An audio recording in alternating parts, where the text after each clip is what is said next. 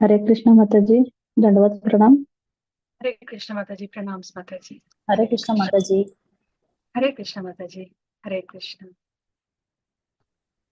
हरे कृष्ण हरे माता कृष्ण। जी। हरे कृष्ण।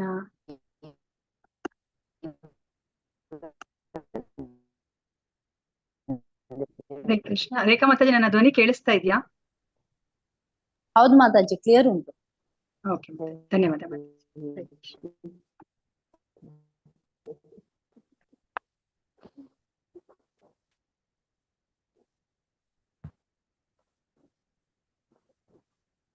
ಹರೇ ಕೃಷ್ಣ ಮಾತಾಜಿಗಳೇ, ಪ್ರಭುಜಿಗಳೇ, ಎಲ್ಲರಿಗೂ ಇವತ್ತಿನ ಕಾರ್ಯಕ್ರಮಕ್ಕೆ ಸ್ವಾಗತವನ್ನ ಕೋರ್ತಾ ಇದ್ದೀನಿ. ನಾನು ಇವಾಗ ಭೀಷ್ಮ ಸ್ತುತಿಯನ್ನ ನಾನು ಮಾಡ್ತಾ ಇದ್ದೀನಿ. ಇದು ಶ್ರೀಮದ್ ಭಾಗವತದ ಮೊದಲನೇ ಸ್ಕಂದದ 9ನೇ ಅಧ್ಯಾಯದ 32ರಿಂದ 40.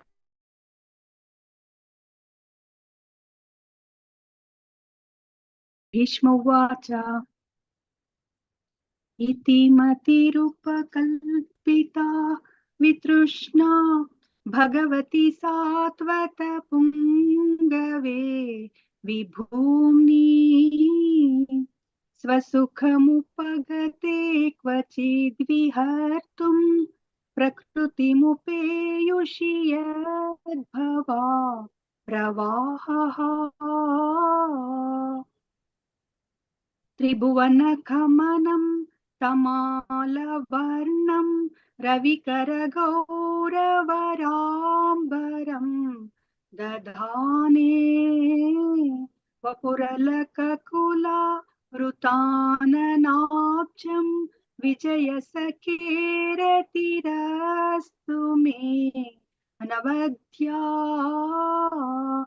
युधितुरुगरजो विधूम्रविश्वक् कचलुलितश्रमवार्यलं कृतास्ये मम निशितशरैर्विभिद्यमाना त्वचि विलसत्कवचेस्तु कृष्ण आत्मा सपदि सखिवचो निशम्य मध्ये निजपरयोर्भलयोरथं निवेश्य स्थितवती परसैनिकायुरुक्ष्णा ऋतवती पार्थ सखेरतिर्ममास्तु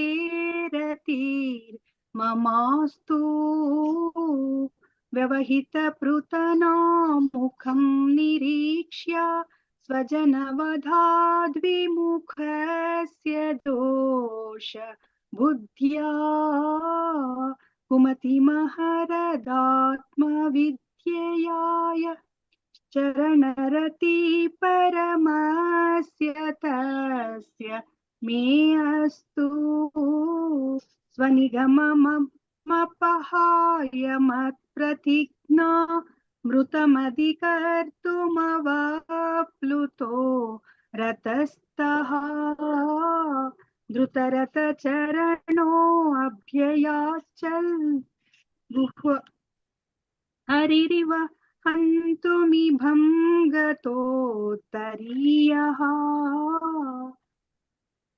शितविशिखहतो विशीर्णदंशः कृतजपरिप्लुत आततायिनो मे प्रसभमभिससारमध्वधार्तं स भवतु मे भगवान् गतिर्मुकुन्दः विजयरथकुटुम्ब आत्ततोत्रे धृतहयरश्मिनि तच्छ्रिये क्षणीये भगवतीरतिरस्तु मे मुमूर्षोर्यमिह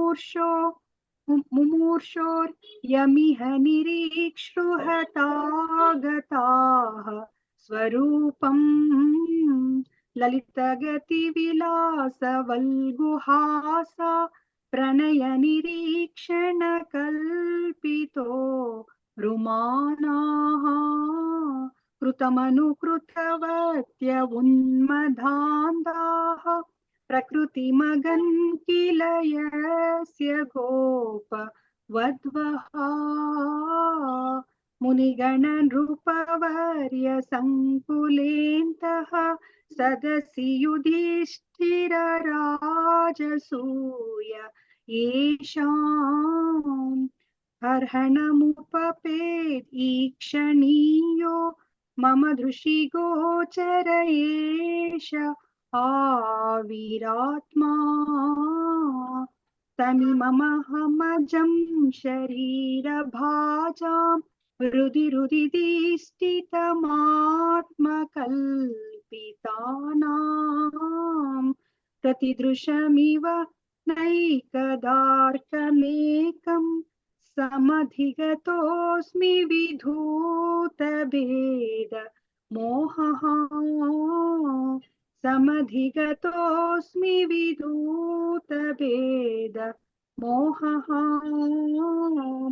समधिगतोऽस्मि विधूतभेद मोहः। विष्णुस्तुति संपूर्णं श्री कृष्णार्पणम्। जय राधा माधवा कुंज विहारी, जय राधा माधवा कुंज विहारी, जय गोपी जन वल्लभा, जय गोपी जन वल्लभा गिरिवरधारी, गिरिवरधारी यशोदनंदन व्रज जनरंजन, यशोदनंदन व्रज जनरंजन यमुनतीरावनचारी, यमुनतीरावनचारी। हरे कृष्ण कृष्ण कृष्ण हरे हरे, हरे राम राम राम हरे हरे, हरे कृष्ण कृष्ण कृष्ण हरे हरे, हरे राम राम राम हरे हरे, हरे कृष्ण कृष्ण कृष्ण हरे हरे, हरे राम राम राम हरे हरे। ಹರೇ ಕೃಷ್ಣ ಮಾತಾಜಿಗಳೇ, ಪ್ರಭುಜಿಗಳೇ, ಎಲ್ಲರಿಗೂ ಈ ಕಾರ್ಯಕ್ರಮಕ್ಕೆ ಮತ್ತೊಮ್ಮೆ ಸ್ವಾಗತವನ್ನ ಕೋರ್ತಾ ಇದ್ದೀನಿ. ಸೊ ಇವತ್ತಿನ ತರಗತಿನ ನಾನು ಶುರು ಮಾಡ್ತಾ ಇದ್ದೀನಿ, ಯಾಕಂದ್ರೆ ಇವತ್ತು ನಾನು ಹೇಗಾದ್ರೂ ಮಾಡಿ ಮುಗಿಸ್ಲೇಬೇಕಾಗತ್ತೆ. ಅದಕ್ಕೋಸ್ಕರ ಸೊ ನಾನು ನಿಮ್ಮ ಸಹಕಾರವನ್ನ ನಾನು ಏನು ಎಕ್ಸ್ಪೆಕ್ಟ್ ಮಾಡ್ತಾ ಇದ್ದೀನಿ ಇವತ್ತು. ಹರೇ ಕೃಷ್ಣ. ಹರೇ ಕೃಷ್ಣ ಮಾತಾಜಿ. ಹರೇ ಕೃಷ್ಣ ಮಾತಾಜಿ. ಓಂ ನಮೋ ಭಗವತೆ ವಾಸುದೇವಾಯ, ಓಂ ನಮೋ ಭಗವತೆ ವಾಸುದೇವಾಯ, ಓಂ ನಮೋ ಭಗವತೆ ವಾಸುದೇವಾಯ.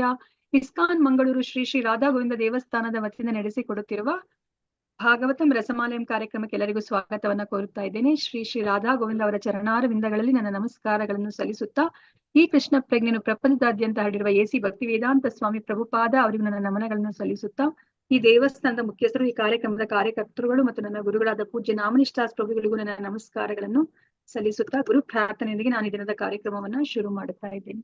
ಓಂ ಅಜ್ಞಾನ ತಿಮಿರಾಂಧಸ್ಯ ಜ್ಞಾನಾಂಜನ ಶಲಾಕಯ ಚಕ್ಷುರ್ ಉನ್ಮೀಲಿತಂ ಯೇನ ತಸ್ಮೈ ಶ್ರೀ ಗುರವೇ ನಮಃ.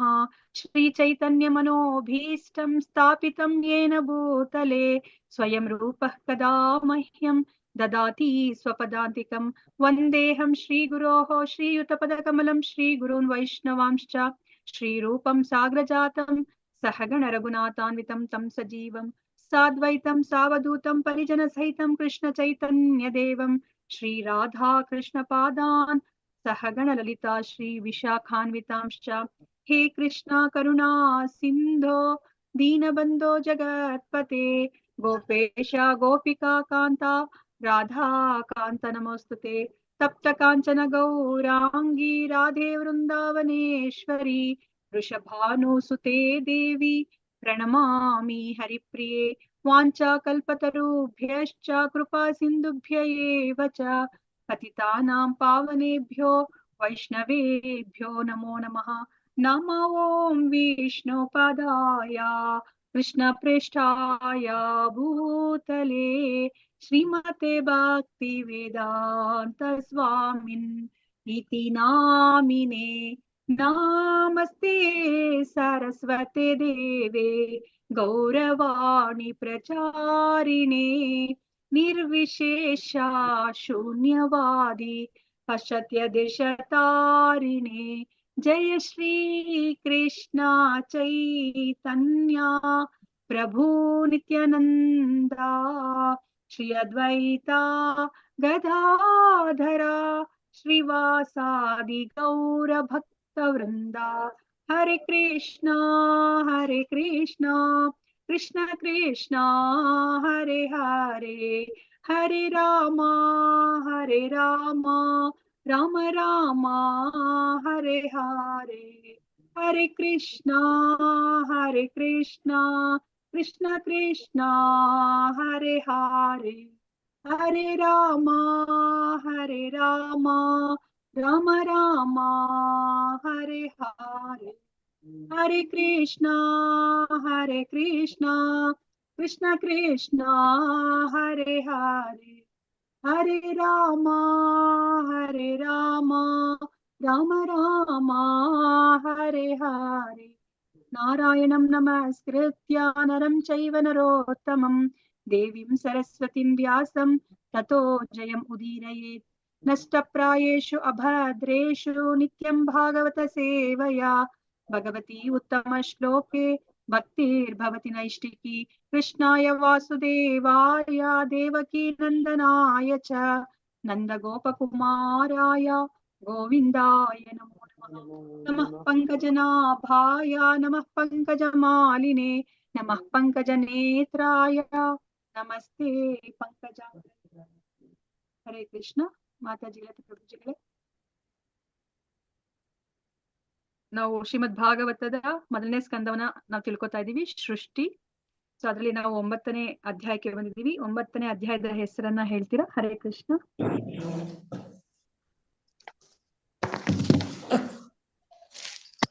ಹರೇ ಕೃಷ್ಣ ಮಾತಾಜಿ. ಹರೇ ಕೃಷ್ಣ ಮಾತಾಜಿ. 9ನೇ ಅಧ್ಯಾಯದ ಹೆಸರು ಭಗವಾನ್ ಕೃಷ್ಣನ ಸನ್ನಿಧಿಯಲ್ಲಿ ಭೀಷ್ಮರ ದೇಹತ್ಯಾಗ. ಭಗವಾನ್ ಕೃಷ್ಣರ ಸನ್ನಿಧಿಯಲ್ಲಿ ಭೀಷ್ಮರ ದೇಹ ತ್ಯಾಗ. ಸೊ ಆ ಅಧ್ಯಾಯನ ನಾವು ತಿಳ್ಕೊತಾ ಇದೀವಿ. ಸೊ ನಾವು 35ನೇ ಶ್ಲೋಕವನ್ನ ನಾವು ತಿಳ್ಕೊಬೇಕು. ಸೊ ಅದಕ್ಕಿಂತ ಮುಂಚೆ ನಾವು ಇವಾಗ ನಾವು ರಿವೈಸ್ ಮಾಡ್ಬೇಕು ಅಂತಂದ್ರೆ ಈ ಅಧ್ಯಾಯದಲ್ಲಿ ನಾವ್ ಏನನ್ನ ನೋಡ್ತಾ ಇದೀವಿ. ಸೊ ಭೀಷ್ಮಾಚಾರ್ಯರು ಅವರು ಶರಶೆಯ ಮೇಲೆ ಅವರು ಮಲ್ಕೊಂಡಿದ್ದಾರೆ. ಅವರನ್ನ ನೋಡ್ಲಿಕ್ಕೆ ಪಾಂಡವರು ಕೃಷ್ಣನ ಸಮೇತ ಅವರು ಬಂದಿದ್ದಾರೆ. ಮತ್ತೆ ಇಡೀ ಬ್ರಹ್ಮಾಂಡದಲ್ಲಿರುವಂತಹ ಎಲ್ಲಾ ಮಹಿಮಾನ್ವಿತರು ಸಹ ಅವರನ್ನ ನೋಡ್ಲಿಕ್ಕೆ ಅವರು ಬಂದಿದ್ದಾರೆ. ಅದಾದ್ಮೇಲೆ ಭೀಷ್ಮಾಚಾರ್ಯರಿಗೆ ತಿಳಿದಿರುತ್ತೆ ಯುಧಿಷ್ಠಿರನ ಮನಸ್ಥಿತಿ, ಅವನು ತುಂಬಾನೇ ದುಃಖ ಭರಿತನಾಗಿದೆ ಅಂತ ಹೇಳ್ಬಿಟ್ಟು. ಸೊ ಅದಕ್ಕೋಸ್ಕರ ಅವನಿಗೆ ಸಮಾಧಾನವನ್ನ ಮಾಡ್ತಾರೆ. ಸೊ ಎಲ್ಲವೂ ಸಹ ಕಾಲನ ಮೇಲೆನೆ ಅದು ಅವಲಂಬಿತವಾಗಿದೆ. ಸೊ ನೀನು ಅದಕ್ಕೋಸ್ಕರ ನೀನು ದುಃಖ ಪಡೋ ಅಗತ್ಯ ಇಲ್ಲ ಅಂತ ಹೇಳ್ಬಿಟ್ಟು ಅವರು ಯುಧಿಷ್ಠಿರನ ಮನಸ್ಸಲ್ಲಿರುವಂತಹ ಶೋಕವನ್ನ ಅವರು ಹೋಗ್ಲಾಡಿಸ್ತಾರೆ. ಅದಾದ್ಮೇಲೆ ಆ ಉತ್ತರಾಯಣ ಪುಣ್ಯ ಅವರು ಕೃಷ್ಣನನ್ನ ಅವರು ಕೇಳ್ಕೊತಾರೆ, ನಾನು ಇವಾಗ ದೇಹ ತ್ಯಾಗವನ್ನ ಮಾಡ್ತಾ ಇದೀನಿ, ಆ ಸಮಯದಲ್ಲಿ ನಾನು ನಿನ್ನನ್ನ ನಾನು ನೋಡ್ತಾ ನಾನು ದೇಹವನ್ನ ತ್ಯಾಗ ಮಾಡ್ಬೇಕು ಅಂತ ಇಚ್ಛೆ ಪಡ್ತಾ ಇದೀನಿ ಅಂತ ಹೇಳ್ಬಿಟ್ಟು ಅದನ್ನ ಅವರು ಕೃಷ್ಣನಿಗೆ ಮನವಿಯನ್ನ ಮಾಡ್ಕೋತಾರೆ. ಆಗ ಯುಧಿಷ್ಠಿರ ಅವನು ಎಚ್ಚರಗೊಳ್ತಾನೆ, ನಾನು ಇವಾಗ ಭೀಷ್ಮಾಚಾರ್ಯರಿಂದ ನಾನು ಧರ್ಮೋಪದೇಶವನ್ನ ನಾನು ಪಡಿಬೇಕು ಅಂತ ಹೇಳ್ಬಿಟ್ಟು ಅವರು ಭೀಷ್ಮರಲ್ಲಿ ವಿನಂತಿಯನ್ನ ಮಾಡ್ಕೊಡ್ತಾರೆ ನನಗೆ ಧರ್ಮೋಪದೇಶವನ್ನ ಮಾಡಿ ಅಂತ ಹೇಳ್ಬಿಟ್ಟು. ಸೊ ಆಗ ಭೀಷ್ಮಾಚಾರ್ಯರು ಯುಧಿಷ್ಠಿರ ಮಹಾರಾಜನಿಗೆ ಅವರು ವರ್ಣಾಶ್ರಮ ಧರ್ಮದ ಬಗ್ಗೆ, ದಾನ ಧರ್ಮ ಹೇಗೆ ಮಾಡ್ಬೇಕು ಅಂತ, ಸ್ತ್ರೀ ಧರ್ಮ ಹೇಗೆ ಮಾಡ್ಬೇಕು, ಮತ್ತೆ ಭಗವದ್ ಧರ್ಮ ಹೇಗೆ ಮಾಡ್ಬೇಕಾಗುತ್ತೆ, ಮತ್ತೆ ಆತ್ಮ ಸಾಕ್ಷಾತ್ಕಾರವನ್ನ ಹೇಗೆ ಪಡ್ಕೊಳೋದು ಅಂತ ಹೇಳ್ಬಿಟ್ಟು ಇದರೆಲ್ಲದರ ಬಗ್ಗೆ ಭೀಷ್ಮಾಚಾರ್ಯರು ಯುಧಿಷ್ಠಿರ ಮಹಾರಾಜನಿಗೆ ತಿಳಿಸ್ತಾ ಹೋಗ್ತಾರೆ. ತಿಳಿಸ್ತಾ ಹೋಗ್ತಾ ಇರ್ಬೇಕಾದ್ರೆ ಅವರು ಹಲವಾರು ದೃಷ್ಟಾಂತಗಳನ್ನ ಕೊಡ್ತಾ, ನಮ್ಮ ಪುರಾಣಗಳಲ್ಲಿ ಬಂದಿರುವಂತಹ ದೃಷ್ಟಾಂತಗಳನ್ನ ಕೊಡ್ತಾ ಅವರು ವಿವರವಾಗಿ ಹೇಳ್ತಾ ಇರ್ತಾರೆ. ಹೇಳ್ತಾ ಇರೋ ಸಮಯದಲ್ಲಿ ಆ ಉತ್ತರಾಯಣ ಪುಣ್ಯ ಕಾಲದ ಗಳಿಗೆ ಬಂದೇ ಬಿಡುತ್ತೆ. ಸೊ ಆಗ ಭೀಷ್ಮಾಚಾರ್ಯರು ಏನ್ ಯೋಚನೆ ಮಾಡ್ತಾರೆ, ಸರಿ ನಾನಿವಾಗ ನನ್ನ ಮನಸ್ಸನ್ನ ನಾನು ಈ ಲೌಕಿಕ ವಿಚಾರಗಳಿಂದ ನಾನು ಹಿಂತೆಗೆದುಕೊಂಡು ನಾನಿವಾಗ ನನ್ನ ಮನಸ್ಸು, ನನ್ನ ಕಾಯ ವಾಚ ಮನಸ್ಸು ಎಲ್ಲವನ್ನೂ ಸಹ ನಾನು ಭಗವಂತನಲ್ಲಿ ನಾನು ನೆಲೆಗೊಳಿಸ್ಬೇಕು ಅಂತ ಹೇಳ್ಬಿಟ್ಟು ಅವ್ರು ಇವಾಗ ಏನ್ ಮಾಡ್ತಿದ್ದಾರೆ, ಸ್ತುತಿಯನ್ನ ಮಾಡ್ತಾ ಇದ್ದಾರೆ. ಅಂದ್ರೆ ಅವರು ಕೃಷ್ಣನನ್ನ ಕುರಿತಾಗಿ ಸ್ತುತಿಯನ್ನ ಮಾಡ್ತಾ ಇದ್ದಾರೆ. ಅದನ್ನ ಭೀಷ್ಮ ಸ್ತುತಿ ಅಂತ ಕರೀತಾರೆ. ಇಲ್ಲಿ 11 ಶ್ಲೋಕದಲ್ಲಿ ಭೀಷ್ಮರ ಸ್ತುತಿಯನ್ನ ಮಾಡ್ತಾ ಇದ್ದಾರೆ. ಸೊ ನಾವು ಶ್ರೀಮದ್ ಭಾಗವತದಲ್ಲಿ ಹಲವಾರು ಪ್ರಾರ್ಥನೆಗಳನ್ನ ನಾವು ನೋಡ್ತೀವಿ. ಸೊ ಪ್ರಾರ್ಥನೆಯ ಉದ್ದೇಶ ಏನು ಅಂತ ಹೇಳ್ಬಿಟ್ಟು ನಾವ್ ಇವಾಗ ಸಂಕ್ಷಿಪ್ತವಾಗಿ ನಾನು ಹೇಳ್ತೀನಿ. ಯಾಕಂದ್ರೆ ಅದನ್ನ ತಿಳ್ಕೊಂಡಲೇ ನಾವು ಎಷ್ಟೆಲ್ಲ ಏನೆಲ್ಲ ಜ್ಞಾನವನ್ನ ಪಡ್ಕೊಂಡ್ರೆ ಅದರ ಪರಿಪೂರ್ಣವಾದ ಅರ್ಥ ಆಗೋದಿಲ್ಲ ಅಂತ ಅನ್ಸುತ್ತೆ. ಪರಿಪೂರ್ಣವಾದ ಲಾಭವನ್ನ ನಾವು ಪಡ್ಕೊಳ್ಲಿಕ್ಕೆ ಸಾಧ್ಯ ಇಲ್ಲ. ಯಾಕಂದ್ರೆ ಈ ಪ್ರಾರ್ಥನೆ ಇದು ನಮ್ಮ ಜೀವನಕ್ಕೆ ತುಂಬಾ ಹತ್ತಿರವಾಗಿರುವಂತದ್ದು. ಮತ್ತೆ ನಾವು ಏನ್ ಹೇಳ್ತಾರೆ ಲೆಸನ್, ನಮ್ಮ ಜೀವನಕ್ಕೆ ಒಂದು ಅತ್ಯಮೂಲ್ಯ ಪಾಠವನ್ನ ನಾವು ಈ ಪ್ರಾರ್ಥನೆಗಳಿಂದ ನಾವು ತಿಳ್ಕೋಬಹುದು. ಮಾಡ್ತೀಯಾ? ಸೊ ಇವಾಗ ಇಲ್ಲಿ ಪ್ರಾರ್ಥನೆ ಅಂತಂದ್ರೆ ನಮ್ಗೆ ಏನನ್ನ ತಿಳಿಸಿ ಕೊಡ್ತಾರೆ ಅಂತಂದ್ರೆ, ನಾವ್ ಇವಾಗ ಪ್ರಾರ್ಥನೆ ಮಾಡ್ತಾ ಇದೀವಾ ಇಲ್ವಾ ಅಂತ ನಾವು ಯೋಚನೆ ಮಾಡಿದ್ರೆ ನಾವೆಲ್ಲರೂ ಸಹ ಪ್ರಾರ್ಥನೆಯನ್ನ ಮಾಡ್ತಾ ಇದೀವಿ. ಸೊ ಈ ಹರೇ ಕೃಷ್ಣ ಮಹಾಮಂತ್ರ ಏನಿದೆ ಅದು ಬೇರೆ ಏನೂ ಅಲ್ಲ, ಅದು ಪ್ರಾರ್ಥನೆ ಅದು. ಆದ್ರೆ ನಾವು ಅದನ್ನ ತುಂಬಾ ಯಾಂತ್ರಿಕವಾಗಿ ನಾವು ಮಾಡ್ತಾ ಇದೀವಿ. ಹರೇ ಕೃಷ್ಣ ಕೃಷ್ಣ ಕೃಷ್ಣ ಹರೇ ಹರೇ, ಹರೇ ರಾಮ ರಾಮ ರಾಮ ಹರೇ ಹರೇ ಅಂತ ಮಾಡ್ತಿದ್ವಿ. ಆದ್ರೆ ಅದ್ರ ಅರ್ಥವನ್ನ ಅರ್ಥ ಮಾಡ್ಕೊಂಡು ನಾವು ಭಗವಂತನಲ್ಲಿ ನಾವು ಭಾವನಾತ್ಮಕವಾಗಿ ಆ ಹರೇ ಕೃಷ್ಣ ಮಹಾಮಂತ್ರವನ್ನ ಹೇಳ್ಬೇಕಾಗತ್ತೆ. ಹರೇ ಕೃಷ್ಣ ಮಹಾಮಂತ್ರ ನಾವು ಭಾವನಾತ್ಮಕವಾಗಿ ಹೇಳಿದಾಗ ನಾವು ಅಲ್ಲಿ ಪ್ರಾರ್ಥನೆನ ಮಾಡ್ದಂಗ ಆಗುತ್ತೆ ಅಲ್ವಾ? ಹರೇ ಕೃಷ್ಣ ಮಂತ್ರದಲ್ಲಿ ಏನಿದೆ, ನಾವು ಪ್ರಾರ್ಥನೆನ ಮಾಡ್ತಾ ಇದೀವಿ. ನಾವು ಕೃಷ್ಣನ ಆ ಅಂತರಂಗ ಶಕ್ತಿಯಾದ ಶ್ರೀಮತಿ ರಾಧಾರಾಣಿನ ನಾವು ಪ್ರಾರ್ಥಿಸ್ತಾ ಇದೀವಿ. ನನಗೆ ಕೃಷ್ಣನ ಸೇವೆ ಮಾಡುವಂತಹ ಅವಕಾಶವನ್ನ ಕೊಡು ನನಗೆ ಅಂತ ನಾವು ಕೇಳ್ಕೊತಾ ಇದೀವಿ ಅಲ್ವಾ? ಯಾವ್ದ್ರಿಂದ ನಾವು ಇವಾಗ ಹಿಂದೆ ಬಂದಿದೀವೋ, ನಾವು ಸೇವೆ ಮಾಡೋದಿಲ್ಲ, ನಾನು ಕೃಷ್ಣನಿಗೆ ಸೇವಕನಾಗೋದಿಲ್ಲ, ನಾನು ಒಡೆಯನಾಗ್ಬೇಕು ಅನ್ನೋ ಒಂದು ನಮ್ಮ ಸ್ಥಾನದಿಂದ ನಾವು ಹಿಂದೆ ಬಂದಿದೀವೋ ಅದನ್ನ ಮತ್ತೆ ನಾವು ಪುನರ್ಸ್ಥಾಪನೆ ಮಾಡ್ಕೊಳ್ಲಿಕ್ಕೆ ನಾವು ಶ್ರೀಮತಿ ರಾಧಾರಾಣಿಯ ಅನುಗ್ರಹವನ್ನ ನಾವು ಬೇಡ್ತಾ ಇದೀವಿ ಅಲ್ವಾ? ನಾವ್ ಅದನ್ನ ಪ್ರಾರ್ಥನಾ ರೂಪದಲ್ಲಿ ಮಾಡಿದಾಗ ಅದು ಅದರ ಫಲ ನಮ್ಗೆ ಸಿಗುತ್ತೆ. ಇಲ್ಲ ಅಂತಂದ್ರೆ ನಮ್ಗೆ ಏನ್ ಹೇಳ್ತಾರೆ, ನಾವ್ ಇವಾಗ ಯಾಂತ್ರಿಕವಾಗಿ ಒಂದು ಗಿಣಿ ಪಾಠದ ತರ ನಾವು ಹರೇ ಕೃಷ್ಣ ಮಹಾಮಂತ್ರವನ್ನ ಹಲವಾರು ವರ್ಷಗಳು ಹೇಳ್ಕೊಂಡ್ರು ಸಹ ಅದರಿಂದ ಏನು, ಹೌದು ಅದಕ್ಕೆ ತುಂಬಾ ಶಕ್ತಿ ಇದೆ ಹರೇ ಕೃಷ್ಣ ಮಹಾಮಂತ್ರಕ್ಕೆ, ಆದ್ರೆ ಅದರ ಫಲ ನಮ್ಗೆ ಹೇಗೆ ಸಿಗ್ಬೇಕೋ, ಎಷ್ಟು ತ್ವರಿತವಾಗಿ ಸಿಗ್ಬೇಕೋ ಅದು ಸಿಗ್ಲಿಕ್ಕೆ ಸಾಧ್ಯ ಇಲ್ಲ. ನಾವು ಅದನ್ನ ಅರ್ಥ ಮಾಡ್ಕೊಂಡು ಭಾವನಾತ್ಮಕವಾಗಿ ಆ ಭಗವಂತನ ಜೊತೆ ಕನೆಕ್ಟ್ ಮಾಡ್ಕೋಬೇಕು ಅಲ್ವಾ? ನಾವ್ ಇವಾಗ ಹಿಂದೆ ಎಲ್ಲ ನಮ್ಗೆ ಆಂಟೆನಾ ಇರ್ತಾ ಇತ್ತು. ಆ ಮಹಾಭಾರತ ರಾಮಾಯಣ ಸೀರಿಯಲ್ ಬರೋ ಸಮಯದಲ್ಲಿ ಆ ಚಿತ್ರ ಪರದೆ ಮೇಲೆ ಬರ್ಬೇಕು ಅಂತಂದ್ರೆ ಅದು ಆಂಟೆನಾದಿಂದ ಕರೆಕ್ಟ್ ಆಗಿ ಅದು ತರಂಗಗಳನ್ನ ಎಳ್ಕೊಂಡು ಅದು ರವಾನಿಸ್ಬೇಕಾಗಿತ್ತು ಅಲ್ವಾ? ಇಲ್ಲ ಅಂತಂದ್ರೆ ಏನಾಗುತ್ತೆ, ಅಲ್ಲಿ ನಮ್ಗೆ ಚಿತ್ರನೇ ಮೂಡ್ತಾ ಇರ್ಲಿಲ್ಲ. ಸೊ ಈಗ್ಲೂ ಅಂದ್ರೆ ಇವಾಗ ಏನು ಆ ಆಂಟೆನಾ ಅಕಸ್ಮಾತ್ ಅಂದ್ರೆ ಚಿತ್ರ ಏನಾದ್ರು ಬರ್ತಾ ಇಲ್ಲ ಆ ಟಿವಿ ಪರದೆ ಮೇಲೆ ಅಂದ್ರೆ ನಾವ್ ಏನ್ ಮಾಡ್ತಿದ್ವಿ, ಆಂಟೆನಾವನ್ನ ಒಂದ್ ಸ್ವಲ್ಪ ಅಡ್ಜಸ್ಟ್ ಮಾಡ್ತಾ ಇದ್ವಿ. ಅವಾಗ ಏನಾಗುತ್ತೆ, ಆ ಸಂಪರ್ಕಕ್ಕೆ ಬರ್ಲಿ, ಅದು ಎಲ್ಲಿಂದ ಅದು ದೂರದರ್ಶನ ಪ್ರಸಾರ ಆಗ್ತಿದೆ ಆ ಕಾರ್ಯಕ್ರಮ, ಅದ್ರ ಜೊತೆ ಸರಿಯಾದ ಸಂಪರ್ಕಕ್ಕೆ ಬಂದಾಗ ಇಲ್ಲಿ ನಮ್ಗೆ ಟಿವಿ ಪರದೆ ಮೇಲೆ ಚಿತ್ರ ಬರುತ್ತೆ ಅಂತ. ಅದೇ ತರನೇ ಇವಾಗ ಹರೇ ಕೃಷ್ಣ ಮಹಾಮಂತ್ರವನ್ನ ನಾವು ಸರಿಯಾದ ರೀತಿಯಲ್ಲಿ ನಾವು ಏನು ಅಫೆನ್ಸಸ್ 10 ಏನು ಅಫೆನ್ಸಸ್ ಅಂತ ಏನ್ ಹೇಳ್ತೀವಿ ಅದನ್ನ ಇಲ್ದಲೆ ನಾವು ಜಪ ಮಾಡಿದಾಗ ಏನಾಗತ್ತೆ, ನಾವು ಭಗವಂತನ ಸಂಪರ್ಕಕ್ಕೆ ಬರ್ತೀವಿ. ಸಂಪರ್ಕಕ್ಕೆ ಬಂದಾಗ ಖಂಡಿತ ಭಗವಂತ ನಮ್ಮ ಹೃದಯದಲ್ಲಿ ಅವರು ಸ್ಥಾಪನೆ ಆಗ್ತಾರೆ ಅಲ್ವಾ? ಸೊ ನಮ್ಗೆ ಭಗವದ್ಗೀತೆಯಲ್ಲಿ ನಾವು ತಿಳ್ಕೊಂಡಿದೀವಿ ಹೇಗೆ ಪ್ರಾರ್ಥನೆಯನ್ನ ಮಾಡ್ಬೋದು ಅಂತ ಹೇಳ್ಬಿಟ್ಟು. ಅರ್ಜುನ 11ನೇ ಅಧ್ಯಾಯದಲ್ಲಿ ನಮ್ಗೆ ತಿಳಿಸಿ ಕೊಟ್ಟಿದ್ದಾರೆ ಅಲ್ವಾ? ಅವರು ಮೊದಲು ಭಗವಂತನ ಸ್ತುತಿ ಮಾಡ್ತಾರೆ, ಅವರ ಕೀರ್ತನೆಯನ್ನ ಮಾಡ್ತಾರೆ ಅಲ್ವಾ? ಸೊ ಭಗವಂತ ನೀನೇ ಎಲ್ಲವೂ, ಸರ್ವಸ್ವವು ನೀನೇ, ದೇವೋತ್ತಮ ಪರಮ ಪುರುಷ, ಸಕಲ ಕಾರಣಗಳೇ ನೀನೇ ಕಾರಣ ಅಂತ ಹೇಳ್ಬಿಟ್ಟು ಅವ್ರನ್ನ ಸ್ತುತಿ ಮಾಡ್ತಾರೆ ಅಲ್ವಾ? ಇವಾಗ ಯಾಕೆ ನಾವು ಭಗವಂತನನ್ನ ನಾವು ಸ್ತುತಿ ಮಾಡ್ಬೇಕು ಅಂತಂದ್ರೆ ನಮ್ಗೆ ಅವಾಗ ನಾವ್ ಯಾರು ಅನ್ನೋ ಒಂದು ಅರಿವು ಉಂಟಾಗುತ್ತೆ. ಇಲ್ಲಾಂದ್ರೆ ನಾವ್ ಇವಾಗ ಮಿಥ್ಯಾ ಅಹಂಕಾರದಲ್ಲಿದೀವಿ ಅಲ್ವಾ? ನಾನೇ ಒಡೆಯ, ನನ್ನದು, ನನ್ನವರು ಅಂತ ಹೇಳ್ಬಿಟ್ಟು ಆ ಮಿಥ್ಯಾ ಅಹಂಕಾರದಲ್ಲಿದೀವಿ. ಯಾವಾಗ ನಾವು ಭಗವಂತನ ಸ್ತುತಿಯನ್ನ ಮಾಡ್ತೀವೋ ಆಗ ನಾವು ಆ ಮಿಥ್ಯಾ ಅಹಂಕಾರದಿಂದ ನಾವು ಹೊರಗಡೆ ಬರ್ತೀವಿ ಅಲ್ಲ, ನಮ್ಗೆ ಗೊತ್ತಾಗುತ್ತೆ ನಮ್ಮ ಸ್ಥಾನದ ಅರಿವು. ಅಯ್ಯೋ ಏನು ಭಗವಂತನೇ ದೇವೋತ್ತಮ ಪರಮ ಪುರುಷ, ಅವನು ಒಡೆಯ, ನಾವು ಅವರ ನಿತ್ಯ ಸೇವಕರು ಅಂತ ಹೇಳ್ಬಿಟ್ಟು ನಮ್ಗೆ ಗೊತ್ತಾಗುತ್ತೆ. ಸೊ ಅವಾಗ ಏನಾಗುತ್ತೆ, ನಾವು ಅಲ್ಲಿ ತಪ್ಪನ್ನ ಮಾಡುವಂತಹ ಒಂದು ಸಂದರ್ಭಗಳು ತುಂಬಾ ಕಡಿಮೆ ಆಗ್ತಾ ಹೋಗುತ್ತೆ. ಅದಕ್ಕೆ ನಾವ್ ಯಾವಾಗ್ಲೂ ಆತರ ಪ್ರಾರ್ಥನೆಯನ್ನ ಮಾಡ್ಬೇಕಾಗುತ್ತೆ, ಭಗವಂತನ ಸ್ತುತಿಯನ್ನ ಮಾಡ್ಬೇಕಾಗುತ್ತೆ. ಸೊ ಭಗವಂತನ ಸ್ತುತಿಯನ್ನ ಮಾಡಿದ್ಮೇಲೆ ನಾವು ಭಗವಂತನಿಗೆ ಪ್ರಣಾಮವನ್ನ ಮಾಡ್ಬೇಕಾಗತ್ತೆ. ಅದಾದ್ಮೇಲೆ ನಾವು ಭಗವಂತನಿಗೆ ಥ್ಯಾಂಕ್ಸ್ ಹೇಳ್ಬೇಕು ಅಲ್ವಾ? ನಮ್ಗೆ ಭಗವಂತ ಎಷ್ಟೆಲ್ಲಾ ಕೊಟ್ಟಿದ್ದಾನೆ. ನಾವು ಕಥೆನೂ ಸಹ ನಾವು ಕೇಳಿದೀವಿ ಅಲ್ವಾ? ಸೊ ಒಬ್ಬ ಏನು ಸ್ವಲ್ಪ ಅವನು ಬಡವನಾಗಿರ್ತಾನೆ, ಅವನು ಎಷ್ಟೇ ಕಷ್ಟಪಟ್ಟರು ಅವನಿಗೆ ಹಣವನ್ನ ಏನು ಗಳಿಸ್ಲಿಕ್ಕೆ ಆಗ್ತಾ ಇರೋದಿಲ್ಲ. ಆಗ ಅವನು ಭಗವಂತನನ್ನ ಕುತ್ಕೊಂಡು ಹಳಿತಾ ಇರ್ತಾನೆ. ಆಗ ಇದನ್ನ ಆ ಸಾಧು ಕೇಳಿಸ್ಕೊಳ್ಲಿಕ್ಕೆ ಆಗೋದಿಲ್ಲ. ಅವಾಗ ಅವ್ರು ಹೇಳ್ತಾರೆ, ಯಾಕೆ ನೀನ್ ಈ ತರ ಅಳಿತಾ ಇದೆಯಾ ಭಗವಂತನಿಗೆ, ನನ್ಗೆ ಏನು ಮಾಡ್ತಾ ಇಲ್ಲ, ಭಗವಂತ ಏನು ಕೊಡ್ತಿಲ್ಲ ಅಂತ ಹೇಳ್ಬಿಟ್ಟು.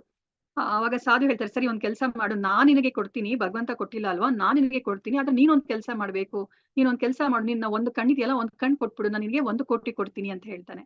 ಆಮೇಲೆ ಇನ್ನ ಒಂದ್ ಕಣ್ಣಿದೆ ನಿನ್ಗೆ, ಇದೆ ಅಲ್ವಾ ಇನ್ನ ಒಂದ್ ಕಣ್ಣು, ಅದನ್ನ ಕೊಟ್ಬಿಡು, ನಾನು ಇನ್ನ 1 ಕೋಟಿ ಕೊಡ್ತೀನಿ ಅಂತ ಹೇಳ್ಬಿಟ್ಟು ದೇಹದ ಪ್ರತಿಯೊಂದು ಭಾಗಗಳನ್ನ ಅವ್ನು ಕೇಳ್ತಾ ಹೋಗ್ತಾನೆ. ನಾನು ಪ್ರತಿಯೊಂದು ಭಾಗಕ್ಕೂ ನಾನು 1 ಕೋಟಿಯನ್ನ ಕೊಡ್ತೀನಿ ಅಂತ ಹೇಳಿದಾಗ ಆ ಮನುಷ್ಯ ಅಲ್ಲಿಂದ ಜಾಗ ಖಾಲಿ ಮಾಡ್ತಾನೆ. ಅಂದ್ರೆ ಅರ್ಥ ಭಗವಂತ ನಮ್ಗೆ ಎಲ್ಲವನ್ನ ಕೊಟ್ಟಿದ್ದಾನೆ, ನಾವು ಅದನ್ನ ಏನು ಗುರುತಿಸ್ತಾ ಇಲ್ಲ ಅಷ್ಟೇ. ನಾವು ಭಗವಂತನಿಗೆ ಕೃತಜ್ಞರಾಗಿಲ್ಲ ಅಲ್ವಾ. ಅದಕ್ಕೆ ನಾವು ಮಕ್ಕಳಿಗೆ ಪಾಠ ಕ್ಲಾಸ್ ತಗೋಬೇಕಾದ್ರೆ ಯಾವಾಗ್ಲೂ ನಾವು ಹೇಳ್ತೀವಲ್ವಾ, ಕೃಷ್ಣನಿಗೆ ನಾವು ಯಾವಾಗ್ಲೂ ಥ್ಯಾಂಕ್ಸ್ ಹೇಳ್ಬೇಕು. Thank you Krishna for everything, thank you Krishna for everything, thank you Krishna for everything, thank you Krishna for everything. So ನಾವು ಬೆಳಗ್ಗೆ ಎದ್ದ ತಕ್ಷಣ ನಾವು ಆ ಥ್ಯಾಂಕ್ಸ್ ಹೇಳೋದನ್ನ ನಾವು ಕಲ್ತ್ಕೋಬೇಕು, ಧನ್ಯವಾದಗಳನ್ನ ನಾವು ಅರ್ಪಿಸೋದನ್ನ ಕಲ್ತ್ಕೋಬೇಕಾಗತ್ತೆ ಭಗವಂತನಿಗೆ. ಅದಾದ್ಮೇಲೆ ನಾವು ನೋಡಿದ್ವಿ ಅಲ್ವಾ, ಅರ್ಜುನ ಏನ್ ಮಾಡ್ತಾರೆ, ಅವ್ರು ಏನಾದ್ರು ತಪ್ಪುಗಳನ್ನ ಮಾಡಿದ್ರನ್ನ ಕ್ಷಮಿಸು ಅಂತ ಕೇಳ್ಕೊತಾರೆ. ಇವಾಗ ನಾವು ಅಷ್ಟೇ ಎಷ್ಟು ತಪ್ಪುಗಳನ್ನ ಮಾಡ್ತಾ ಇರ್ತೀವಲ್ವಾ.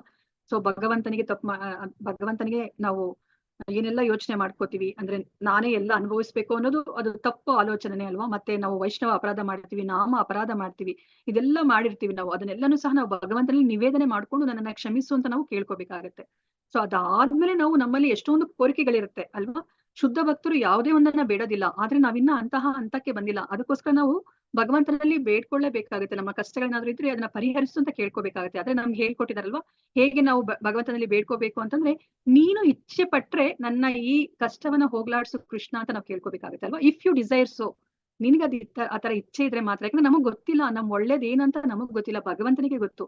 ನಾವು ನಮ್ಮ ದೃಷ್ಟಿಯಲ್ಲಿ ನೋಡಿದಾಗ ಇಲ್ಲಿ ನಮ್ಗೆ ತುಂಬಾ ಕೆಟ್ಟದಾಗಿದೆ ಅಂತ ನಾವು ಯೋಚನೆ ಮಾಡ್ತೀವಿ, ಆದ್ರೆ ಭಗವಂತನ ದೃಷ್ಟಿಯಲ್ಲಿ ಅದು ನಮ್ಮ ಆಧ್ಯಾತ್ಮಿಕ ಉದ್ಧಾರಕ್ಕಾಗಿರುತ್ತೆ. ಅದಕ್ಕೋಸ್ಕರ ನಾವು ಏನೇ ಕಷ್ಟ ಬಂದಾಗ ನಮ್ಗದನ್ನ ಸಹಿಸೋ ಅಷ್ಟು ಶಕ್ತಿ ಇಲ್ಲ ಅಂದ್ರೆ ನಾವು ಭಗವಂತನಲ್ಲಿ ಪ್ರಾರ್ಥನೆ ಮಾಡ್ಕೋಬೇಕು, ನನ್ನ ಈ ಕಷ್ಟವನ್ನ ಹೋಗ್ಲಾಡ್ಸು ಕೃಷ್ಣ, ಅಂದ್ರೆ ನೀನು ಇಚ್ಛೆ ಪಟ್ರೆ ಮಾತ್ರ ಅಂತ ನಾವು ಕೇಳ್ಕೊಬೇಕಾಗತ್ತೆ ಅಲ್ವಾ. ಇವಾಗ ನಾವು ಸಹ 11ನೇ ಅಧ್ಯಾಯದಲ್ಲಿ ನಾವು ನೋಡಿದ್ವಿ, ಅರ್ಜುನ ಏನ್ ಮಾಡ್ತಾರೆ, ಆಮೇಲೆ ಕೇಳ್ಕೊತಾರೆ, ಕೃಷ್ಣ ನನಗೆ ನೀನು ಚತುರ್ಭುಜ ರೂಪವನ್ನ ತೋರಿಸು, ಅದಾದ್ಮೇಲೆ ನೀನು ದ್ವಿಭುಜ ರೂಪಕ್ಕೆ ನೀನು ಮೊದಲಿನ ತರ ಬಾ ಅಂತ ಅವ್ರು ಕೇಳ್ಕೊತಾರೆ ಅಲ್ವಾ. ಅಂದ್ರೆ ಅವ್ರು ಕೇಳ್ಕೊಂತಾ ಇದಾರೆ. ಮತ್ತೆ ನಾವು ಕುಂತಿ ಮಹಾರಾಣಿನೂ ನೋಡಿದ್ವಿ ಕುಂತಿ ಸ್ತುತಿಯಲ್ಲಿ ಅಲ್ವಾ. ಕುಂತಿ ಮಹಾರಾಣಿನೂ ಕೇಳ್ಕೊತಾಳೆ ಅಲ್ವಾ, ಅಪದ ತಂತು ಶಾಶ್ವತ್ ಅಂತ ಕೇಳ್ಕೊತಾಳೆ. ಅಂದ್ರೆ ನನಗೆ ನೀನಿನ್ನ ಹೊರಟೋಗ್ತೀಯ, ನಮ್ ಜೊತೆ ಇರಲ್ಲ ಅಂತಂದ್ರೆ ನನಗೆ ಈ ಆಪತ್ತುಗಳು ಬರ್ತಾನೆ ಇರ್ಲಿ. ಯಾಕಂದ್ರೆ ಬಂದಾಗ ಆಪತ್ತುಗಳು ಬಂದಾಗ ನೀನು ನಮ್ಮ ಜೊತೆ ಯಾವಾಗ್ಲೂ ಇದೆಯಾ ಅಲ್ವಾ. ಸೊ ಆಪತ್ತುಗಳು ಬಂದಾಗ ನೀನ್ ನಮ್ಮ ಜೊತೆ ಇದೆಯಾ. ಸೊ ಅದಕ್ಕೋಸ್ಕರ ನಾನು ಆಪತ್ತುಗಳು ಬರ್ಲಿ ಅಂತಾನೆ ನಾನು ನಿರೀಕ್ಷಣೆ ಮಾಡ್ತೀನಿ. ಯಾಕಂದ್ರೆ ನಿನ್ನ ದರ್ಶನವನ್ನ ನಾನು ಯಾವಾಗ್ಲೂ ಪಡಿತಾ ಇದ್ರೆ ನಾನು ಈ ಭವ ದರ್ಶನವನ್ನ ನಾನು ಪಡೆಯೋ ಹಾಗೆ ಇಲ್ಲ ಅಲ್ವಾ. ಅದಕ್ಕೋಸ್ಕರ ನನಗೆ ಆಪತ್ತುಗಳು ಬರ್ಲಿ ಅಂತಾನೆ ಅವರು ಕೇಳ್ಕೊತಾರೆ ಅಲ್ವಾ. ಮತ್ತೆ ನಾವು ಅಂದ್ರೆ ಯಾರೇ ಎಷ್ಟೊಂದು ಭಾಗವತಮಲ್ಲಿರೋ ಎಲ್ಲ ಸ್ತುತಿಗಳನ್ನ ನೋಡಿದ್ರೆ ಎಲ್ಲರೂ ಸಹ ಅದೇ ತರನೇ ಅವ್ರು ಕೇಳ್ಕೊತಾರೆ. ಇವಾಗ ನಾವು ದಾಮೋದರ ಅಷ್ಟಕವಲ್ಲಿ ನೋಡಿದ್ವಿ ಅಲ್ವಾ, ಆ ದಾಮೋದರ ಅಷ್ಟಕದಲ್ಲೂ ಸಹ ಸತ್ಯವ್ರತ ಮುನಿ ಹಾಗೆ ಕೇಳ್ಕೊತಾ ಇದಾರೆ ಅಲ್ವಾ. ಮೊದ್ಲು ಅವರು ಕೃಷ್ಣನ ರೂಪವನ್ನ ವರ್ಣನೆ ಮಾಡ್ತಾರೆ, ಅದಾದ್ಮೇಲೆ ಅವ್ರು ಹೇಳ್ತಾರೆ ಅಲ್ವಾ, ನನಗೆ ಏನಾದ್ರೂ ಒಂದು ವರ ಕೊಡ್ಲೇಬೇಕಂದ್ರೆ ನನಗೆ ಮುಕ್ತಿ ಬೇಡ, ನನಗೆ ಯಾವ್ದು ಏನೂ ಬೇಡ, ನನಗೆ ಬೇಕಾಗಿರೋದು ನಿನ್ನ ಈ ದಾಮೋದರ ರೂಪ ಏನಿದೆ ಅದು ಯಾವಾಗ್ಲೂ ನನ್ನ ಹೃದಯದಲ್ಲಿ ಹಾಗೆ ಇರ್ಲಿ ಅಂತ ಹೇಳ್ಬಿಟ್ಟು ನಾನು ಕೇಳ್ಕೊತೀನಿ ಅಂತ ಅಲ್ವಾ. ಸೊ ಅದಕ್ಕೆ ನಾವು ಏನು ಪ್ರಾರ್ಥನೆನ ನಾವು ಮಾಡ್ಬೇಕಾಗತ್ತೆ. ಸೊ ಯಾಕೆ ನಾವು ಪ್ರಾರ್ಥನೆನ ಮಾಡ್ಬೇಕು ಅಂತಂದ್ರೆ ಏನೆಲ್ಲ ನಮ್ಗೆ ಅರ್ಥ ಮಾಡಿಸ್ತಾರೆ ಅಂತಂತಂದ್ರೆ, ನಾವ್ ಇವಾಗ ಭಗವಂತನ ಲೋಕಕ್ಕೆ ಹೋಗ್ಬೇಕು ಅಂತಂದ್ರೆ ನಾವ್ ಇವಾಗ ಯಾರ ಮನೆಗಾದ್ರೂ ಹೋಗಿ ಅವ್ರ ಬಾಗಿಲು ಮುಂದೆ ನಿಂತ್ಕೊಂಡಾಗ ಸುಮ್ನೆ ನಿಂತ್ಕೊಂಡ್ರೆ ಎಷ್ಟೊತ್ತು ನಿಂತ್ಕೊಂಡ್ರು ಸಹ ಅವ್ರ ಬಾಗಿಲು ತೆಗಿಯೋದಿಲ್ಲ ಅಲ್ವಾ. ನಾವು ಅವ್ರಿಗೆ ತಟ್ಟಬೇಕು, ಇಲ್ಲಾಂದ್ರೆ ಕಾಲಿಂಗ್ ಬೆಲ್ ಹೊಡಿಬೇಕು, ಇಲ್ಲಾಂದ್ರೆ ಕೂಗ್ಬೇಕು, ನಾನ್ ಬಂದಿದ್ದೀನಿ ತೆಗಿರಿ ಅಂತ ಹೇಳ್ಬಿಟ್ಟು. ಅದೇ ತರ ನಾವು ಪ್ರಾರ್ಥನೆ ಮಾಡಿದ್ರೆ ಅದು ಭಗವಂತನಿಗೆ ಅದು ಸೇರುತ್ತೆ, ಅವ್ರಿಗೆ ಭಗವಂತನಿಗೆ ಗೊತ್ತಾಗುತ್ತೆ ಅಲ್ವಾ. ಅಂದ್ರೆ ನನ್ನ ಭಕ್ತ ನನ್ನ ಬಳಿಗೆ ಬರ್ಲಿಕ್ಕೆ ಅವರು ಕಾತುರವನ್ನ ಪಡ್ತಾ ಇದ್ದಾನೆ ಅಂತ ಹೇಳ್ಬಿಟ್ಟು ಅಲ್ವಾ. ಇವಾಗ ನಮ್ಗೆ ಗೊತ್ತಿರೋ ಹಾಗೇನೆ ಇವಾಗ ಒಂದು ಚಿಕ್ಕ ಮಗು ಅತ್ರೆ ಮಾತ್ರ ನಮಗೆ ಗೊತ್ತಾಗುತ್ತೆ, ಓ ನನ್ನ ಮಗುಗೆ ಯಾವ್ದೋ ಅಂದ್ರೆ ಹಾಲು ಕುಡಿಸ್ಬೇಕು ಅಥವಾ ಏನೋ ಒಂದು ಬೇಕು ಅನ್ನೋದು ಅಗತ್ಯ ಇದೆ ಅಂತ ಹೇಳ್ಬಿಟ್ಟು ಮಗುಗೆ ಅಂದ್ರೆ ಅಮ್ಮನಿಗೆ ಗೊತ್ತಾಗತ್ತೆ ಅಲ್ವಾ. ಮತ್ತೆ ನಾವು ಪ್ರಾರ್ಥನೆ ಮಾಡಿ ಅಂತ ಹೇಳ್ಬಿಟ್ಟು ನಮ್ಗೆ ಎಷ್ಟೆಲ್ಲ ನಮ್ಗೆ ಆಚಾರ್ಯರು ಹೇಳಿದ್ರು ಸಹ ಅಯ್ಯೋ ನಮ್ಗೆ ಸಮಯ ಇಲ್ಲ ಅಂತ ಹೇಳ್ಬಿಟ್ಟು ನಾವ್ ಹೇಳ್ತೀವಿ ಅಲ್ವಾ. ಸೊ ಅದಕ್ಕೆ ಹೇಗೆ ಅರ್ಥ ಮಾಡಿಸ್ತಾರೆ ನಮ್ಗೆ, ನೀವು ಪ್ರಾರ್ಥನೆನ ಮಾಡ್ಲೇಬೇಕು, 5 ನಿಮಿಷ ಭಗವಂತನಿಗೆ ಪ್ರಾರ್ಥನೆ ನೀವು ಮಾಡಿ ಅಂತ ಹೇಳ್ಬಿಟ್ಟು. ಸೊ ಇವಾಗ ಫಾರ್ ಎಕ್ಸಾಂಪಲ್ ಇವಾಗ ಮರ ಕಡಿಯೋನು ಅವನು ತನ್ನ ಕೊಡಲಿಯಿಂದ ಮರ ಕಡಿತಾ ಇರ್ತಾನೆ, ಕಡ್ದಾಗ ಅದು ಸ್ವಲ್ಪ ದಿವಸ ಉಪಯೋಗಿಸಿದ್ಮೇಲೆ ಅದರ ಶಾರ್ಪ್ನೆಸ್ ಕಡಿಮೆ ಆಗ್ಬಿಡುತ್ತೆ ಅಲ್ವಾ.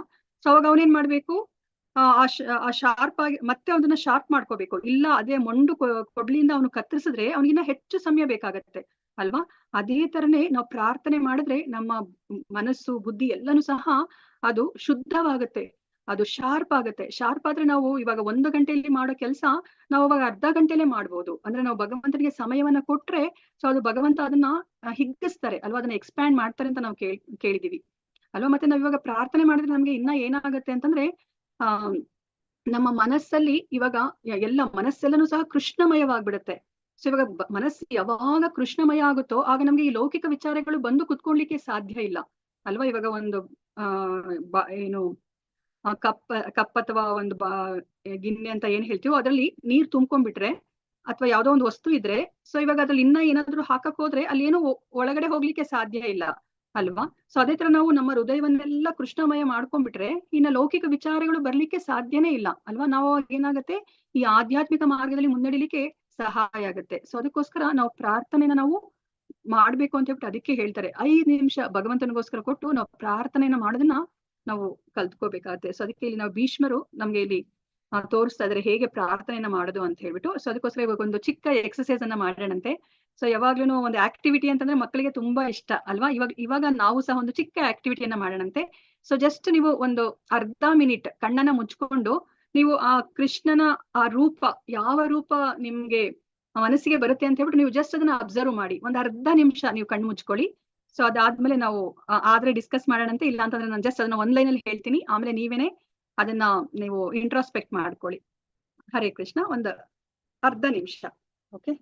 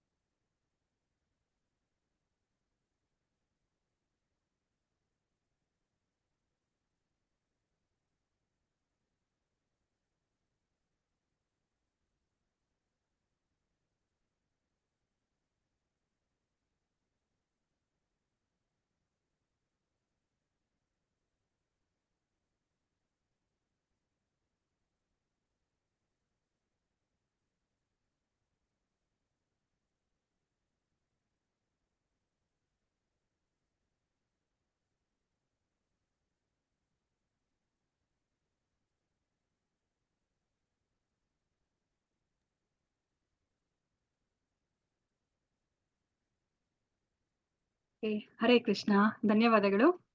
ಹರೇ ಕೃಷ್ಣ. ಯಾರಾದ್ರೂ ಒಬ್ರು ಹೇಳ್ತೀರಾ ನಿಮ್ಗೆ ಯಾವ ಇದು ರೂಪ, ಭಗವಂತನ ರೂಪ ನಿಮ್ಮ ಕಣ್ಮುಂದೆ ಬಂತು ಅಂತ ಹೇಳ್ಬಿಟ್ಟು ಯಾರಾದ್ರೂ ಒಬ್ರು ಹೇಳಿ. ಯಾಕಂದ್ರೆ ಸಮಯ ಇಲ್ಲ ಅದಕ್ಕೋಸ್ಕರ. ಇಲ್ಲಾಂದ್ರೆ ಇದನ್ನ ಒಂದು ನಾವು ಅಂದ್ರೆ ಚರ್ಚೆ ಮಾಡಿದ್ರೆ ಚೆನ್ನಾಗಿರ್ತಿತ್ತು ನಮ್ಗೆ ಆಕ್ಚುಲಿ. ಹರೇ ಕೃಷ್ಣ. ಒಬ್ರು ಯಾರಾದ್ರೂ ಹೇಳಿ. ಯಶೋಧ ಕೃಷ್ಣನ ಮಾತಾಜಿ. ದಾಮೋದರ. ಓಕೆ ಮಾತಾಜಿ. ನೀವು ದಿನ ಓಕೆ ದಾಮೋದರ ನಿಮ್ಗೆ ಜ್ಞಾಪಕ ಬಂತ ಮಾತಾಜಿ? ನೀವು ದಿನ ಯಾವ್ದನ್ನ ಪೂಜೆ ಮಾಡ್ತೀರಾ ಮಾತಾಜಿ? ಯಾವ ಫೋಟೋ ಇದೆ ನಿಮ್ ಮನೆಯಲ್ಲಿ ಅಥವಾ ಯಾವ ವಿಗ್ರಹಗಳಿದೆ? ಆ ವಿಗ್ರಹ ಅಂದ್ರೆ ಪ್ರಾಪರ್ ಫ್ಲೂಟ್ ಹಿಡ್ದ ಕೃಷ್ಣನ ವಿಗ್ರಹ ಉಂಟು ಮಾತಾಜಿ. ಓಕೆ. ಫೋಟೋ ಉಂಟು ದಾಮೋದರನ, ಬಟ್ ಇಲ್ಲಿಲ್ಲ. ಅದು ನನ್ನ ವೆಸ್ಟ್ ಆಫ್ರಿಕಲ್ ಇದೆ, ಅಲ್ಲೇ ಉಳಿದಿದೆ ಮಾತಾಜಿ. ಓಕೆ ಮಾತಾಜಿ. ಸೊ ಧನ್ಯವಾದಗಳು. ಸೊ ಇವಾಗ ನಾನು ಧನ್ಯವಾದ ಮಾತಾಜಿ. ಇವಾಗ ನಾನು ಏನನ್ನ ಹೇಳಕ್ಕೆ ಹೊರಟಿದ್ದೀನಿ ಅಂತಂದ್ರೆ, ಇವಾಗ ನಮ್ಗೆ ಇವಾಗ ಒಂದು ಅರ್ಧ ನಿಮಿಷಕ್ಕೆ ಸಮಯ ಕೊಟ್ಟು ನೀವು ಜ್ಞಾಪಿಸ್ಕೊಳ್ಳಿ ಅಂತ ಇಲ್ಲಿ ನಾವು ಹೇಳ್ತಾ ಇರೋದು ಅಲ್ವಾ. ಜ್ಞಾಪಿಸ್ಕೊಂಡಾಗ ನಿಮ್ಗೆ ದಿನನಿತ್ಯ ನೀವು ಏನನ್ನ ನೋಡ್ತಿರೋ ಅದೇ ನಿಮ್ಗೆ ಜ್ಞಾಪಕ ಬರ್ತಾ ಇರೋದು ಅಲ್ವಾ. ನಾವ್ ಇವಾಗ ಬೆಳಿಗ್ಗೆ 4 ಗಂಟೆಗೆ ಇಸ್ಕಾನ್ ಮಂಗಳೂರ್ದು ಟೆಂಪಲ್ ಇಂದ ಪ್ರಸಾರ ಆಗುವಂತಹ ಆ ರಾಧಾ ಕೃಷ್ಣರ ಆ ವಿಗ್ರಹಗಳು ನಾವು ಯಾವಾಗ್ಲೂ ನೋಡ್ತಾ ಇರ್ತೀವಿ. ಸೊ ಅದು ನಮ್ಮ ಕಣ್ಣ ಮುಂದೆ ಬರುತ್ತೆ. ಮತ್ತೆ ನಾವು ದಿನ ಬೆಳಗಾದ್ರೆ ನಾವು ನಮ್ಮ ಮನೆಯಲ್ಲಿ ಯಾವ ಫೋಟೋ ಅಥವಾ ವಿಗ್ರಹ ಇಟ್ಕೊಂಡಿದ್ರೆ ಅದು ನಮ್ಮ ಕಣ್ಣ ಮುಂದೆ ಬರುತ್ತೆ. ಅಥವಾ ಯಾವ್ದಾದ್ರು ಒಂದು ನಾವು ಇವಾಗ ವಿಡಿಯೋಸ್ ನೋಡಿದಾಗ ಯಾವ್ದಾದ್ರು ಒಂದು ತುಂಬಾ ನಮ್ಗೆ ಆಕರ್ಷಣೆಗೆ ಒಳಗಾಗಿದ್ರೆ ಅದು ನಮ್ಮ ಸ್ಮೃತಿ ಪಟಲದಲ್ಲಿ ಬರುತ್ತೆ ಅಲ್ವಾ. ಸೊ ಇವಾಗ ಅದೇ ತರನೇ ಈಗ ಇಲ್ಲಿ ಭೀಷ್ಮಾಚಾರ್ಯರಿಗೂ ಸಹ ಅವರು ನಮ್ಗೆ ಗೊತ್ತಿರೋ ಹಾಗೇನೆ ಚತುರ್ಭುಜ ರೂಪಧಾರಿಯಾದ ಆದಿನಾರಾಯಣ ಅವರ ಆರಾಧ್ಯ ದೈವ ಅಲ್ವಾ. ಆದ್ರೆ ಅವ್ರಿವಾಗ ಪಾರ್ಥಸಾರಥಿ ರೂಪದಿಂದ ಎಷ್ಟು ಆಕರ್ಷಿತರಾಗಿದ್ದಾರೆ ಅಂತಂದ್ರೆ ನೋಡಿ, ಇಲ್ಲಿ ಹತ್ತತ್ರ ಅವರು ಒಂದು 8 ಶ್ಲೋಕಗಳಲ್ಲಿ ಆ ಪಾರ್ಥಸಾರಥಿ ರೂಪವನ್ನೇ ಅವರು ಇಲ್ಲಿ ವೈಭವೀಕರಿಸ್ತಾ ಇದ್ದಾರೆ. ನಾವಿವಾಗ ಅದನ್ನೇ ನಾವಿವಾಗ ನೋಡ್ತಾ ಹೋಗ್ತಾ ಇರೋದು. ಸೊ ಮತ್ತೆ ಎಲ್ಲಾ ಭಾವಾರ್ಥಗಳು ಸಹ ತುಂಬಾ ದೊಡ್ಡದಿದೆ. ಸಾರಿ, ನಾನು ಒಂದ್ ಸ್ವಲ್ಪ ಹೆಚ್ಚು ಸಮಯ ತಗೋತೀನಿ ನಾನು ಇವತ್ತು, ಯಾಕಂದ್ರೆ ಮುಗಿಸ್ಲೇಬೇಕಾಗತ್ತೆ. ಸೊ ನಿಮ್ಗೆ ಏನಾದ್ರೂ ಅರ್ಜೆಂಟ್ ಕೆಲಸ ಲೀವ್ ಆಗ್ಲೇಬೇಕು ಅಂದ್ರೆ ಖಂಡಿತ ನೀವು ಲೀವ್ ಆಗ್ಬೋದು. ಸೊ ಯಾರಿರ್ತಾರೋ ಅವ್ರಿಗೆ ಹೇಳ್ಬಿಟ್ಟು ನಾನು ಇವತ್ತು ಹೇಗಾದ್ರೂ ಮಾಡಿ ನಾನು ಮುಗಿಸ್ಬೇಕಂತ ಅನ್ಕೋತಾ ಇದ್ದೀನಿ. ಹೋಪ್ ಸೊ ಕೃಷ್ಣ ನನಗೆ ಅನುಗ್ರಹ ಮಾಡ್ತಾನೆ. ಹರೇ ಕೃಷ್ಣ. ಸಪದಿ ಸಖಿವಚೋ ನಿಶಮ್ಯ ಮಧ್ಯೆ ನಿಜ ಪರಯೋರ್ಭಲಯೋರಥಂ ನಿವೇಶ್ಯ ಸ್ಥಿತವತಿ ಪರಸೈನಿಕಾಯುರುಕ್ಷ್ಣ ಋತವತಿ ಪಾರ್ಥ ಸಖೇರತೀರ್ ಮಮಾಸ್ತು. ತನ್ನ ಮಿತ್ರನ ಆದೇಶಕ್ಕೆ ಮಣಿದು ಭಗವಾನ್ ಶ್ರೀಕೃಷ್ಣ ಅರ್ಜುನ ಮತ್ತು ದುರ್ಯೋಧನರ ಸೈನಿಕರ ಕುರುಕ್ಷೇತ್ರದ ರಣರಂಗಕ್ಕೆ ಪ್ರವೇಶಿಸಿದ.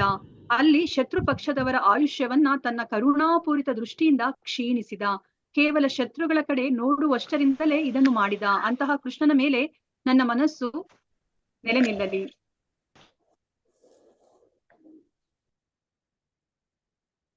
ಸೊ ಇಲ್ಲಿ ಏನ್ ಹೇಳ್ತಾ ಇದ್ದಾರೆ, ಇವಾಗ ಕೃಷ್ಣ ಅವ್ರು ಯಾಕೆ ರಣರಂಗಕ್ಕೆ ಬಂದಿದ್ದಾರೆ ಅಂತಂದ್ರೆ ಅರ್ಜುನ ಮತ್ತೆ ದುರ್ಯೋಧನ ಅವರ ಆದೇಶಕ್ಕೆ ಮಣಿದು ಅಲ್ವಾ. ಅವ್ರು ಹೋಗಿ ಇಬ್ರು ಬೇಡ್ಕೋತಾರೆ ಕೃಷ್ಣನನ್ನ, ನೀನ್ ನಮ್ಮ ಪಕ್ಷಕ್ಕೆ ಬಾ ಅಂತ. ಅವಾಗ ಕೃಷ್ಣ ಏನ್ ಮಾಡ್ತಾರೆ, ಅರ್ಜುನ ಕೃಷ್ಣನನ್ನ ಅವರು ಆರಿಸ್ಕೋತಾರೆ, ದುರ್ಯೋಧನ ಅವರು ನಾರಾಯಣಿ ಸೈನ್ಯವನ್ನ ಅವರು ಆರಿಸ್ಕೋತಾರೆ. ಅಲ್ಲಿ ಇವಾಗ ಕೃಷ್ಣ ಏನ್ ಮಾಡ್ತಾ ಇದಾರೆ, ಶತ್ರು ಪಕ್ಷದವರ ಆಯುಷ್ಯವನ್ನ ತನ್ನ ಕರುಣಾಪೂರಿತ ದೃಷ್ಟಿಯಿಂದ ಕ್ಷೀಣಿಸಿದ ಅಲ್ವಾ. ಇವಾಗ ಎಲ್ಲರನ್ನ ಅವರು ಏನು ಅಂದ್ರೆ ಅವ್ರು ಏನ್ ಹೇಳ್ತಾರೆ, ನಾನು ಕಾಲರೂಪನಾಗಿ ನಾನು ಬಂದಿದ್ದೀನಿ ಅಂತ ಹೇಳ್ಬಿಟ್ಟು ಭಗವದ್ಗೀತೆಯಲ್ಲಿ ಅವರು ಹೇಳ್ತಾರೆ 11ನೇ ಅಧ್ಯಾಯದಲ್ಲಿ ಅಲ್ವಾ.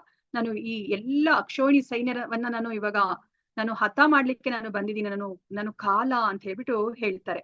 ಅಂದ್ರೆ ಪಾಂಡವರನ್ನ ಬಿಟ್ಟು ಇನ್ನೆಲ್ಲರನ್ನೂ ಸಹ ನಾನು ಹತ ಮಾಡ್ಲಿಕ್ಕೆ ಬಂದಿದ್ದೀನಿ ಅಂತ. ಸೊ ಇವಾಗ ಇಲ್ಲಿ ಏನ್ ಮಾಡಿದ್ದಾರೆ, ಕೃಷ್ಣ ಶತ್ರು ಪಕ್ಷದವರ ಆಯುಷ್ಯವನ್ನ ಅವರು ಹೇಗೆ ಅವರು ಕ್ಷೀಣಿಸಿದರೆ, ಅವರ ಕರುಣಾಪೂರಿತ ದೃಷ್ಟಿಯಿಂದ. ಅವ್ರು ಬೇರೆ ಏನು ಮಾಡಿಲ್ಲ ಅಲ್ವಾ, ಅವ್ರು ಯಾರನ್ನು ಇವಾಗೇನೋ ಅವರು ಸುದರ್ಶನ ಚಕ್ರವನ್ನ ಏನೂ ಬಿಟ್ಟಿಲ್ಲ, ಆದ್ರೆ ಅವರ ಕರುಣಾಪೂರಿತ ದೃಷ್ಟಿಯಿಂದ ಅವರದನ್ನ ಕಡಿಮೆ ಮಾಡಿದ್ದಾರೆ, ಅವರ ಆಯಸ್ಸನ್ನ ಕಡಿಮೆ ಮಾಡಿದ್ದಾರೆ. ಕೇವಲ ಶತ್ರುಗಳ ಕಡೆ ನೋಡುವಷ್ಟರಿಂದಲೇ ಇದನ್ನು ಮಾಡಿದ. ಅಂತಹ ಕೃಷ್ಣನ ಮೇಲೆ ನನ್ನ ಮನಸ್ಸು ನೆಲೆ ನಿಲ್ಲಲಿ ಅಂತ. ಸೊ ಅವರೇನು ಸುದರ್ಶನ ಚಕ್ರವನ್ನ ಉಪಯೋಗಿಸಿ ಸೊ ಎಲ್ಲರನ್ನ ಅವರು ಹತ ಮಾಡ್ಲಿಲ್ಲ. ಅವರು ತನ್ನ ಕರುಣಾ ಪೂರ್ತ ದೃಷ್ಟಿಯನ್ನ ಅವರು ಶತ್ರುಗಳ ಮೇಲೆ ಬಿಟ್ಟಿರೋದ್ರಿಂದನೇ ಅವರು ಇಂತಹ ಒಂದು ಆಯಸ್ಸನ್ನ ಕ್ಷೀಣ ಮಾಡುವಂತಹ ಒಂದು ಕೆಲಸವನ್ನ ಮಾಡಿದ್ದಾರೆ. ಸೊ ಭಾವಾರ್ಥ ಪ್ರಭುಪಾದರು ತುಂಬಾ ಸುಂದರವಾಗಿ ಬರಿತಾ ಇದ್ದಾರೆ. ಇದರ ಬಗ್ಗೆ ತಿಳ್ಕೊಂಡಂತೆ ಭಾವಾರ್ಥ ಶಿಲಪ್ರಭುಪಾದ ಅವರಿಂದ, ಶಿಲಪ್ರಭುಪಾದ ಅವರಿಗೆ ಜಯವಾಗಲಿ. ಸೈನಿಕರ ಎರಡು ವ್ಯೂಹಗಳ ನಡುವೆ ರಥವನ್ನು ನಿಲ್ಲಿಸುವಂತೆ ಅರ್ಜುನನು ಅಚ್ಯುತನಾದ ಭಗವಾನ್ ಶ್ರೀಕೃಷ್ಣನಿಗೆ ಆದೇಶ ಮಾಡುತ್ತಾನೆ ಅಲ್ವಾ. ಸೇನಯೋರುಭಯೋರ್ ಮಧ್ಯೆ ರಥಂ ಸ್ಥಾಪಯಿತ್ವ ಮೇ ಅಚ್ಯುತ ಅಂತ ಹೇಳ್ತಾರೆ ಅಲ್ವಾ. ನೋಡಿ ಇವಾಗ ಅಲ್ಲಿ ಕೃಷ್ಣನಿಗೆ ಅರ್ಜುನ ಆರ್ಡರ್ ಮಾಡ್ತಾ ಇದ್ದಾರೆ. ಅವಾಗ ಅವರು ಸಾರಥಿ ಆಗಿದ್ದಾರೆ, ಅದಕ್ಕೆ ಅವರು ತಮ್ಮ ಕಮಾಂಡರ್ ಏನ್ ಹೇಳ್ತಾರೋ ಅದನ್ನ ಅವ್ರು ಮಾಡ್ಲೇಬೇಕಾಗತ್ತೆ. ಇವಾಗ ಅದೇ ತರನೇ ಇವಾಗ ಕೃಷ್ಣ ಎರಡು ಸೈನ್ಯಗಳ ಮಧ್ಯೆ ಅವರು ರಥವನ್ನ ಅವರು ತಂದು ನಿಲ್ಲಿಸ್ತಾ ಇದ್ದಾರೆ.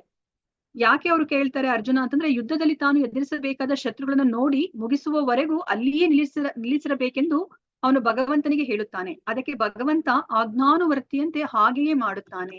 ಅನಂತರ ಭಗವಂತ ಪ್ರತಿಪಕ್ಷದ ಎಲ್ಲ ಪ್ರಮುಖರನ್ನು ತೋರಿಸುತ್ತಾ ಇಲ್ಲಿ ಭೀಷ್ಮರಿದ್ದಾರೆ, ಇಲ್ಲಿ ದ್ರೋಣರಿದ್ದಾರೆ ಎಂದು ಹೇಳುತ್ತಾ ಹೋದ.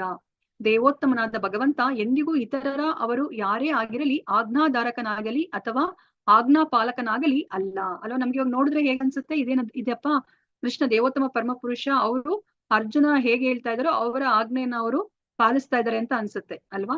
ಆದ್ರೆ ಕೃಷ್ಣ ಯಾವಾಗ್ಲೇ ಅವ್ರು ಯಾವುದೇ ಒಂದು ಸ್ಥಾನದಲ್ಲಿ ಇದ್ರೂ ಸಹ ಅವರು ಒಡೆಯನೇ ಅಲ್ವಾ. ಅವರು ಯಾವಾಗ್ಲೂ ಸಹ ಅವರು ಸೇವಕನಾಗ್ಲಿಕ್ಕೆ ಸಾಧ್ಯ ಇಲ್ಲ. ಆದ್ರೆ ತನ್ನ ಶುದ್ಧ ಭಕ್ತರ ಮೇಲಿನ ಅವ್ಯಾಜ್ಯ ಕರುಣೆ ಮತ್ತು ವಾತ್ಸಲ್ಯದಿಂದಾಗಿ ಕೆಲವು ಸಲ ಆಜ್ಞಾಧಾರಕ ಸೇವಕನಂತೆ ಭಕ್ತನ ಆದೇಶವನ್ನ ಪಾಲಿಸುತ್ತಾನೆ. ಆದ್ರೆ ಅವರು ಭಕ್ತನಿಗೋಸ್ಕರ ಅವ್ರು ಏನ್ ಮಾಡ್ತಾರೆ, ಶುದ್ಧ ಭಕ್ತನಿಗೋಸ್ಕರ ಅವರ ಆದೇಶಗಳನ್ನ ಅವರು ಪಾಲಿಸ್ತಾರೆ. ಮಗುವಿನ ಅಪ್ಪಣೆಯನ್ನು ತಂದೆ ಪ್ರೀತಿಯಿಂದ ನಡೆಸಿಕೊಡುವಂತೆ ಭಕ್ತನ ಆದೇಶಗಳನ್ನ ಈಡೇರಿಸೋದ್ರಿಂದ ಭಗವಂತ ಸುಪ್ರೀತನಾಗುತ್ತಾನೆ. ಈ ತರ ಮಾಡೋದ್ರಿಂದ ಭಗವಂತನಿಗೆ ಖುಷಿ ಆಗುತ್ತೆ ಅಲ್ವಾ. ಅವರು ಆ ರಸವನ್ನ ಅವರು ಆಸ್ವಾದಿಸ್ತಾರೆ. ಅದಕ್ಕೆ ನಾವು ಎಷ್ಟೊಂದ್ಸರಿ ಎಕ್ಸಾಂಪಲ್ ಅನ್ನ ನಾವು ನೋಡಿದೀವಿ ಅಲ್ವಾ. ಇವಾಗ ಹೈಕೋರ್ಟ್ ಜಡ್ಜ್ ಅವರು ತನ್ನ ಮೊಮ್ಮಗನನ್ನ ಅವರು ತಮ್ಮ ಬೆನ್ನಿನ ಮೇಲೆ ಅವರು ಸವಾರಿ ಮಾಡ್ಕೋತಾರೆ ಅಲ್ವಾ. ಅವರು ಏನೋ ಆನೆ ಆಗ್ತಾರೆ, ಕುದುರೆ ಆಗ್ತಾರೆ. ಅಂದ್ರೆ ಅಂತಹ ಹೈಕೋರ್ಟ್ ಜಡ್ಜ್ ಅವ್ರು ತನ್ನ ಮಗನ ಅಂದ್ರೆ ಮೊಮ್ಮಗುನ ಪ್ರೀತಿಗೋಸ್ಕರ ಅವರು ಅಲ್ಲಿ ಕುದುರೆಯಾಗಿ ಅವರು ಏನು ಪರಿವರ್ತರಾಗ್ತಾರೆ. ಸೊ ಇಲ್ಲಿ ಅದೇ ತರನೇ ಕೃಷ್ಣನು ಸಹ ಭಕ್ತರಿಗೋಸ್ಕರ ಅವ್ರು ಇವಾಗ ಆಜ್ಞಾಧಾರಕ ಅಂದ್ರೆ ಆಜ್ಞೆಯನ್ನ ಪಾಲಿಸೋ ತರ ಅವನು ಆಗ್ತಾ ಇದ್ದಾನೆ. ಭಕ್ತನ ಆದೇಶಗಳನ್ನ ಈಡೇರಿಸುವುದರಿಂದ ಭಗವಂತ ಸುಪ್ರೀತನಾಗುತ್ತಾನೆ. ಭಗವಂತ ಮತ್ತು ಭಕ್ತರ ನಡುವೆ ಲೋಕೋತ್ತರವಾದ ಪರಿಶುದ್ಧ ಪ್ರೀತಿ ಇದ್ದರೆ ಮಾತ್ರ ಇದು ಸಾಧ್ಯವಾದೀತು. ಈ ಸಂಗತಿ ಭೀಷ್ಮರಿಗೆ ಚೆನ್ನಾಗಿ ತಿಳಿದಿತ್ತು. ಆದುದರಿಂದ ಅವರು ಭಗವಂತನನ್ನ ಪಾರ್ಥ ಸಖ ಎಂದು ಸಂಬೋಧಿಸಿದರು.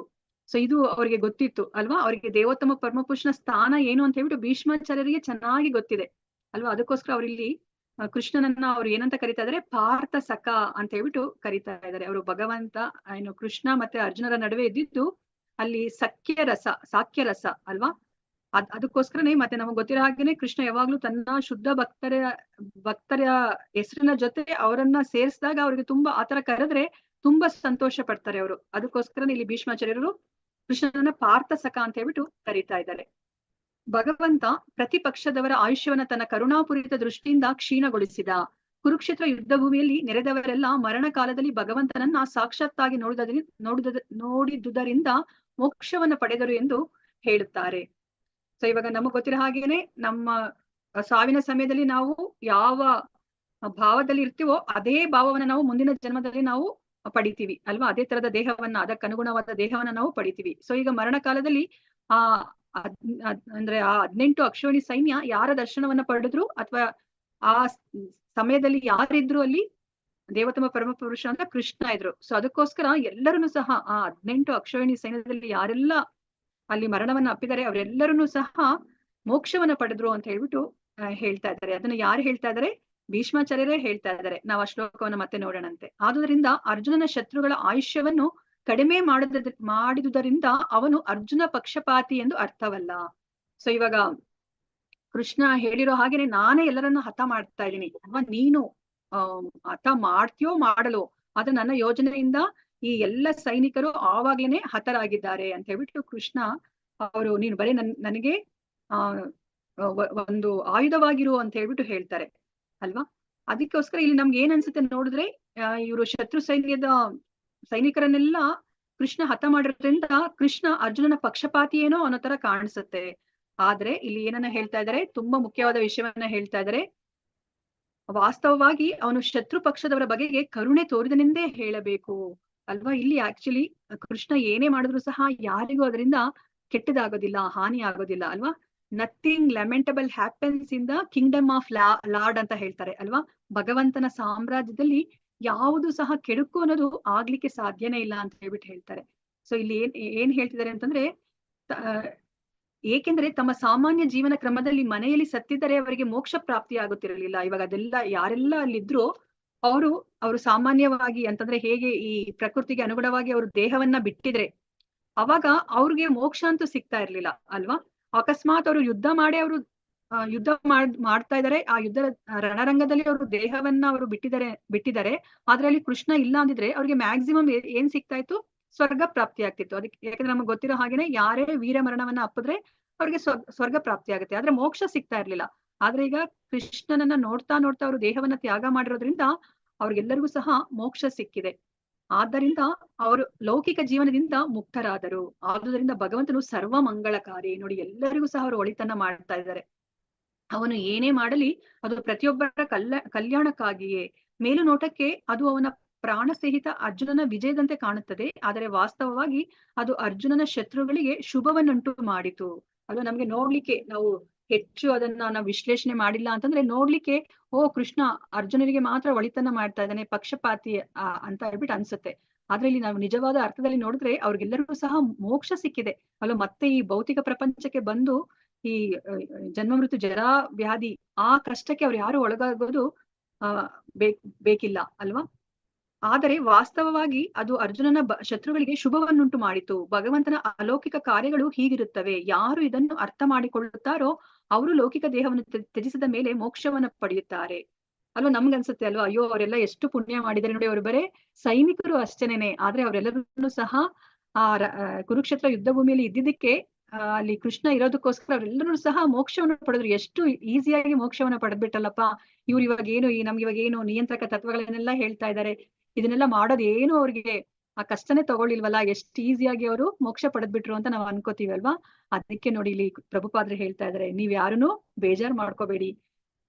ಭಗವಂತನ ಅಲೌಕಿಕ ಕಾರ್ಯಗಳು ಹೀಗಿರುತ್ತವೆ. ಯಾರು ಇದನ್ನ ಅರ್ಥ ಮಾಡಿಕೊಳ್ತಾರೋ, ಅರ್ಥ ಮಾಡ್ಕೊಳ್ಳಿ ಸಾಕು. ಭಗವಂತನ ಕಾರ್ಯಗಳು ಯಾವಾಗ್ಲೂ ಪರಮ ಶುಭಕರ, ಎಲ್ಲರಿಗೂ ಮಂಗಳಕರ ಅಂತ ಇದನ್ನ ನೀವು ಅರ್ಥ ಮಾಡ್ಕೊಳ್ಳಿ. ಅರ್ಥ ಮಾಡ್ಕೊಂಡ್ರೆ ಸಾಕು, ನೀವು ಲೌಕಿಕ ದೇಹವನ್ನ ತ್ಯಜಿಸಿದ ಮೇಲೆ ಮೋಕ್ಷವನ್ನ ಪಡಿತೀರಾ ಅಂತ ಹೇಳ್ಬಿಟ್ಟು ಇಲ್ಲಿ ಪ್ರಭುಪಾದರು ಹೇಳ್ತಾ ಇದಾರೆ ಅಲ್ವಾ.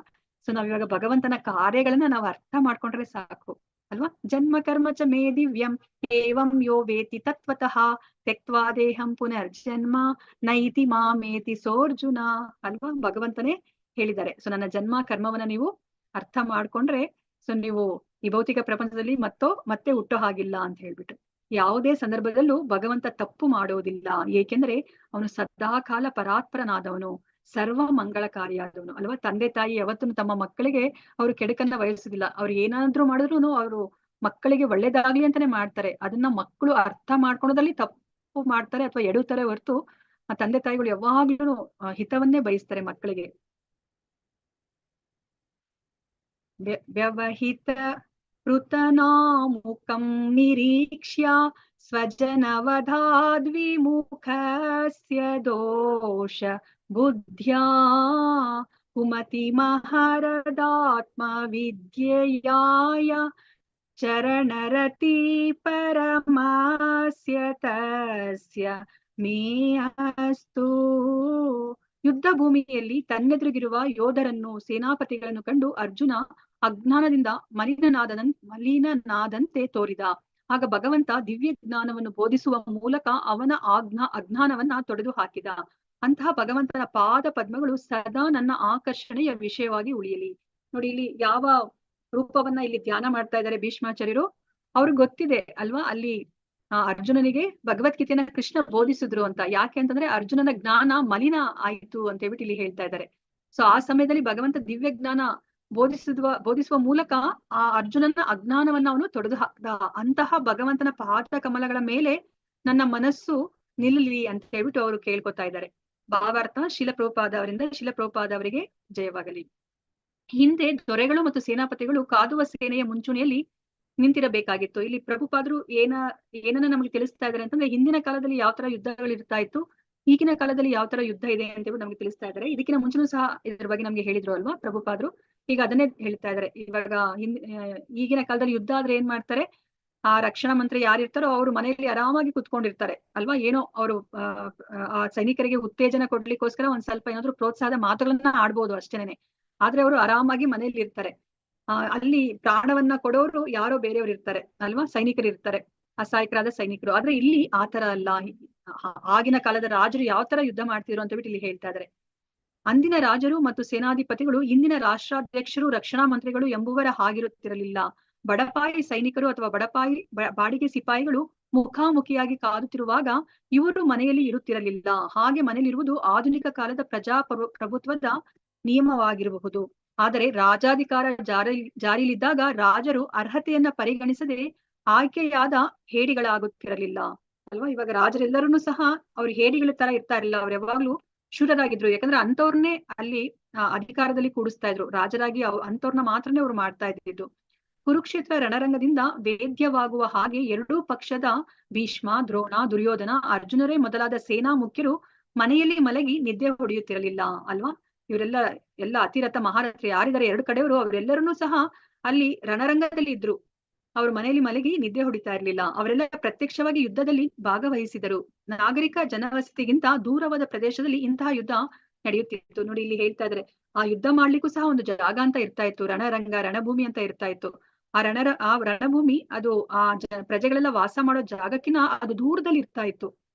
ಅಂದರೆ ಎರಡೂ ರಾಜಪಕ್ಷಗಳ ನಡುವೆ ನಡೆಯುವ ಯುದ್ಧದ ಎಲ್ಲಾ ಪರಿಣಾಮಗಳು ಮುಗ್ಧ ಪ್ರಜೆಗಳನ್ನ ತಟ್ಟುತ್ತಿರಲಿಲ್ಲ. ನೋಡಿ, ಆ ಯುದ್ಧ ಆದಾಗ ಮುಗ್ಧ ಪ್ರಜೆಗಳಿಗೆ ಏನೂ ತೊಂದರೆ ಆಗ್ತಾ ಇರ್ಲಿಲ್ಲ. ಅಂತಹ ಯುದ್ಧ ನಡೆಯುತ್ತಿರುವ ಕಾಲದಲ್ಲಿ ಮುಂದೇನಾಗುತ್ತದೆಂದು ಪ್ರಜೆಗಳು ನೋಡುವ ಅಗತ್ಯವೇ ಇರ್ಲಿಲ್ಲ. ಅವ್ರು ಯಾರು ಯೋಚನೆ ಮಾಡ್ತಾ ಇರ್ಲಿಲ್ವಂತೆ, ಪ್ರಜೆಗಳು ಯಾರನ್ನೂ ಸಹ. ಆ ರಣರಂಗದಲ್ಲಿ ಯುದ್ಧ ನಡೀತಾ ಇದೆ, ಅದರ ಪರಿಣಾಮ ಏನಾಗುತ್ತೆ ಅಂತ ಹೇಳ್ಬಿಟ್ಟು ಅವ್ರು ಯೋಚನೆ ಮಾಡ್ತಾ ಇರ್ಲಿಲ್ವಂತೆ. ಯಾಕೆ ಅಂತಂದ್ರೆ ತಮ್ಮನ್ನು ಆಳುವವನಿಗೆ ಅವನು ಅರ್ಜುನನೇ ಆಗಿರಲಿ, ದುರ್ಯೋಧನನೇ ಆಗಿರಲಿ, ತಮ್ಮ ಆದಾಯದ 4ನೇ ಒಂದು ಭಾಗವನ್ನು ಅವರು ಸಲ್ಲಿಸಬೇಕಾಗಿತ್ತು ಅಷ್ಟೇ. ಅವ್ರಿಗೆ ಮೇನ್ ಆಗಿ ಅವ್ರಿಗೆ ಏನ್ ಬೇಕಾಗಿತ್ತು, ತಮ್ಮನ್ನ ಯಾರು ಆಳ್ತಾರೋ ಅವರು ತುಂಬಾ ಶೂರ ಇರ್ಬೇಕು, ಎಲ್ಲರಿಗಿಂತ ಅವರು ಉನ್ನತ ಮಟ್ಟದಲ್ಲಿ ಇರ್ಬೇಕು, ಅವರು ಬಲದಲ್ಲಿ. ಅಂತವರ ಕೆಳಗಡೆ ಅವರು ಪ್ರಜೆಗಳಾಗಿರ್ಲಿಕ್ಕೆ ಅವ್ರು ಪಡ್ತಾ ಇದ್ರು. ಅದಕ್ಕೋಸ್ಕರ ಅವರು ಅರ್ಜುನನೇ ಆಗಿರ್ಲಿ, ದುರ್ಯೋಧನನೇ ಆಗಿರ್ಲಿ ಅವ್ರು ಯೋಚನೆ ಮಾಡ್ತಾ ಇರ್ಲಿಲ್ಲ. ಅವ್ರ ಕೆಲಸ ಏನು, ಅವರು ಕರವನ್ನ ಕಟ್ಟೋದು. 1/4 ಅವರ ಆದಾಯದ 1/4 ಅಷ್ಟು ಅವರು ಕರವನ್ನ ಕಟ್ಟೋದಷ್ಟೇನೆ ಅವರಿಗೆ ಮುಖ್ಯವಾಗಿತ್ತು. ಕುರುಕ್ಷೇತ್ರದ ರಣರಂಗದಲ್ಲಿ ಉಭಯ ಪಕ್ಷಗಳ ಸೇನಾಪತಿಗಳು ಮುಖಾಮುಖಿಯಾಗಿ ನಿಂತಿದ್ದರು. ಅರ್ಜುನ ಪರಮ ಅನುಕಂಪದಿಂದ ಅವರೆಡೆಗೆ ನೋಡಿದ ಅಲ್ವಾ. ಇಲ್ಲಿ ನೋಡಿ, ಯಾಕೆ ಅಂತಂದ್ರೆ ಕೃಷ್ಣ ಯಾರ ಮುಂದೆ ಹೋಗಿ ನಿಲ್ಲಿಸ್ತಾನೆ, ಅಲ್ಲಿ 11 ಅಕ್ಷೋಹಿಣಿ ಸೈನ್ಯ ಇತ್ತು. ಅವ್ರು ಯಾರ ಮಧ್ಯನಾದ್ರೂ ಹೋಗಿ ನಿಲ್ಲಿಸ್ಬೋದಾಗಿ ಹೌದು 11 ಅಕ್ಷೋಹಿಣಿ ಸೈನ್ಯ ಕೌರವರದಲ್ಲ, ಅಲ್ಲಿ ಎಲ್ಲಿ ಬೇಕಾದ್ರೂ ಹೋಗಿ ಅವ್ರು ನಿಲ್ಲಿಸ್ಬೋದಾಗಿತ್ತು. ಟೋಟಲ್ ಆಗಿ 18, ಬಟ್ ಅವ್ರದ್ದು 11 ಅಲ್ಲ ಮಾತಾಜಿ, 11 ಕೌರವರದಲ್ಲ. ಅಲ್ಲಿ ಎಲ್ಲಿ ಬೇಕಾದ್ರೂ ಹೋಗಿ ನಿಲ್ಲಿಸ್ಬೋದಾಗಿತ್ತು. ಆದ್ರೆ ಅವ್ರು ಎಲ್ಲಿ ಹೋಗಿ ನಿಲ್ಲಿಸ್ತಾರೆ?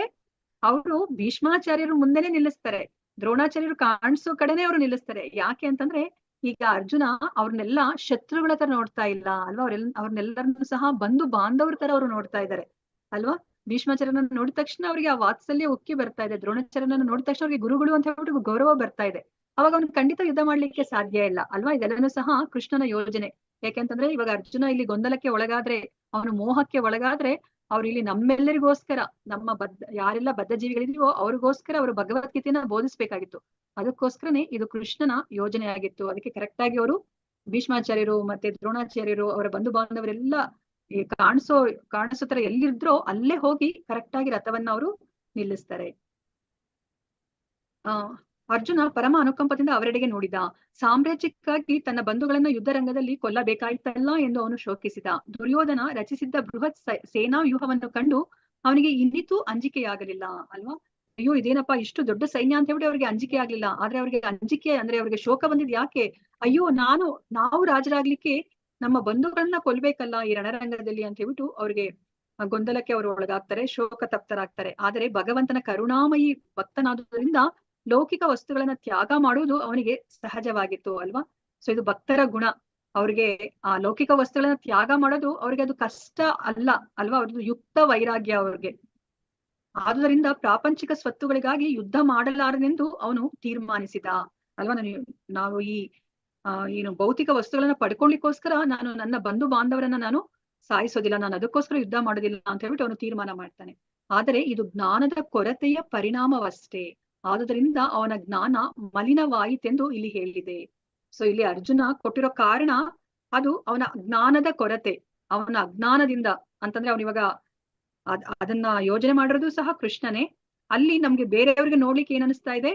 ಇಲ್ಲಿ ಜ್ಞಾನದ ಕೊರತೆ ಇದೆ ಅರ್ಜುನನಿಗೆ ಅಂತ ಹೇಳ್ಬಿಟ್ಟು ನಮ್ಗೆ ಅನ್ಸುತ್ತೆ. ಅದಕ್ಕೋಸ್ಕರನೇ ಇಲ್ಲಿ ಭೀಷ್ಮಾಚಾರ್ಯರು ಹೇಳ್ತಾ ಇದ್ರೆ ಅರ್ಜುನನ ಜ್ಞಾನ ಮಲಿನವಾಯಿತೆಂದು ಇಲ್ಲಿ ಹೇಳಿದೆ.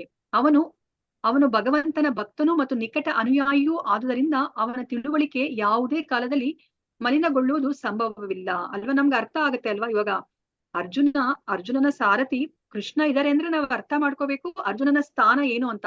ಅವನು ಸಾಮಾನ್ಯವಾದ ಮನುಷ್ಯ ಆಗಿದ್ರೆ ಖಂಡಿತ ಕೃಷ್ಣ ಅವ್ರ ಪಾರ್ಥ ಸಾರಥಿಯಾಗಿ ಇರ್ತಾ ಇರ್ಲಿಲ್ಲ ಅಲ್ವಾ? ಸೊ ಇವಾಗ ಅದರಿಂದ ನಮ್ಗೆ ಗೊತ್ತಾಗ್ತಾ ಇದೆ ಇಲ್ಲಿ ಭಗವಂತನ ಭಕ್ತನು ಮತ್ತು ನಿಕಟ ಅನುಯಾಯಿಯೂ ಆದುದರಿಂದ ಅವನ ತಿಳುವಳಿಕೆ ಯಾವುದೇ ಕಾಲದಲ್ಲಿ ಮಲಿನಗೊಳ್ಳೋದಕ್ಕೆ ಸಂಭವವಿಲ್ಲ. ಅಲ್ಲಿ ಭೀಷ್ಮಾಚಾರ್ಯರು ಮಲಿನ ಅಂತ ಹೇಳ್ತಾ ಇದ್ದಾರೆ, ಆದ್ರೆ ಯಾವುದೇ ಸಂದರ್ಭದಲ್ಲಿ ಅರ್ಜುನನ ಜ್ಞಾನ ಮಲಿನ ಆಗ್ಲಿಕ್ಕೆ ಸಾಧ್ಯ ಇಲ್ಲ. ಇದು ಭಗವದ್ಗೀತೆಯ 4ನೇ ಅಧ್ಯಾಯದಲ್ಲಿ ಸ್ಪಷ್ಟವಾಗಿದೆ. ಇಲ್ಲಿ ತೋರಿಕೆಗಾಗಿ ಅರ್ಜುನನ ಜ್ಞಾನ ಮಲಿನವಾಯಿತಷ್ಟೇ. ಹಾಗಾಗದಿದ್ದರೆ ಮಿಥ್ಯಾಲೌಕಿಕ ಕಾಯದ ಕಲ್ಪನೆಯಿಂದ ಲೌಕಿಕ ಬಂಧನಕ್ಕೆ ಸಿಲುಕಿದ ಮಲಿನಗೊಂಡ ಎಲ್ಲ ಬದ್ಧಾತ್ಮರಿಗೆ ಒಳಿತಾಗಲು ಭಗವದ್ಗೀತಾ ಬೋಧನೆಯನ್ನು ಮಾಡಲು ಅವಕಾಶವೇ ದೊರೆಯುತ್ತಿರಲಿಲ್ಲ. ಇವಾಗ ಅರ್ಜುನನ ಬುದ್ಧಿ ಇವಾಗ ಮಲಿನ ಆಗೋ ತರ ತೋರ್ಪಡಿಕೆಗೆ ಆಗ್ಲಿಲ್ಲ ಅಂದಿದ್ರೆ ಎಲ್ಲರಿಗೂ ಅಂತಂದ್ರೆ ಈ ಬದ್ಧಾತ್ಮರಿಗೆ ಒಳಿತಾಗ್ಲಿಕ್ಕೆ ಭಗವದ್ಗೀತೆಯ ಬೋಧನೆಯನ್ನ ಮಾಡ್ಲಿಕ್ಕೆ ಭಗವಂತನಿಗೆ ಅವಕಾಶವೇ ಸಿಗ್ತಾ ಇರ್ಲಿಲ್ಲ. ದೇಹವೇ ಆತ್ಮವೆಂಬ ತಪ್ಪು ಕಲ್ಪನೆಯಿಂದ ಜಗತ್ತಿನ ಬದ್ಧಾತ್ಮರನ್ನ ಉದ್ಧರಿಸಲು ಮತ್ತು ದೇವೋತ್ತಮನೊಡನೆ ಆತ್ಮನ ಶಾಶ್ವತ ಸಂಬಂಧವನ್ನ ಪುನಃಸ್ಥಾಪಿಸಲು ಭಗವದ್ಗೀತೆಯನ್ನ ಉಪದೇಶಿಸಲಾಯಿತು ಅಲ್ವಾ? ನೋಡಿ, ನಮ್ಗೆ ಇದನ್ನ ನೋಡಿದ್ರೆ ನಮ್ಗೆ ಎಷ್ಟು ದುಃಖ ಆಗುತ್ತೆ ಅಲ್ವಾ? ನಾವು ಇಷ್ಟು ವರ್ಷಗಳ ಕಾಲ ಎಂತ ಅಜ್ಞಾನದಲ್ಲಿ ನಾವು ಜೀವನವನ್ನ ಮಾಡಿದೀವಿ ಅಲ್ವಾ? ನಮ್ಗೆ ನಾವ್ ಯಾರಂತಾನೆ ತಿಳ್ಕೊಂಡಲ್ಲೇ ನಾವು ಜೀವನವನ್ನ ಮಾಡಿದೀವಿ ಅಲ್ವಾ? ಸೊ ಇಲ್ಲಿ ನೋಡಿ ಭಗವಂತನ ಉದ್ದೇಶ ಏನು? ಅಟ್ಲೀಸ್ಟ್ ನಾವ್ ಯಾರಂತನಾದ್ರೂ ತಿಳ್ಕೊಳ್ಳಿ ಅಂತ ಹೇಳ್ಬಿಟ್ಟು ಅವರು ಭಗವದ್ಗೀತೆನ ಉಪದೇಶ ಮಾಡ್ತಾರೆ ಅಲ್ವಾ? ಆತ್ಮ ಜ್ಞಾನವನ್ನ ಅವರಲ್ಲಿ ಬೋಧನೆಯನ್ನ ಮಾಡ್ತಾರೆ. ಸೊ ಬ್ರಹ್ಮಾಂಡದ ಎಲ್ಲ ಭಾಗಗಳಲ್ಲಿರುವವರ ಕಲ್ಯಾಣಕ್ಕಾಗಿ ಆತ್ಮವಿದ್ಯೆಯನ್ನ ಕುರಿತು ಮುಖ್ಯವಾಗಿ ಭಗವಂತ ಇಲ್ಲಿ ಹೇಳಿದ್ದಾನೆ ಅಲ್ವಾ? ಇವಾಗ ಅಕಸ್ಮಾತ್ ರಾಜನ ಮಗನಿಗೆ ಅವನಿಗೆ ಏನು ಜೀವಮಾನದ ಪೂರ್ತಿನೂ ನಾನು ರಾಜನ ಮಗನೇ ಅಂತಾನೆ ಗೊತ್ತಾಗ್ಲಿಲ್ಲ ಅಂತಂದ್ರೆ ಅಲ್ವಾ? ಆ ರಹಸ್ಯದ ಬಗ್ಗೆ ಗೊತ್ತಿರೋರಿಗೆ ಎಷ್ಟು ದುಃಖ ಆಗ್ಬೇಕಲ್ವಾ? ಆ ರಾಜನ ಮಗ ಎಷ್ಟು ಕಷ್ಟ ಪಡ್ತಾ ಇದ್ರೆ, ಸಾಮಾನ್ಯ ಮನುಷ್ಯನ ತರ ಕಷ್ಟ ಪಡ್ತಾ ಇದ್ರೆ, ಇವಾಗ ನಾವೆಲ್ಲನೂ ಸಹ ಸಾಮಾನ್ಯರಲ್ಲ ಅಲ್ವಾ? ದೇವೋತ್ತಮ ಪರಮ ಪುರುಷ ಈ ಇಡೀ ಸೃಷ್ಟಿಕರ್ತನಾದ ಮಕ್ಕಳು ನಾವು ಈ ಭೌತಿಕ ಪ್ರಪಂಚದಲ್ಲಿ ಎಷ್ಟು ಕಷ್ಟ ಪಡ್ತಾ ಇದೀವಿ ಅಲ್ವಾ? ಸೊ ಇವಾಗ ಇದನ್ನ ತಿಳಿದವರು ಆ ಮಹಾಜನರು ಅವರೆಲ್ಲರೂ ಸಹ ನಮ್ಮ ಜೀವನವನ್ನ ನೋಡಿದಾಗ ಅದಕ್ಕೆ ಅವರು ತುಂಬಾ ಮರೆತಾರೆ. ಅದಕ್ಕೋಸ್ಕರ ಅವರು ಇಲ್ಲಿ ಬಂದು ನಮ್ಗೆ ಜ್ಞಾನವನ್ನ ಹೇಳ್ಕೊಡ್ತಾರೆ. ಆದ್ರೆ ನಾವು ಅದನ್ನ ಸೀರಿಯಸ್ ಆಗಿ ತಗೊಂಡು ಅದನ್ನ ನಮ್ಮ ಜೀವನದಲ್ಲಿ ಅಳವಡಿಸ್ಕೊಂಡು ಈ ಮನುಷ್ಯ ಜನ್ಮದ ಗುರಿಯನ್ನ ನಾವು ತಲುಪಲಿಕ್ಕೆ ನಾವು ಯಾವುದೇ ಒಂದು ಪ್ರಯತ್ನ ಮಾಡೋದಿಲ್ಲ ಅಲ್ವಾ? ನಾವು ಇದನ್ನ ಹೇಗೋ ಒಂದು ಜಸ್ಟ್ ಊಟದ ಜೊತೆ ಒಂದು ಉಪ್ಪಿನಕಾಯಿ ತರ ಇರ್ಲಿ ಅನ್ನೋ ತರನೇ ನಾವು ಈ ಕೃಷ್ಣ ಪ್ರಜ್ಞೆನ ತಗೋತೀವಿ ಹೊರತು ಇದನ್ನೇ ನಾವು ಮೇನ್ ಫುಡ್ ನಮ್ಮ ಎಲೆಯಲ್ಲಿ ಇದೇ ಒಂದು ಮೇನ್ ಫುಡ್ ಅನ್ನೋ ತರ ನಾವ್ ಇದನ್ನ ಸ್ವೀಕಾರ ಮಾಡೋದಿಲ್ಲ ಅಲ್ವಾ. ಅದನ್ನ ನಾವು ಇಲ್ಲಿ ಅರ್ಥ ಮಾಡ್ಕೋಬೇಕಾಗಿರೋದು. ಸ್ವನಿಗಮ ಸ್ವನಿಗಮಪಹಾಯ ಮತ್ ಪ್ರತಿಜ್ಞಾಂ ಋತಮಧಿಕರ್ತುಮವಾಪ್ಲುತೋ ರಥಸ್ಥಃ ಧೃತರಥ ಚರಣೋ ಚಲದ್ಗುಃ ಹರಿರಿವ ಹಂತುಮಿಭಂ ಗತೋತ್ತರೀಯಃ. ನನ್ನ ಕೋರಿಕೆಯನ್ನು ಈಡೇರಿಸಲು ತನ್ನ ಪ್ರತಿಜ್ಞೆಯನ್ನೇ ಭಂಗ ಮಾಡಿ ಭಗವಂತ ರಥದಿಂದ ಕೆಳಗಿಳಿದು ಅದರ ಚಕ್ರವನ್ನೇ ಕೈಗೆತ್ತಿಕೊಂಡು ಆನೆಯನ್ನು ಕೊಲ್ಲಲು ಧಾವಿಸುವಂತೆ ಸಿಂಹದಂತೆ ನನ್ನೆಡೆಗೆ ತ್ವರೆಯಿಂದ ಧಾವಿಸಿ ಬಂದ. ಹಾಗೆ ಬರುತ್ತಾ ತನ್ನ ಉತ್ತರಿಯ ಬಿದ್ದು ಹೋದದನ್ನು ಅವನು ಗಮನಿಸಲಿಲ್ಲ. ನೋಡಿ ಇಲ್ಲಿ ಭೀಷ್ಮಾಚಾರ್ಯರು ಜ್ಞಾಪಿಸ್ಕೊತಾ ಇದ್ದಾರೆ ಅಲ್ವಾ. ಈಗ ನಮಗ್ ಗೊತ್ತಿರೋ ಹಾಗೇನೆ ಆ ದೃಶ್ಯವನ್ನ ನಾವು ನೋಡಿದೀವಿ ಅಲ್ವಾ. ಕೃಷ್ಣನ ಕೈಯಲ್ಲಿ ಯಾವ್ದೋ ಒಂದು ರಥ ಮುರಿದು ಹೋಗಿರುವಂತ ರಥದ ಆ ಚಕ್ರ ಇದೆ. ಆ ಚಕ್ರವನ್ನ ಉಪಯೋಗಿಸ್ಕೊಂಡು ಅವರು ಭೀಷ್ಮಾಚಾರ್ಯರನ್ನ ಕೊಲ್ಲಲಿಕ್ಕೆ ಅವರು ಧಾವಿಸಿ ಬರ್ತಾ ಇದ್ದಾರೆ ಕೃಷ್ಣ. ಸೊ ಅದು ಯಾವ ತರ ಧಾವಿಸಿ ಬರ್ತಾ ಇದಾರೆ ಅಂತಂದ್ರೆ ಆನೆನ ಕೊಲ್ಲಲಿಕ್ಕೆ ಸಿಂಹ ಬರೋ ತರ ಅವ್ರು ಧಾವಿಸಿ ಬರ್ತಾ ಇದಾರೆ. ಆ ಸಮಯದಲ್ಲಿ ನೋಡಿ ಅವ್ರು ಹಾಕೊಂಡಿರೋ ಉತ್ತರಿಯನ್ನು ಸಹ ಕೆಳಗಡೆ ಬಿದ್ದು ಹೋಗಿದೆ. ಆದ್ರೆ ಅದ್ರ ಬಗ್ಗೆನೂ ಸಹ ಅವ್ರಿಗೆ ಗಮನ ಇಲ್ಲ. ಭಾವಾರ್ಥ ಶಿಲಪ್ರಭುಪಾದವರಿಗೆ ಜಯವಾಗಲಿ. ಸೇನಾ ನಿಯಮಗಳಿಗೆ ಅನುಗುಣವಾಗಿ ಕುರುಕ್ಷೇತ್ರ ಯುದ್ಧ ನಡೆಯಿತು. ಸೊ ಅಲ್ಲಿ ನಿಯಮಕ್ಕೆ ಅನುಗುಣವಾಗಿನೇ ಅಲ್ಲಿ ಕುರುಕ್ಷೇತ್ರ ಯುದ್ಧ ನಡೆದಿದ್ದು. ಜೊತೆಗೆ ಸ್ನೇಹಿತರಿಬ್ಬರ ಕದನದಂತೆ ಕ್ರೀಡಾ ಭಾವದಿಂದಲೂ ನಡೆಯಿತು ಅಲ್ವಾ. ನಮ್ಗೆ ಆ ಕ್ರೀಡಾ ಭಾವದಿಂದ ನಡೆದಿರೋದು ನಮ್ಗೆ ಅರ್ಥ ಆಗ್ತಿಲ್ಲ. ನಮ್ಗೆ ಇಲ್ಲಿ ಪ್ರಭುಪಾದ್ರು ಇವಾಗ ವರ್ಣನೆ ಮಾಡ್ತಾ ಇದ್ದಾರೆ ಹೇಗೆ ಅದು ಆ ರಸನೂ ಸಹ ಅಲ್ಲಿ ಇತ್ತು ಅನ್ನೋದನ್ನ ಅವ್ರು ನಮ್ಗೆ ತಿಳಿಸಿಕೊಡ್ತಾರೆ. ಪಿತೃವಾತ್ಸಲ್ಯದಿಂದಾಗಿ ಅರ್ಜುನನನ್ನ ಕೊಲ್ಲಲು ಹಿಂದೆಗೆಯುತ್ತಿದ್ದೀರೆಂದು ದುರ್ಯೋಧನ ಭೀಷ್ಮರನ್ನ ಟೀಕಿಸಿದ ಅಲ್ವಾ. ಇವಾಗ ಎಷ್ಟು ಹತ್ತತ್ರ ಅವರು 8-10 ದಿವಸ ಯುದ್ಧ ಮಾಡಿದ್ರು ಸಹ ಪಾಂಡವರಲ್ಲಿ ಒಬ್ರು ಸಹ ಅವರು ಮರಣವನ್ನ ಅಪ್ಪೋದಿಲ್ಲ. ಅದಕ್ಕೋಸ್ಕರ ದುರ್ಯೋಧನ ಬಂದು ಟೀಕಿಸ್ತಾರೆ ಅಲ್ವಾ. ನಿಮ್ಗೆ ಅವ್ರ ಮೊಮ್ಮಕ್ಳಾಗ್ಬೇಕು, ಅದಕ್ಕೋಸ್ಕರ ನೀವು ಆ ವಾತ್ಸಲ್ಯದಿಂದ ನೀವು ಅವ್ರನ್ನ ಕೊಲ್ಲಲಿಕ್ಕೆ ಹಿಂಜರಿತಾ ಇದ್ದೀರಾ ಅಂತ ಹೇಳಿದಾಗ ಭೀಷ್ಮಾಚಾರ್ಯರಿಗೆ ಈ ಯುದ್ಧದ ಕುರಿತಾಗಿ ಅಂದ್ರೆ ನೀವು ಯುದ್ಧ ಸರಿ ಮಾಡ್ತಿಲ್ಲ ಅಂತಂದ್ರೆ ಆ ಕ್ಷತ್ರಿಯನಿಗೆ ಆ ಮಾತನ್ನ ಅವ್ರು ಸಹಿಸ್ಕೊಳ್ಲಿಕ್ಕೆ ಸಾಧ್ಯ ಆಗೋದಿಲ್ಲ. ಯುದ್ಧ ಧರ್ಮದ ಬಗೆಗೆ ಯಾರಾದ್ರೂ ಅವಮಾನ ಮಾಡಿದರೆ ನಿಜವಾದ ಕ್ಷತ್ರಿಯನು ಸಹಿಸಲಾರ. ಆದುದರಿಂದ ಭೀಷ್ಮರು ಮರುದಿನ ಪಂಚ ಪಾಂಡವರೆಲ್ಲರನ್ನೂ ಆ ಉದ್ದೇಶಕ್ಕಾಗಿಯೇ ನಿರ್ಮಿಸಲಾದ ವಿಶೇಷ ಅಸ್ತ್ರಗಳಿಂದ ಕೊಲ್ಲುವುದಾಗಿ ಭರವಸೆ ನೀಡಿದರು. ಸೊ ಈ ತರ ಅವರು ದುರ್ಯೋಧನ ಮಾತನಾಡೋದಕ್ಕೆ ಭೀಷ್ಮರು ಏನ್ ಹೇಳ್ತಾ ಇದಾರೆ, ಸರಿ ನಾನಿವಾಗ ನೀನ್ ಈ ತರ ಟೀಕೆ ಮಾಡ್ತಾ ಇದ್ರೆ ನನಗೆ ಸಹಿಸ್ಲಿಕ್ಕೆ ಸಾಧ್ಯ ಇಲ್ಲ. ನಾನ್ ನಾಳೆ ಏನ್ ಮಾಡ್ತೀನಿ ಅಂತಂದ್ರೆ ನನ್ನ ಹತ್ರ ಇವಾಗ ಏನು ಅದನ್ನ ಗೋಲ್ಡನ್ ಆರೋಸ್ ಅಂತ ಕರೀತಾರೆ, ವಿಶೇಷ ಅಸ್ತ್ರಗಳು. ಆ ಅಸ್ತ್ರಗಳನ್ನ ನಾನು ಪಾಂಡವರನ್ನ ಸಂಹಾರ ಮಾಡ್ಲಿಕ್ಕೇನೆ ನಾನು ಅದನ್ನ ನಿರ್ಮಿಸಿದೀನಿ. ಅದನ್ನ ಉಪಯೋಗಿಸ್ಕೊಂಡು ನಾನು ಇವಾಗ ಆ ಪಂಚ ಪಾಂಡವರನ್ನ ನಾನು ಕೊಲ್ತಾ ಇದ್ದೀನಿ ಅಂತ ಹೇಳ್ಬಿಟ್ಟು ನಾನು ನಿಮ್ಗೆ ಭರವಸೆ ಕೊಡ್ತಾ ಇದೀನಿ ಅಂತ ಹೇಳ್ಬಿಟ್ಟು ಭೀಷ್ಮಾಚಾರ್ಯರು ದುರ್ಯೋಧನನಿಗೆ ಹೇಳ್ತಾರೆ. ಸೊ ಇವಾಗ ದುರ್ಯೋಧನನಿಗೆ ಸಮಾಧಾನ ಆಗುತ್ತೆ. ತೃಪ್ತನಾದ ದುರ್ಯೋಧನ ಮರುದಿನದ ಯುದ್ಧದ ಸಮಯದಲ್ಲಿ ಕೊಡುವುದಕ್ಕಾಗಿ ಆ ಬಾಣಗಳನ್ನ ತನ್ನ ಬಳಿ ಇಟ್ಟುಕೊಂಡ. ಭೀಷ್ಮಾಚಾರ್ಯರು ಈ ತರ ಭರವಸೆ ಕೊಟ್ಟದ್ಮೇಲೆ ಅವನಿಗೆ ತೃಪ್ತಿ ಆಗುತ್ತೆ. ಆದ್ರೆ ಅವನು ಭೀಷ್ಮಾಚಾರ್ಯರನ್ನ ಪೂರ್ತಿಯಾಗಿ ನಂಬೋದಿಲ್ಲ. ಯಾಕೆಂದ್ರೆ ಅವನಿಗೆ ಗೊತ್ತು ಪಾಂಡವರನ್ನ ಕಂಡ್ರೆ ಎಷ್ಟು ವಾತ್ಸಲ್ಯ ಇದೆ, ಪ್ರೀತಿ ಇದೆ ಅಂತ ಹೇಳ್ಬಿಟ್ಟು. ಅದಕ್ಕೋಸ್ಕರ ಈ 5 ಬಾಣಗಳನ್ನ ನಾನೇ ನನ್ನ ಹತ್ರ ಇಟ್ಕೋತೀನಿ. ನಾಳೆ ಬೆಳಿಗ್ಗೆ ಅಲ್ವಾ ಯುದ್ಧ ಶುರುವಾಗೋದು, ನಾನ್ ನಿಮ್ಗೆ ಕೊಡ್ತೀನಿ ಅಂತ ಹೇಳ್ಬಿಟ್ಟು ಅವರು ರಾತ್ರಿಯ ಸಮಯದಲ್ಲಿ ಭೀಷ್ಮಾಚಾರ್ಯರನ್ನ ಭೇಟಿಯಾಗಿ ಅವರು ಈ 5 ಬಾಣಗಳನ್ನ ವಾಪಸ್ ಅವ್ನು ತಗೊಂಡ್ಬಿಟ್ಟು ಅವ್ರ ಹತ್ರ ಇಟ್ಕೋತಾರೆ. ಆದರೆ ಅರ್ಜುನ ಉಪಾಯವಾಗಿ ಆ ಬಾಣಗಳನ್ನ ದುರ್ಯೋಧನನಿಂದ ತೆಗೆದುಕೊಂಡ ಅಲ್ವಾ. ಈ ವಿಷಯ ಕೃಷ್ಣನಿಗೆ ಗೊತ್ತಾಗೇ ಆಗುತ್ತೆ ಅಲ್ವಾ. ಅವರು ಎಲ್ಲರ ಹೃದಯದಲ್ಲಿ ಪರಮಾತ್ಮನಾಗಿದ್ದಾರೆ, ಪ್ರತಿಯೊಂದು ಅವ್ರಿಗೆ ಗೊತ್ತಾಗುತ್ತೆ. ಅವರು ಅರ್ಜುನನಿಗೆ ಏನ್ ಹೇಳ್ತಾರೆ, ನೀನು ಆ 5 ಬಾಣಗಳನ್ನ ದುರ್ಯೋಧನ ಹತ್ರ ಪಡ್ಕೊಂಡು ಬರ್ಬೇಕು ಅಂತ ಹೇಳ್ತಾರೆ. ಇವಾಗ ನಮಗ್ ಗೊತ್ತಿರೋ ಹಾಗೇನೆ ದುರ್ಯೋಧನ ಒಂದ್ಸತಿ ಅವರು ಗಂಧರ್ವರ ಹತ್ರ ಯುದ್ಧ ಮಾಡ್ಬೇಕಾದ್ರೆ ಅವನ ಪ್ರಾಣಾಪಾಯದಿಂದ ಅರ್ಜುನ ಕಾಪಾಡ್ತಾರೆ ಅಲ್ವಾ. ಅದಕ್ಕೋಸ್ಕರ ದುರ್ಯೋಧನ ಸಂತೋಷಗೊಂಡು ನೀನ್ ಏನಾದ್ರು ಒಂದು ವರವನ್ನ ಕೇಳ್ಕೊ ಅಂತ ಹೇಳಿದಾಗ ಅರ್ಜುನ ನನ್ನ ಸಮಯ ಬಂದಾಗ ಕೇಳ್ತೀನಿ ಅಂತ ಹೇಳ್ಬಿಟ್ಟು ಹೇಳಿರ್ತಾರೆ. ಸೊ ಈಗ ಅರ್ಜುನ ಅವ್ರ ಹತ್ರ ಹೋಗ್ತಾರೆ. ನೀನ್ ನನಗೆ ಮಾತು ಕೊಟ್ಟಿದ್ಯಲ್ಲ, ನಾನ್ ನಿನ್ಗೆ ವರವನ್ನ ಕೊಡ್ತೀನಿ ಅಂತ. ಈಗ ನಿನ್ನ ಹತ್ರ 5 ಬಾಣಗಳಿದೆಯಲ್ವಾ ಭೀಷ್ಮಾಚಾರ್ಯರು ಕೊಟ್ಟಿರೋದು, ಆ ಬಾಣಗಳನ್ನ ನನಗೆ ಕೊಡು ಅಂತ ಹೇಳಿದಾಗ ಆಗ ದುರ್ಯೋಧನ ಕೊಡ್ಲೇಬೇಕಾಗುತ್ತೆ. ನೋಡಿ ಇವಾಗ ದುರ್ಯೋಧನ ನಾವು ಅವನನ್ನ ಯಾವ ತರ ಇದಾರೆ ಅಂತ ನಾವು ಅವನು ಎಷ್ಟು ಕೆಟ್ಟವನು ಅಂತ ನಾವು ಯೋಚನೆ ಮಾಡಿದ್ರು ಸಹ ಈಗ ಅವನು ಮಾತಿಗೆ ತಪ್ತಾ ಇಲ್ಲ. ಆ 5 ಬಾಣಗಳನ್ನ ಈಗ ಅವರು ಅರ್ಜುನನಿಗೆ ಕೊಡ್ತಾ ಇದ್ದಾರೆ. ಮತ್ತೆ ದುರ್ಯೋಧನ ವಾಪಸ್ ಹೋಗಿ ಭೀಷ್ಮಾಚಾರ್ಯರನ್ನ ಕೇಳ್ತಾರೆ, ಸೊ ಈ ತರ ಆಗೋಯ್ತು, ಸೊ ನೀನ್ ನನಗೆ ಮತ್ತೆ 5 ಬಾಣಗಳನ್ನ ನೀನು ಕೊಡು ಅಂತ ಹೇಳಿದಾಗ ಅದು ಸಾಧ್ಯ ಇಲ್ಲ. ನಾನು ಜೀವಮಾನದ ಶಕ್ತಿಯನ್ನೆಲ್ಲ ನಾನು ಆ 5 ಬಾಣಗಳನ್ನ ನಾನು ಇಟ್ಟಿದೆ, ಮತ್ತೆ ನಾನು ಮಾಡ್ಲಿಕ್ಕೆ ಸಾಧ್ಯ ಇಲ್ಲ, ಇನ್ನ ನಿರ್ಮಾಣ ಮಾಡ್ಲಿಕ್ಕೆ ಸಾಧ್ಯ ಇಲ್ಲ. 5 ಬಾಣಗಳನ್ನ ನಾನು ಇವಾಗ ಅಂದ್ರೆ ನಾನು ನಿನಗೆ ಮತ್ತೆ ಇನ್ನೊಂದು ಭರವಸೆನ ಕೊಡ್ತಾ ಇದೀನಿ. ಇವಾಗ ನಾನು ಅರ್ಜುನನನ್ನ ನಾನು ಸಂಹಾರ ಮಾಡ್ತೀನಿ. ಸೊ ಇಲ್ಲ ಅಂತಂತಂದ್ರೆ ನಾನು ಆ ಕೃಷ್ಣ ಅವರ ಪ್ರತಿಜ್ಞೆ ಏನನ್ನ ಕೊಟ್ಟಿದ್ದಾರೆ ಈ ಕುರುಕ್ಷೇತ್ರ ಯುದ್ಧ ಶುರುವಾಗ್ಲಿಕ್ಕಿನ ಮುಂಚೆ, ನಾನು ಈ ಕುರುಕ್ಷೇತ್ರ ಯುದ್ಧದಲ್ಲಿ ನಾನು ಯಾವುದೇ ಕಾರಣಕ್ಕೂ ನಾನು ಆಯುಧವನ್ನ ನಾನು ಇಟ್ಕೊಳ್ಳೋದಿಲ್ಲ ಅಂತ ಹೇಳ್ಬಿಟ್ಟು ಏನು ಅವರು ವಚನವನ್ನ ಕೊಟ್ಟಿದ್ದಾರೆ, ಆ ವಚನವನ್ನ ತಪ್ಪೋ ತರ ನಾನು ಮಾಡ್ತೀನಿ ಅಂತ ಹೇಳ್ಬಿಟ್ಟು ಭೀಷ್ಮಾಚಾರ್ಯರು ಹೇಳ್ತಾರೆ. ಆದುದರಿಂದ ಮರುದಿನ ಯುದ್ಧದಲ್ಲಿ ಕೃಷ್ಣನೇ ಆಯುಧವನ್ನು ಕೈಗೆತ್ತಿಕೊಳ್ಳುವಂತೆ ಮಾಡುವುದಾಗಿ ಪ್ರತಿಜ್ಞೆ ಮಾಡಿದರು. ಇದು ಭಗವಾನ್ ಕೃಷ್ಣನ ತಂತ್ರವೆಂದು ಭೀಷ್ಮರಿಗೆ ಅರ್ಥವಾಯಿತು. ಆದುದರಿಂದ ಮರುದಿನದ ಯುದ್ಧದಲ್ಲಿ ಕೃಷ್ಣನೇ ಆಯುಧವನ್ನು ಕೈಗೆತ್ತಿಕೊಳ್ಳುವಂತೆ ಮಾಡುವುದಾಗಿ ಪ್ರತಿಜ್ಞೆ ಮಾಡಿದರು. ಕೃಷ್ಣ ಹಾಗೆ ಮಾಡದಿದ್ದರೆ ಅವನ ಮಿತ್ರ ಅರ್ಜುನ ಸಾಯಬೇಕಾಗುತ್ತದೆ. ಮರುದಿನದ ಯುದ್ಧದಲ್ಲಿ ಭೀಷ್ಮರು ಎಷ್ಟು ಉಗ್ರವಾಗಿ ಕಾದಿದರೆಂದರೆ ಕೃಷ್ಣಾರ್ಜುನರಿಬ್ಬರೂ ಗಂಡಾಂತರಕ್ಕೆ ಸಿಕ್ಕಿ ಹಾಕಿಕೊಂಡರು.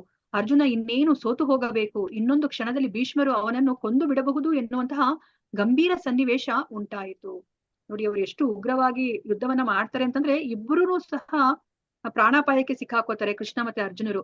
ಇನ್ನೊಂದು ಕ್ಷಣದಲ್ಲಿ ಇನ್ನೇನು ಅರ್ಜುನ ಸೋತ್ ಹೋಗ್ಬೇಕು ಅನ್ನೋ ಒಂದು ಪರಿಸ್ಥಿತಿ ಬಂದ್ಬಿಡುತ್ತೆ. ಆ ಸಮಯದಲ್ಲಿ ತನ್ನ ಪ್ರತಿಜ್ಞೆಗಿಂತ ಮುಖ್ಯವಾದ ಭೀಷ್ಮರ ಪ್ರತಿಜ್ಞೆಯನ್ನ ಈಡೇರಿಸುವ ಮೂಲಕ ತನ್ನ ಭಕ್ತರಾದ ಭೀಷ್ಮರನ್ನು ಸಂತುಷ್ಟ ಪಡಿಸಲು ಭಗವಾನ್ ಕೃಷ್ಣ ಉದ್ದೇಶಿಸಿದ. ನೋಡಿ, ಕೃಷ್ಣನಿಗೆ ಅವನು ಭಕ್ತ ಪರಾದಿನ ಭಕ್ತ ವತ್ಸಲ ಅಲ್ವಾ, ಅವರು ಅಚ್ಯುತ ಅಲ್ವಾ, ತನ್ನ ಭಕ್ತರಿಗೋಸ್ಕರ ಅವ್ರು ಏನನ್ನ ಮಾಡ್ಲಿಕ್ಕೆ ಅವರು ಯಾವಾಗ್ಲೂ ಅವರು ತಯಾರಿರ್ತಾರೆ. ಇವಾಗ ಭೀಷ್ಮಾಚಾರ್ಯರು ಕೃಷ್ಣನ ಶುದ್ಧ ಭಕ್ತ, ಅವ್ರು ಏನ್ ಪ್ರತಿಜ್ಞೆ ಮಾಡಿದ್ರು, ನಾನು ಕೃಷ್ಣ ಅವನು ಆಯುಧ ಹಿಡಿಯೋ ತರ ನಾನು ಮಾಡ್ತೀನಿ ಅಂತ ಹೇಳ್ಬಿಟ್ಟು ಹೇಳಿದ್ರಲ್ವಾ, ಅದಕ್ಕೋಸ್ಕರ ತನ್ನ ಭಕ್ತನ ಏನು ವಚನವನ್ನ ಅದು ನಿಜ ಮಾಡ್ಲಿಕ್ಕೋಸ್ಕರ ಅವರು ತನ್ನ ವಚನವನ್ನ ಅವರು ಮುರಿಲಿಕ್ಕೂ ಸಹ ಅವರು ತಯಾರಿದ್ದಾರೆ ಅಲ್ವಾ. ನೋಡಿ, ಎಷ್ಟು ಅವರು ಕರುಣೆ ಇರ್ಬೇಕು ಭಗವಂತನಿಗೆ, ನಮ್ಗೆ ನಾವ್ ಅರ್ಥ ಮಾಡ್ಕೊಳ್ಲಿಕ್ಕೆ ಸಾಧ್ಯ ಇಲ್ಲ. ಅದಕ್ಕೋಸ್ಕರ ಅವ್ರು ಇವಾಗ ಕೃಷ್ಣ ಏನ್ ಮಾಡ್ತಾ ಇದ್ದಾರೆ, ಈ ಸಮಯದಲ್ಲಿ ತನ್ನ ಪ್ರತಿಜ್ಞೆಗಿಂತ ಮುಖ್ಯವಾದ ಭೀಷ್ಮರ ಪ್ರತಿಜ್ಞೆಯನ್ನು ಈಡೇರಿಸುವ ಮೂಲಕ ತನ್ನ ಭಕ್ತರಾದ ಭೀಷ್ಮರನ್ನ ಸಂತುಷ್ಟಪಡಿಸಲು ಭಗವಾನ್ ಕೃಷ್ಣ ಉದ್ದೇಶಿಸಿದ. ಆದುದರಿಂದ ತನ್ನ ಪ್ರತಿಜ್ಞೆಗೆ ಭಂಗ ಬಂದಂತೆ ತೋರಿಸಿಕೊಂಡ. ಕುರುಕ್ಷೇತ್ರ ಯುದ್ಧದ ಆರಂಭದಲ್ಲಿ ತಾನು ಆಯುಧವನ್ನ ಹಿಡಿಯುವುದಿಲ್ಲ ಮತ್ತು ಯಾವ ಪಕ್ಷದವರ ಪರವಾಗಿಯೂ ತನ್ನ ಪರಾಕ್ರಮವನ್ನ ಬಳಸುವುದಿಲ್ಲ ಎಂದು ಅವನು ಪ್ರತಿಜ್ಞೆ ಮಾಡಿದ್ದ. ಆದರೆ ಅರ್ಜುನನನ್ನ ಸಂರಕ್ಷಿಸಲು ಅವನು ರಥದಿಂದ ಕೆಳಗೆ ಇಳಿದು ರಥದ ಚಕ್ರವನ್ನೇ ಕೈಗೆತ್ತಿಕೊಂಡು ಆನೆಯನ್ನು ಕೊಲ್ಲಲು ಹೋಗುವ ಸಿಂಹದಂತೆ ಕೋಪಾವಿಷ್ಟನಾಗಿ ಭೀಷ್ಮರೆಡೆಗೆ ಧಾವಿಸಿದ. ದಾರಿಯಲ್ಲಿ ಅವನ ಉತ್ತರಿಯ ಜಾರಿ ಬಿದ್ದಿತು. ಆದರೆ ಕೋಪದ ಭರದಲ್ಲಿ ಅದು ಜಾರಿ ಬಿದ್ದುದು ಅವನಿಗೆ ತಿಳಿಯಲಿಲ್ಲ. ತತ್ಕ್ಷಣ ಭೀಷ್ಮರು ಶಸ್ತ್ರಗಳನ್ನ ಕೆಳಗಿಟ್ಟು ತಮ್ಮ ಪ್ರೀತಿಯ ಭಗವಂತನಿಗೆ ಪ್ರಾಣವನ್ನು ಅರ್ಪಿಸಲು ಸಿದ್ಧವಾಗಿ ನಿಂತರು ಅಲ್ವಾ. ಅವ್ರು ಎಷ್ಟು ಯಾವ ತರ ಧಾವಿಸಿ ಬರ್ತಾರೆ ಅಂತಂತಂದ್ರೆ, ಸಿಂಹ ಆನೆಯನ್ನ ಹೇಗೆ ಅದು ಕೊಲ್ಲಲಿಕ್ಕೆ ಬರುತ್ತೆ ಆ ತರ ಅವರು ಭೀಷ್ಮರ ಕಡೆಗೆ ಅವರು ಧಾವಿಸ್ತಾರೆ. ಆದ್ರೆ ಭೀಷ್ಮಾಚಾರ್ಯರಿಗೆ ಗೊತ್ತಿದೆ ಅಲ್ವಾ, ದೇವೋತ್ತಮ ಪರಮಪುರುಷ ತನ್ನ ಆರಾಧ್ಯ ದೇವನ ಕೈಯಲ್ಲಿ ಅವನು ಸಾವನ್ನ ಅಪ್ಪಬೇಕು ಅಂದ್ರೆ ಅವನು ಎಷ್ಟು ಪುಣ್ಯ ಮಾಡಿದಾನೆ ಅಲ್ವಾ. ಅದಕ್ಕೋಸ್ಕರ ಭೀಷ್ಮಾಚಾರ್ಯರು ಏನ್ ಮಾಡ್ತಾರೆ, ಅವರು ಪ್ರತಿಭಟಿಸ್ಲಿಲ್ಲ. ಅವರು ತಮ್ಮ ಆಯುಧವನ್ನ ಕೆಳಗಡೆ ಇಟ್ಬಿಟ್ಟು ಅವರು ನಿಂತ್ಕೋತಾರೆ. ಅವರು ಪ್ರಾಣಾರ್ಪಣ ಮಾಡ್ಲಿಕ್ಕೆ ಅವರು ಸಿದ್ಧರಾಗಿ ನಿಂತ್ಕೋತಾರೆ. ಅದೇ ಕ್ಷಣದಲ್ಲಿ ಆ ದಿನದ ಯುದ್ಧ ಮುಗಿದುದರಿಂದ ಅರ್ಜುನ ಪಾರಾದ. ನೋಡಿ, ಆ ಕ್ಷಣಕ್ಕೆ ಅಲ್ಲಿ ಯುದ್ಧ ಮುಗೀತು ಅಂತ ಹೇಳ್ಬಿಟ್ಟು ಅಲ್ಲಿ ಏನು ಶಂಖಗಳು ಮೊಳಗುತ್ತೆ. ಸೊ ಅವಾಗ ಅವರು ಯುದ್ಧವನ್ನ ನಿಲ್ಲಿಸ್ತಾರೆ. ಅದಕ್ಕೋಸ್ಕರ ಆ ದಿನದ ಯುದ್ಧದಲ್ಲಿ ಅರ್ಜುನ ಇವಾಗ ಪಾರಾಗ್ತಾನೆ. ಭಗವಂತನೇ ರಥದ ಮೇಲಿದ್ದುದರಿಂದ ಅರ್ಜುನ ಸಾಯುವ ಸಂಭವವಿರ್ಲಿಲ್ಲ ಅಲ್ವಾ. ಯಾವುದೇ ಕಾರಣಕ್ಕೂ ಅಲ್ಲಿ ಅರ್ಜುನನಿಗೆ ಪ್ರಾಣಾಪಾಯ ಬರುವಂತ ಒಂದು ಸ್ಥಿತಿ ಬರ್ಲಿಕ್ಕೆ ಸಾಧ್ಯನೇ ಇಲ್ಲ. ಆದ್ರೂ ಸಹ ಕೃಷ್ಣ ದೇವೋತ್ತಮ ಪರಮಪುರುಷ ಅವನು ತನ್ನ ಭಕ್ತನ ಮಾತನ್ನ ಉಳಿಸ್ಲಿಕ್ಕೋಸ್ಕರ ಅವರು ತನ್ನ ಮಾತಿಗೆ ಭಂಗ ಬಂದ್ರು ಪರವಾಗಿಲ್ಲ ಅಂತ ಹೇಳ್ಬಿಟ್ಟು ಅವರು ಆ ರಥದ ಚಕ್ರವನ್ನ ಅವ್ರ ಕೈಯಲ್ಲಿ ಇಟ್ಕೊಂಡು ಭೀಷ್ಮಾಚಾರ್ಯರ ಹತ್ರ ಧಾವಿಸಿ ಬರ್ತಾರೆ. ಆದ್ರೆ ಭೀಷ್ಮರು ಭಗವಾನ್ ಕೃಷ್ಣ ತನ್ನ ಮಿತ್ರನನ್ನು ಉಳಿಸಲು ಯಾವುದಾದ್ರೊಂದು ಆಯುಧವನ್ನು ಹಿಡಿಯುವುದನ್ನು ನೋಡಬೇಕೆಂದು ಬಯಸುವುದರಿಂದ ಭಗವಂತ ಅರ್ಜುನನಿಗೆ ಮರಣ ಅನಿವಾರ್ಯ ಎಂಬಂತಹ ಸನ್ನಿವೇಶವನ್ನ ಸೃಷ್ಟಿಸಿದ. ಸೊ ಇವಾಗ ಭಗವಂತನೇ ಇಲ್ಲಿ ಸೃಷ್ಟಿಯನ್ನ ಮಾಡಿದ್ದಾರೆ. ಅವರು ಎಂತಹ ಸನ್ನಿವೇಶವನ್ನ ಸೃಷ್ಟಿ ಮಾಡಿದ್ದಾರೆ ಅಂತಂದ್ರೆ, ಅರ್ಜುನಗೆ ಪ್ರಾಣಾಪಾಯ ಬರುವಂತಹ ಒಂದು ಸೃಷ್ಟಿಯನ್ನ ಅವರು ಒಂದು ದೃಶ್ಯವನ್ನ ಸೃಷ್ಟಿಸಿ, ಅಂತಹ ಸನ್ನಿವೇಶವನ್ನ ಸೃಷ್ಟಿಸಿ ಅವರು ತನ್ನ ಇನ್ನೊಬ್ಬ ಭಕ್ತನಾದ ಭೀಷ್ಮರ ಆಸೆಯನ್ನ, ಇಚ್ಛೆಯನ್ನ ಅಥವಾ ಅವರ ವಚನವನ್ನ ಅವರು ನಿಲ್ಲಿಸ್ಕೊಳ್ಳೋ ತರ ಅವರು ಮಾಡ್ತಾರೆ ಅಲ್ವಾ. ನಾವ್ ಇವಾಗ ಎಷ್ಟೊಂದ್ಸತಿ ನಾವು ನೋಡಿದೀವಿ ಅಲ್ವಾ, ಈ ತರ ಭಗವಂತ ಅವರು ತನ್ನ ಭಕ್ತರಿಗೋಸ್ಕರ ಅವರು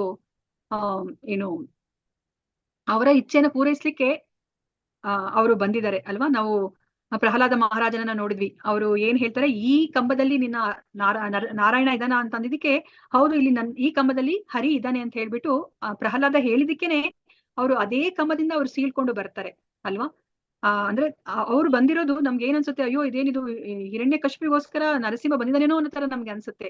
ಆದ್ರೆ ನಿಜ ಅರ್ಥದಲ್ಲಿ ಅವರು ಬಂದಿರೋದು ತನ್ನ ಶುದ್ಧ ಭಕ್ತನ ಮಾತನ್ನ ಉಳಿಸ್ಲಿಕ್ಕೆ ಅವರು ಬಂದಿದ್ದಾರೆ ಅಲ್ವಾ? ಯಾಕಂದ್ರೆ ಪ್ರಹ್ಲಾದ ಹೇಳಿದ್ದಾರೆ, ಹೌದು ಈ ಕಂಬದಲ್ಲಿ ಹರಿ ಇದ್ದಾನೆ, ನನ್ನ ಹರಿ ಇದ್ದಾನೆ ಅಂತ ಹೇಳ್ಬಿಟ್ಟು ಹೇಳಿದ್ದಾರೆ. ಮತ್ತೆ ನಾವು ನಾರದರನ್ನ ನಾವು ನೋಡಿದ್ವಿ ಅಲ್ವಾ, ಅವರು ಮಣಿಗ್ರೀವ ಮತ್ತೆ ನಳಕುಬೇರ ಅವ್ರಿಗೆ ಶಾಪ ಕೊಟ್ಮೇಲೆ, ಅವ್ರು ಪ್ರಾರ್ಥನೆ ಮಾಡಿದ್ಮೇಲೆ ಅವ್ರು ಏನ್ ಹೇಳ್ತಾರೆ ನಾರದರು, ನೀವು ಆಯ್ತು, ನೀವು ನಂದ ಮಹಾರಾಜನ ಅಂಗಳದಲ್ಲಿ ನೀವು ಯಮಳಾರ್ಜುನ ಮರಗಳಾಗಿ ನೀವು ಇರಿ, ಅದಾದ್ಮೇಲೆ ನೀವು ದೇವತಂಬ ಪರಮಪುರುಷ ದ್ವಾಪರ ಯುಗದಲ್ಲಿ ಅವರು ಬಂದಾಗ ನಿಮ್ಮ ಶಾಪ ವಿಮೋಚನೆ ಆಗುತ್ತೆ ಅಂತ ಹೇಳ್ಬಿಟ್ಟು ಅವ್ರು ಹೇಳ್ತಾರೆ ಅಲ್ವಾ.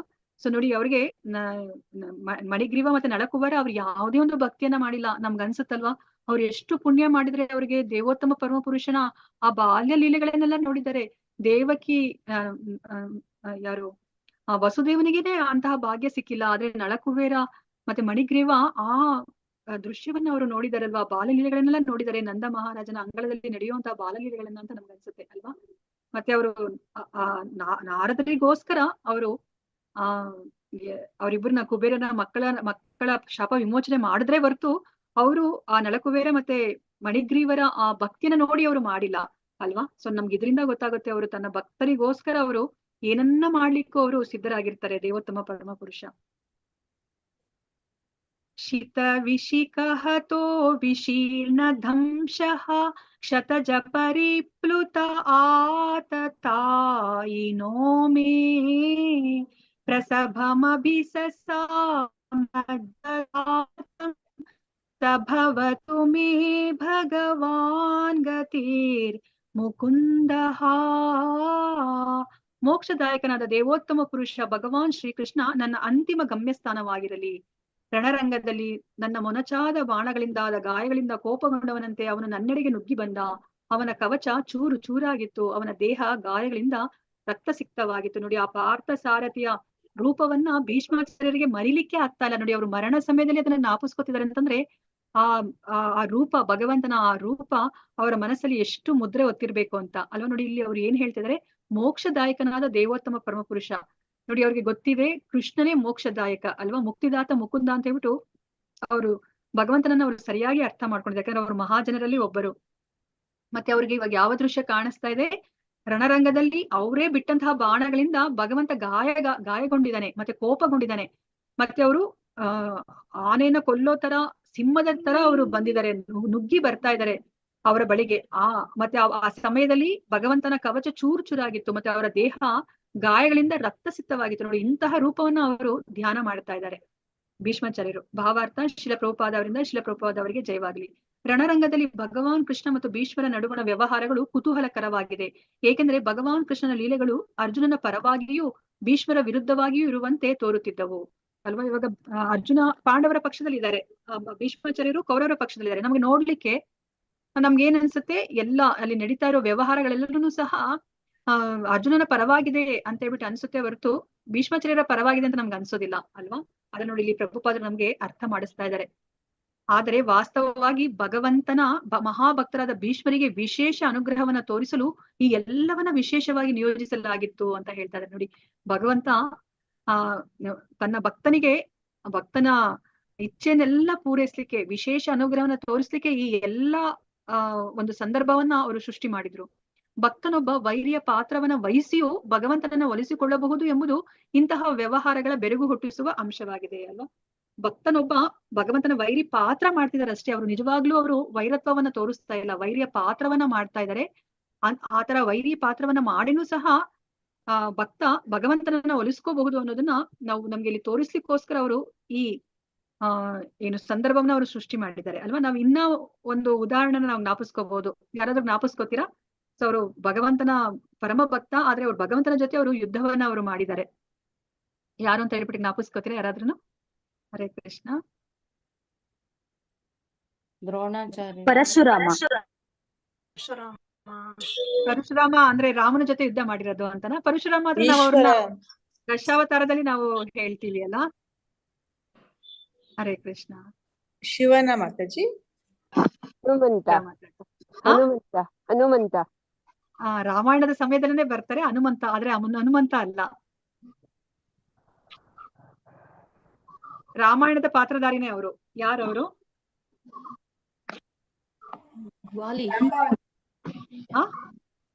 ಜಾಂಬವಂತ ಅಲ್ವಾ, ಜಾಂಬವಂತ ಅಲ್ವಾ ಅವರು.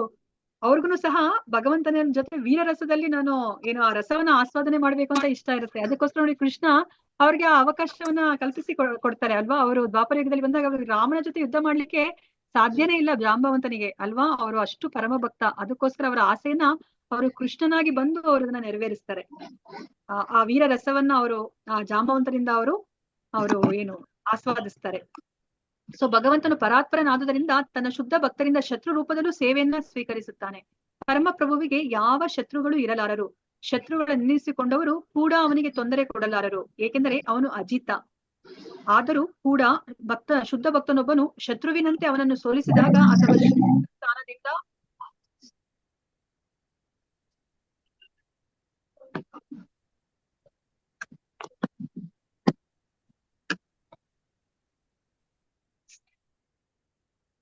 ಆದರೂ ಕೂಡ ಶುದ್ಧ ಭಕ್ತನೊಬ್ಬ ಶತ್ರುವಿನಂತೆ ಅವನನ್ನು ಸೋಲಿಸಿದಾಗ ಅಥವಾ ಶ್ರೇಷ್ಠ ಸ್ಥಾನದಿಂದ ನಿಲ್ಲಿಸಿದಾಗ ಭಗವಂತನಿಗಿಂತ ಶ್ರೇಷ್ಠರು ಯಾರೂ ಇಲ್ಲದಿದ್ದರೂ ಕೂಡ ಅವನು ಸಂತೋಷ ಪಡುತ್ತಾನೆ. ಇದು ಭಕ್ತನೊಬ್ಬ ದೇವರೊಡನೆ ಇಟ್ಟುಕೊಂಡಿರುವ ಲೋಕೋತ್ತರ ವಿನಿಮಯ ವ್ಯವಹಾರಗಳಲ್ಲಿ ಕೆಲವು.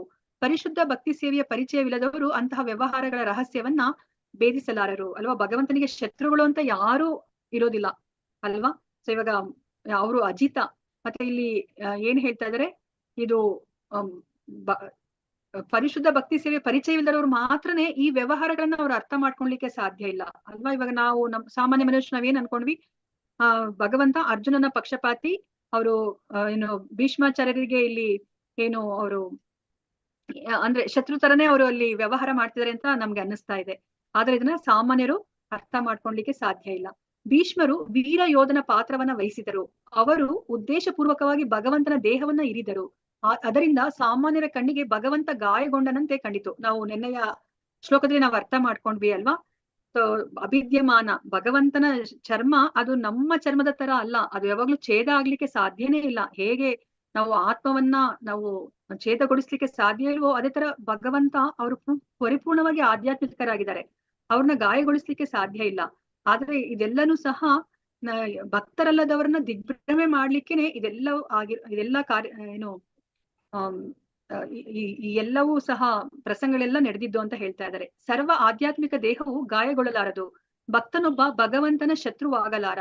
ಹಾಗಿದ್ದರೆ ಭೀಷ್ಮರು ಅದೇ ಭಗವಂತ ತಮ್ಮ ಅಂತಿಮ ಗಂತವ್ಯವಾಗಲಿ ಎಂದು ಆಶಿಸುತ್ತಿರಲಿಲ್ಲ ಅಲ್ವಾ. ನಾವು ಈ ಶ್ಲೋಕದಲ್ಲಿ ನಾವೇನನ್ನ ತಿಳ್ಕೊಂಡ್ವಿ, ನಾವು ಮೋಕ್ಷದಾಯಕನಾದ ದೇವೋತ್ತಮ ಪರಮ ಪುರುಷ ಶ್ರೀಕೃಷ್ಣ ನನ್ನ ಅಂತಿಮ ಗಮ್ಯ ಸ್ಥಾನವಾಗ್ಲಿ ಅಂತ ಹೇಳ್ತಿದ್ದಾರೆ ಅಲ್ವಾ. ಅಂತಿಮ ಗಮ್ಯ ಅಂತ ಹೇಳ್ತಾ ಇದ್ದಾರೆ ಅಲ್ಲ. ನಮ್ಮ ಜೀವನದ ಅಂತಿಮ ಗಮ್ಯ ಆಗ್ಬೇಕು ಅಂತ ಇವಾಗ ಭೀಷ್ಮಾಚಾರ್ಯರು ಕೇಳ್ಕೊತಿದ್ದಾರೆ ಅಂತಂದ್ರೆ ಖಂಡಿತ ಅಲ್ಲಿ ಕೃಷ್ಣ ಶತ್ರು ಆಗ್ಲಿಕ್ಕೆ ಸಾಧ್ಯ ಇಲ್ಲ ಅಲ್ವಾ. ಅವರು ಶತ್ರು ಆಗಿದ್ರೆ ಯಾಕೆ ಭೀಷ್ಮಾಚಾರ್ಯರು ಕೃಷ್ಣನೇ ನನ್ನ ಅಂತಿಮ ಗಮ್ಯ ಆಗ್ಲಿ ಅಂತ ಹೇಳ್ಬಿಟ್ಟು ಕೇಳ್ಕೊಳ್ತಾ ಇದ್ರು ಅಲ್ವಾ. ಇಲ್ಲಿ ಅವರು ವಿರೋಧ ಪಕ್ಷದಲ್ಲಿ ಇರೋ ತರ ಭಾಸ ಆದ್ರೂ ಸಹ ಅವರು ಭಗವಂತನ ಶುದ್ಧ ಭಕ್ತ. ಅವರು ವೀರರಸದಲ್ಲಿ ಅಲ್ಲಿ ಭಗವಂತನಿಗೆ ಅವರು ಆರಾಧನೆಯನ್ನು ಅವರು ಮಾಡ್ತಾ ಇದ್ದಾರೆ.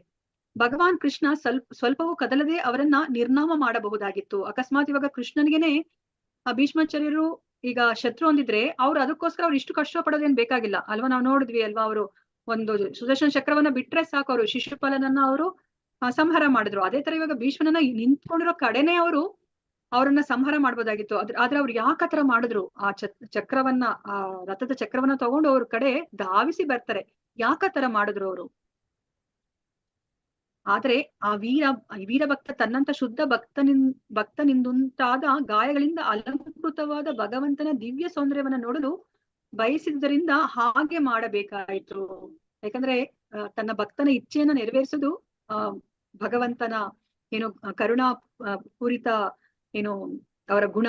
ಅದಕ್ಕೋಸ್ಕರ ನೋಡಿ ಇವಾಗ ಭೀಷ್ಮಾಚಾರ್ಯರು ಅವ್ರ ಆತರ ಇಚ್ಛೆ ಪಟ್ರು, ನಾನು ಭಗವಂತನನ್ನ ಆತರ ನಾನು ವೀರರಸದಲ್ಲಿ ಅವ್ರನ್ನ ಶೃಂಗಾರ ಮಾಡ್ಬೇಕು, ಗಾಯಗಳಿಂದ ಅವರ ದೇಹವನ್ನ ರಕ್ತಸಿಕ್ತಗೊಳಿಸ್ಬೇಕು ಅಂತ ಹೇಳ್ಬಿಟ್ಟು ಆತರ ಅವ್ರು ಆರಾಧನೆಯನ್ನ ಮಾಡ್ಬೇಕು ಅಂತ ಅವ್ರು ಇಚ್ಛೆ ಪಟ್ರು. ಅದಕ್ಕೋಸ್ಕರನೇ ಭಗವಂತ ಅವರ ಬಾಣಗಳಿಂದ ಅವರ ದೇಹ ಗಾಯ ಆಗೋ ತರ ಅವರು ತೋರಿಸ್ಕೊಂಡ್ರು. ಅಲ್ಲಿ ರಕ್ತ ಬರ್ತಿದೇನೋ ತರ ಅವರು ತೋರಿಸ್ಕೊತಾರೆ. ಇದು ದಿವ್ಯ ರಸ ವಿನಿಮಯವಾಗುವ ವಿಧಾನ. ನೋಡಿ, ನಮ್ಮಂತ ಸಾಮಾನ್ಯರಿಗೆ ಇದು ಅರ್ಥ ಆಗೋದಿಲ್ಲ. ಅಥವಾ ಭಗವಾನ್ ಮತ್ತು ಭಕ್ತರ ನಡುವಣ ಸಂಬಂಧದ ವಿನಿಮಯ ವಿಧಾನ. ಇಂತಹ ವ್ಯವಹಾರಗಳಿಂದ ಭಗವಂತ ಮತ್ತು ಭಕ್ತರಿಬ್ಬರು ತಮ್ಮ ತಮ್ಮ ಸ್ಥಾನಗಳಲ್ಲಿ ಕೀರ್ತಿವಂತರಾಗುತ್ತಾರೆ ಅಲ್ಲ. ನಾವು ನಿನ್ನೆಯ ಶ್ಲೋಕದಲ್ಲೂ ನಾವು ನೋಡಿದ್ವಿ ಅಲ್ವಾ. ಇವಾಗ ಭೀಷ್ಮಾಚಾರ್ಯರು ಬಾಣವನ್ನ ಬಿಡ್ತಾ ಇದ್ರೆ ಭಗವಂತ ಅದನ್ನ ಯಾವ ತರ ಸ್ವೀಕಾರ ಮಾಡ್ತಾರೆ, ಬಾಣದಿಂದ ನನಗೆ ಗಾಯ ಆಗ್ತಿದೆ, ನೋವಾಗ್ತಿದೆ ಅಂತ ಅವ್ರು ಸ್ವೀಕಾರ ಮಾಡೋದಿಲ್ಲ. ಇವಾಗ ಪರಿಶುದ್ಧ ಭಕ್ತನೊಬ್ಬ ಏನಾದ್ರೂ ಭಗವಂತನಿಗೆ ಆ ಮೃದುವಾದಂತ ಗುಲಾಬಿ ಹೂಗಳ ದಳವನ್ನ ಎಸೆದ್ರೆ ಆ ಭಗವಂತ ಹೇಗೆ ಸ್ವೀಕಾರ ಮಾಡ್ತಾನೋ ಹಾಗೆ ಅವರು ಭೀಷ್ಮರ ಬಾಣಗಳನ್ನು ಅವರು ಸ್ವೀಕಾರ ಮಾಡ್ತಾರೆ ಅಲ್ವಾ. ಸೊ ಈ ತರ ಮಾಡೋದ್ರಿಂದ ಇಲ್ಲಿ ಇಬ್ರು ಸಹ ಇಂತಹ ವ್ಯವಹಾರಗಳಿಂದ ಇಬ್ರು ಸಹ ಕೀರ್ತಿ ಪಡೀತಾರೆ, ಭಗವಂತ ಮತ್ತೆ ಭಗವಂತನ ಭಕ್ತ. ಭಗವಂತನಿಗೆ ಎಷ್ಟು ಕೋಪ ಬಂದಿತ್ತಂದ್ರೆ ಅವನು ಭೀಷ್ಮರೆಡೆಗೆ ಧಾವಿಸುವಾಗ ಅರ್ಜುನ ಅವನನ್ನ ತಡಿತಾನೆ ಅಲ್ವಾ. ನಾವು ಆ ದೃಶ್ಯವನ್ನ ನಾವು ನೋಡ್ತೀವಿ ಅಲ್ವಾ. ಅದು ಆ ಫೋಟೋ ನಮ್ಗೆಲ್ಲ ಚಿರಪರಿಚಿತವಾಗಿರುವಂತದ್ದು. ಯಾವಾಗ ಅವರು ಕೃಷ್ಣ ಧಾವಿಸಿ ಹೋದಾಗ ಅರ್ಜುನ ತಡಿತಾನೆ, ಕಾಲತ್ರ ಅವರು ಕಾಲನ್ನ ಇಟ್ಕೋತಾರೆ, ನೀವು ಹೋಗ್ಬೇಡಿ ಅಂತ ಹೇಳ್ಬಿಟ್ಟು. ಆದ್ರೆ ಅರ್ಜುನ ತಡೆದರೂ ಕೂಡ ತಡೆಗಳನ್ನ ಲೆಕ್ಕಿಸದೆ ಪ್ರೇಮಿ ತನ್ನ ಪ್ರೇಯಸ ಬೆಳೆಗೆ ಹೋಗುವಂತೆ ಅವನು ಭೀಷ್ಮರೆಡೆಗೆ ಧಾವಿಸಿದ ಅಲ್ವಾ. ಅಲ್ಲಿ ಎಷ್ಟು ಪ್ರೀತಿಯ ವಿನಿಮಯ ಆಗ್ತಿದೆ ಅಂತಂದ್ರೆ ಅಲ್ಲಿ ತಡ್ಕೊಳ್ಲಿಕ್ಕೆ ಆಗ್ತಾ ಇಲ್ಲ ಭಗವಂತನಿಗೆ. ಆ ಪ್ರೀತಿಯನ್ನ ಅವರು ಧಾವಿಸಿ ಹೋಗ್ತಾ ಇದ್ದಾರೆ ಭೀಷ್ಮಾಚಾರ್ಯರ ಹತ್ರ. ಹೇಗೆ ಒಬ್ಬ ಪ್ರೇಯಸಿ ಪ್ರಿಯಕರನ ಹತ್ರ ಧಾವಿಸಿ ಹೋಗ್ತಾಳೆ ಎಷ್ಟೇ ಅಡೆತಡೆ ಇದ್ರು, ಆತರ ದೇವೋತ್ತಮ ಪರಮ ಪುರುಷ ತನ್ನ ಶುದ್ಧ ಭಕ್ತನೆಡೆಗೆ ಅವರು ಧಾವಿಸಿ ಹೋಗ್ತಾ ಇದ್ದಾರೆ. ಅಲ್ಲಿ ಅರ್ಜುನ ತಡೆದ್ರು ಸಹ ಅವರು ಧಾವಿಸಿ ಹೋಗ್ತಾ ಇದ್ದಾರೆ. ಮೇಲು ನೋಟಕ್ಕೆ ಭೀಷ್ಮರನ್ನ ಕೊಲ್ಲುವುದು ಅವನ ನಿರ್ಧಾರವಾಗಿತ್ತು, ಆದರೆ ವಾಸ್ತವವಾಗಿ ಭಗವಂತನ ಶ್ರೇಷ್ಠ ಭಕ್ತರಾದ ಅವರನ್ನ ಸಂತುಷ್ಟಗೊಳಿಸಬೇಕಾಗಿತ್ತು. ನೋಡ್ಲಿಕ್ಕೆ ಇಲ್ಲಿ ಕೃಷ್ಣ ಏನೋ ಭೀಷ್ಮರನ್ನ ಕೊಲ್ಲಲಿಕ್ಕೆ ಹೋಗ್ತಾ ಇದ್ದಾರೆ ಅಂತ ಅನಿಸ್ತಾ ಇದೆ, ಆದ್ರೆ ಕೃಷ್ಣನ ಉದ್ದೇಶ ಏನಿದೆ, ಅವರು ತನ್ನ ಶುದ್ಧ ಭಕ್ತನನ್ನ ಸಂತುಷ್ಟಗೊಳಿಸ್ಬೇಕಾಗಿತ್ತು. ಎಲ್ಲ ಬದ್ಧಾತ್ಮರಿಗೂ ಭಗವಂತನೇ ಮುಕ್ತಿದಾತ ಎಂಬುದರಲ್ಲಿ ಅನುಮಾನವಿಲ್ಲ. ಅದ್ವೈತವಾದಿಗಳು ಅವನಿಂದ ಮುಕ್ತಿಯನ್ನು ಬಯಸುತ್ತಾರೆ. ಅವರವರ ಇಚ್ಛಾನುಸಾರ ಭಗವಂತ ಸದಾ ಫಲ ನೀಡುತ್ತಾನೆ ಅಲ್ವಾ. ಭಗವಂತ ಯಾವ್ದ್ರಲ್ಲೂ ಅವರು ಯಾರಿಗೂ ಅವರು ಏನು ಒತ್ತಾಯ ಮಾಡೋದಿಲ್ಲ. ಅವ್ರಿಗೆ ಯಾವ ರಸದಲ್ಲಿ ಅವರನ್ನ ಪೂಜೆ ಮಾಡ್ಬೇಕು ಅಂತ ಅವ್ರು ಇಚ್ಛೆ ಪಡ್ತಾರೋ ಅದಕ್ಕೆ ಅವರು ಪ್ರತಿಸ್ಪಂದಿಸ್ತಾರೆ. ಆದರೆ ಇಲ್ಲಿ ಭೀಷ್ಮರು ಭಗವಂತನನ್ನ ಅವನ ವ್ಯಕ್ತಿ ರೂಪದಲ್ಲಿ ನೋಡ ಬಯಸುತ್ತಾರೆ. ಎಲ್ಲ ಶುದ್ಧ ಭಕ್ತರು ಇದಕ್ಕಾಗಿಯೇ ಹಂಬಲಿಸುತ್ತಾರೆ ಅಲ್ವಾ. ಇವಾಗ ಅದ್ವೈತವಾದಿಗಳು ಅವರು ನಿರಾಕಾರ ರೂಪದಲ್ಲಿ ಭಗವಂತನನ್ನ ಆರಾಧನೆ ಮಾಡ್ಲಿಕ್ಕೆ ಇಷ್ಟಪಡ್ತಾರೆ, ಆದ್ರೆ ಶುದ್ಧ ಭಕ್ತರು ಅವ್ರನ್ನ ಯಾವಾಗ್ಲೂ ಸಹ ಒಂದು ರೂಪದಲ್ಲೇನೆ ಅವರು ನೋಡ್ಲಿಕ್ಕೆ ಇಷ್ಟಪಡ್ತಾರೆ. ನಾವಿವಾಗ ನೋಡ್ತಾ ಇದೀವಿ ಭೀಷ್ಮಾಚಾರ್ಯರಿಗೆ ಆ ಪಾರ್ಥ ಸಾರಥಿ ರೂಪ ಅವ್ರಿಗೆ ಮನಸ್ಸಲ್ಲಿ ಸ್ಥಿರವಾಗಿ ಉಳಿದು ಬಿಟ್ಟಿದೆ. ವಿಜಯರಥ ಕುಟುಂಬ ಆತತೋತ್ರೆ ಧೃತಹಯ ರಶ್ಮಿನಿ ತಚ್ರಿಯೇ ಕ್ಷಣೀಯೇ ಭಗವತಿರತಿರಸ್ತು ಮೇ ಮುಮೂರ್ಷೋರ್ ಯಮಿಹ ನಿರೀಕ್ಷ್ಯ ಹತಾಗತಾಃ ಸ್ವರೂಪಂ. ಮರಣಕಾಲದಲ್ಲಿ ನನ್ನ ಅಂತಿಮ ಆಕರ್ಷಣೆಯು ದೇವೋತ್ತಮ ಪುರುಷ ಶ್ರೀಕೃಷ್ಣನಲ್ಲಿರಲಿ. ಬಲಗೈಯಲ್ಲಿ ಚಾವಟಿಯನ್ನ ಹಿಡಿದು ಎಡಗೈಯಲ್ಲಿ ಕಡಿವಾಣಗಳನ್ನ ಹಿಡಿದು ಅರ್ಜುನನ ರಥಕ್ಕೆ ಸರ್ವ ವಿಧಾನಗಳಿಂದಲೂ ರಕ್ಷಣೆಯನ್ನು ನೀಡುವಲ್ಲಿ ತುಂಬಾ ಎಚ್ಚರ ವಹಿಸಿದ್ದ ಪಾರ್ಥ ಸಾರಥಿಯಲ್ಲಿ ನನ್ನ ಮನಸ್ಸು ಕೇಂದ್ರೀಕರಿಸುತ್ತೇನೆ. ಕುರುಕ್ಷೇತ್ರದ ರಣರಂಗದಲ್ಲಿ ಅವನನ್ನು ಕಂಡವರು ಮರಣಾನಂತರ ತಮ್ಮ ಮೂಲ ರೂಪವನ್ನ ಪಡೆದರು. ನೋಡಿ, ಇದು ತುಂಬಾ ಮುಖ್ಯವಾದ ಸೆಂಟೆನ್ಸ್. ಇಲ್ಲಿ ಭೀಷ್ಮಾಚಾರ್ಯರೇ ಇಲ್ಲಿ ಹೇಳ್ತಾ ಇದ್ದಾರೆ, ಆ ಕುರುಕ್ಷೇತ್ರ ರಣರಂಗದಲ್ಲಿ ನೆರೆದಿರುವಂತಹ ಸೈನಿಕರು ಅವ್ರಿಗೆಲ್ಲ ಏನು ಗತಿ ಸಿಕ್ತು ಅಂತ ಹೇಳ್ಬಿಟ್ಟು ಇಲ್ಲಿ ಭೀಷ್ಮಾಚಾರ್ಯರೇ ಖುದ್ದಾಗಿ ಹೇಳ್ತಾ ಇದಾರೆ. ಅವರು ಮಹಾಜನರು ಅಲ್ಲ. ಅವ್ರು ಏನ್ ಹೇಳ್ತಾ ಇದಾರೆ, ಅವರು ಯಾರು ರಣರಂಗದಲ್ಲಿ ಕೃಷ್ಣನನ್ನ ನೋಡಿದರೋ ಅವರೆಲ್ಲರನ್ನೂ ಸಹ ಮರಣಾನಂತರ ತಮ್ಮ ಮೂಲ ರೂಪವನ್ನ ಪಡೆದರು ಅಲ್ಲ. ನೋಡಿ, ನಮ್ಮ ಆ ಶಾಶ್ವತ ರೂಪ ಏನಿದೆ ಆ ರೂಪವನ್ನ ಅವರು ಪಡೆದಿದ್ದಾರೆ. ಇಲ್ಲಿ ಏನ್ ಹೇಳ್ತಾ ಇದಾರೆ ಭೀಷ್ಮಾಚಾರ್ಯರು, ಅವ್ರಿಗೆ ಯಾವ ದೃಶ್ಯ ಇವಾಗ ಯಾವ ರೂಪ ಅವರ ಮನಸ್ಸಲ್ಲಿ ನೆಲೆಗೊಳ್ಳಲಿ ಅಂತ ಅವ್ರು ಹೇಳ್ತಾ ಇದ್ದಾರೆ. ಮರಣದ ಕಾಲದಲ್ಲಿ ಬಲಗೈಯಲ್ಲಿ ಚಾವಟಿಯನ್ನ ಹಿಡಿದು ಎಡಗೈಯಲ್ಲಿ ಕಡಿವಾಣಗಳನ್ನ ಹಿಡಿದಿರುವಂತಹ ಮತ್ತೆ ಸರ್ವ ವಿಧಗಳಿಂದಲೂ ರಕ್ಷಣೆ ನೀಡುವಲ್ಲಿ ತುಂಬಾ ಎಚ್ಚರ ವಹಿಸಿದ ಪಾರ್ಥ ಸಾರಥಿ ರೂಪ ಅವರು ಇವಾಗ ಅದರಲ್ಲಿ ಅವರು ಕೇಂದ್ರೀಕರಿಸ್ತಾ ಇದ್ದಾರೆ ಅವ್ರ ತಮ್ಮ ಮನಸ್ಸನ್ನ ಅಲ್ವಾ. ಸೊ ನಾವ್ ಇವಾಗ ಆ ದೃಶ್ಯವನ್ನ ನಾವು ನಮ್ಮ ಏನು ಆ ಭಗವದ್ಗೀತೆಯ ಮುಖಪುಟದಲ್ಲೂ ನಾವು ಇದನ್ನ ನೋಡ್ತೀವಿ ಅಲ್ವಾ. ಸೊ ಆ ದೃಶ್ಯನೇ ಇವಾಗ ಭೀಷ್ಮಾಚಾರ್ಯರು ತಮ್ಮ ಮನಸ್ಸಲ್ಲಿ ಅದನ್ನ ಸ್ಥಿರಗೊಳಿಸ್ತಾ ಇದ್ದಾರೆ. ಭಾವಾರ್ಥ ಶಿಲಪ್ರಭುಪಾದ ಅವರಿಗೆ ಜಯವಾಗಲಿ. ಭಗವಂತ ಶುದ್ಧ ಭಕ್ತ ಸದಾಕಾಲ ತನ್ನೊಳಗೆ ಭಗವಂತನ ಇರುವಿಕೆಯನ್ನ ಕಾಣುತ್ತಾನೆ, ಏಕೆಂದರೆ ಅವನು ಪ್ರೇಮ ಸೇವೆಯಲ್ಲಿ ದಿವ್ಯ ಸಂಬಂಧವನ್ನ ಹೊಂದಿರುತ್ತಾನೆ. ಅಂತಹ ಶುದ್ಧ ಭಕ್ತ ಭಗವಂತನನ್ನ ಒಂದು ಕ್ಷಣವೂ ಮರೆಯಲಾರ. ಇದಕ್ಕೆ ಸಮಾಧಿ ಎನ್ನುತ್ತಾರೆ. ಯೋಗಿಯು ಬೇರೆಲ್ಲ ವಿಷಯಗಳಿಂದ ಇಂದ್ರಿಯಗಳನ್ನ ನಿಗ್ರಹಿಸಿ ಪರಮಾತ್ಮನಲ್ಲಿ ಕೇಂದ್ರೀಕರಿಸಲು ಪ್ರಯತ್ನಿಸುತ್ತಾನೆ. ಹೀಗೆ ಅವನು ಅಂತಿಮವಾಗಿ ಸಮಾಧಿ ಸ್ಥಿತಿಯನ್ನ ಪಡೆಯುತ್ತಾನೆ. ಭಕ್ತನು ಸತತವಾಗಿ ಭಗವಂತನ ರೂಪದೊಡನೆ ಅವನ ಪುಣ್ಯ ನಾಮ ಕೀರ್ತಿ ಲೀಲೆಗಳು ಮೊದಲಾದವುಗಳನ್ನ ನೆನೆಯುತ್ತಾ ಬಹಳ ಸುಲಭವಾಗಿ ಸಮಾಧಿ ಸ್ಥಿತಿಯನ್ನ ಪಡೆಯುತ್ತಾನೆ ಅಲ್ವಾ. ನಾವು ಇದನ್ನ ನೋಡಿದೀವಿ ಮೊದಲೇನೆ. ನಾವು ಯೋಗಿಗಳವರು ತುಂಬಾ ಕಷ್ಟಪಡ್ತಾರೆ. ಆ ಅಷ್ಟಾಂಗ ಯೋಗದಲ್ಲಿ ನಾವು ನೋಡಿದೀವಲ್ವಾ, ಅವರು ಏನು ಪ್ರಾಣಾಯಾಮ ಮತ್ತೆ ಧ್ಯಾನ ಮತ್ತೆ ಇಂದ್ರಿಯ ನಿಗ್ರಹ ಅದನ್ನೆಲ್ಲ ಅವರು ಮಾಡ್ಬೇಕಾಗಿದೆ ಅವರು ಭಗವಂತನಲ್ಲಿ ತಮ್ಮ ಮನಸ್ಸನ್ನ ಸ್ಥಿರಗೊಳಿಸ್ಲಿಕ್ಕೆ. ಆದ್ರೆ ಭಕ್ತನಿಗೆ ತುಂಬಾ ಈಸಿ. ಅವರು ಭಕ್ತನ ಪರಮಾತ್ಮನ ಅಥವಾ ಭಗವಂತನ ನಾಮ ರೂಪ ಗುಣ ಲೀಲೆಗಳಲ್ಲಿ ಅವರು ತಮ್ಮ ಮನಸ್ಸನ್ನ ಕೇಂದ್ರೀಕರಿಸಿದ್ರೆ ಅವ್ರಿಗೆ ಅಲ್ಲಿ ಅವ್ರ ಸಮಾಧಿ ಸ್ಥಿತಿಗೆ ಅವರು ಹೋಗ್ಬಿಡ್ತಾರೆ. ಆದುದರಿಂದ ಯೋಗಿ ಮತ್ತು ಭಕ್ತನ ಏಕಾಗ್ರತೆ ಒಂದೇ ಮಜಲಿನಲ್ಲಿ ಇರುವುದಿಲ್ಲ. ಯೋಗಿಯ ಏಕಾಗ್ರತೆ ಶುದ್ಧ ಪ್ರೀತಿ ಮತ್ತು ಸಹಜ ವಾತ್ಸಲ್ಯಗಳಿಂದ ಸ್ವಾಭಾವಿಕವಾಗಿರುತ್ತದೆ. ಭೀಷ್ಮರು ಶುದ್ಧ ಭಕ್ತರಾಗಿದ್ದರು. ಅವರು ಸೇನಾಧಿಪತಿಯಾಗಿ ಪಾರ್ಥಸಾರಥಿಯ ರಣರಂಗದ ರೂಪವನ್ನ ಸದಾ ಸ್ಮರಿಸುತ್ತಿದ್ದರು. ಆದುದರಿಂದ ಪಾರ್ಥಸಾರಥಿಯಾದ ಭಗವಂತನ ಲೀಲೆ ಕೂಡ ಶಾಶ್ವತವಾದದ್ದು. ಇಲ್ಲಿ ನಮ್ಗೆ ಏನನ್ನ ತಿಳಿಸಿ ಕೊಡ್ತಾ ಇದ್ದಾರೆ ಅಂತಂದ್ರೆ, ಭಕ್ತರು ಯಾವಾಗ್ಲೂ ಸಹ ಆ ಭಗವಂತನ ಆ ಶಾಶ್ವತ ರೂಪದ ಬಗ್ಗೆನೇ ಅವ್ರು ಯಾವಾಗ್ಲೂ ಮನಸ್ಸನ್ನ ಕೇಂದ್ರೀಕರಿಸ್ತಾರೆ ಅಲ್ವಾ. ನಮಗ್ ಗೊತ್ತಿರೋ ಹಾಗೇನೆ ವಿಶ್ವರೂಪ ಅದು ಶಾಶ್ವತ ರೂಪ ಅಲ್ಲ, ಅದು ಈ ಭೌತಿಕ ಪ್ರಪಂಚದಲ್ಲಿ ಮಾತ್ರನೇ ಇರೋದು. ಆ ಆಧ್ಯಾತ್ಮಿಕ ಲೋಕದಲ್ಲಿ ಆ ವಿಶ್ವರೂಪವನ್ನ ಏನು ಅರ್ಜುನ ನೋಡ್ತಾರೋ ಅದು ಇದು ಆಧ್ಯಾತ್ಮಿಕ ಲೋಕದಲ್ಲಿ ಅದು ಇಲ್ಲ ಅಲ್ವಾ. ಇಲ್ಲಿ ಭೀಷ್ಮಾಚಾರ್ಯರು ಇಷ್ಟೆಲ್ಲ ಅವರು ಪ್ರಾರ್ಥನೆಯಲ್ಲಿ ಹೇಳ್ತಾ ಇದ್ದಾರೆ, ನನಗೆ ಆ ಪಾರ್ಥಸಾರಥಿ ರೂಪವನ್ನೇ ನಾನು ನೋಡ್ತೀನಿ, ಆ ಪಾರ್ಥಸಾರಥಿ ರೂಪದಲ್ಲೇ ನಾನು ನನ್ನ ಮರಣದ ಸಮಯದಲ್ಲಿ ನಾನು ನನ್ನ ಮನಸ್ಸನ್ನ ಅದ್ರಲ್ಲಿ ಕೇಂದ್ರೀಕರಿಸ್ತೀನಿ ಅಂತಂದ್ರೆ, ನಮ್ಗೆ ಇಲ್ಲಿ ಏನನ್ನ ಅರ್ಥ ಮಾಡ್ಕೋಬೇಕು ಅಂತಂದ್ರೆ, ಆ ಪಾರ್ಥಸಾರಥಿ ರೂಪ ಅದು ಶಾಶ್ವತವಾದ ರೂಪ. ಅದನ್ನು ಸಹ ಏನು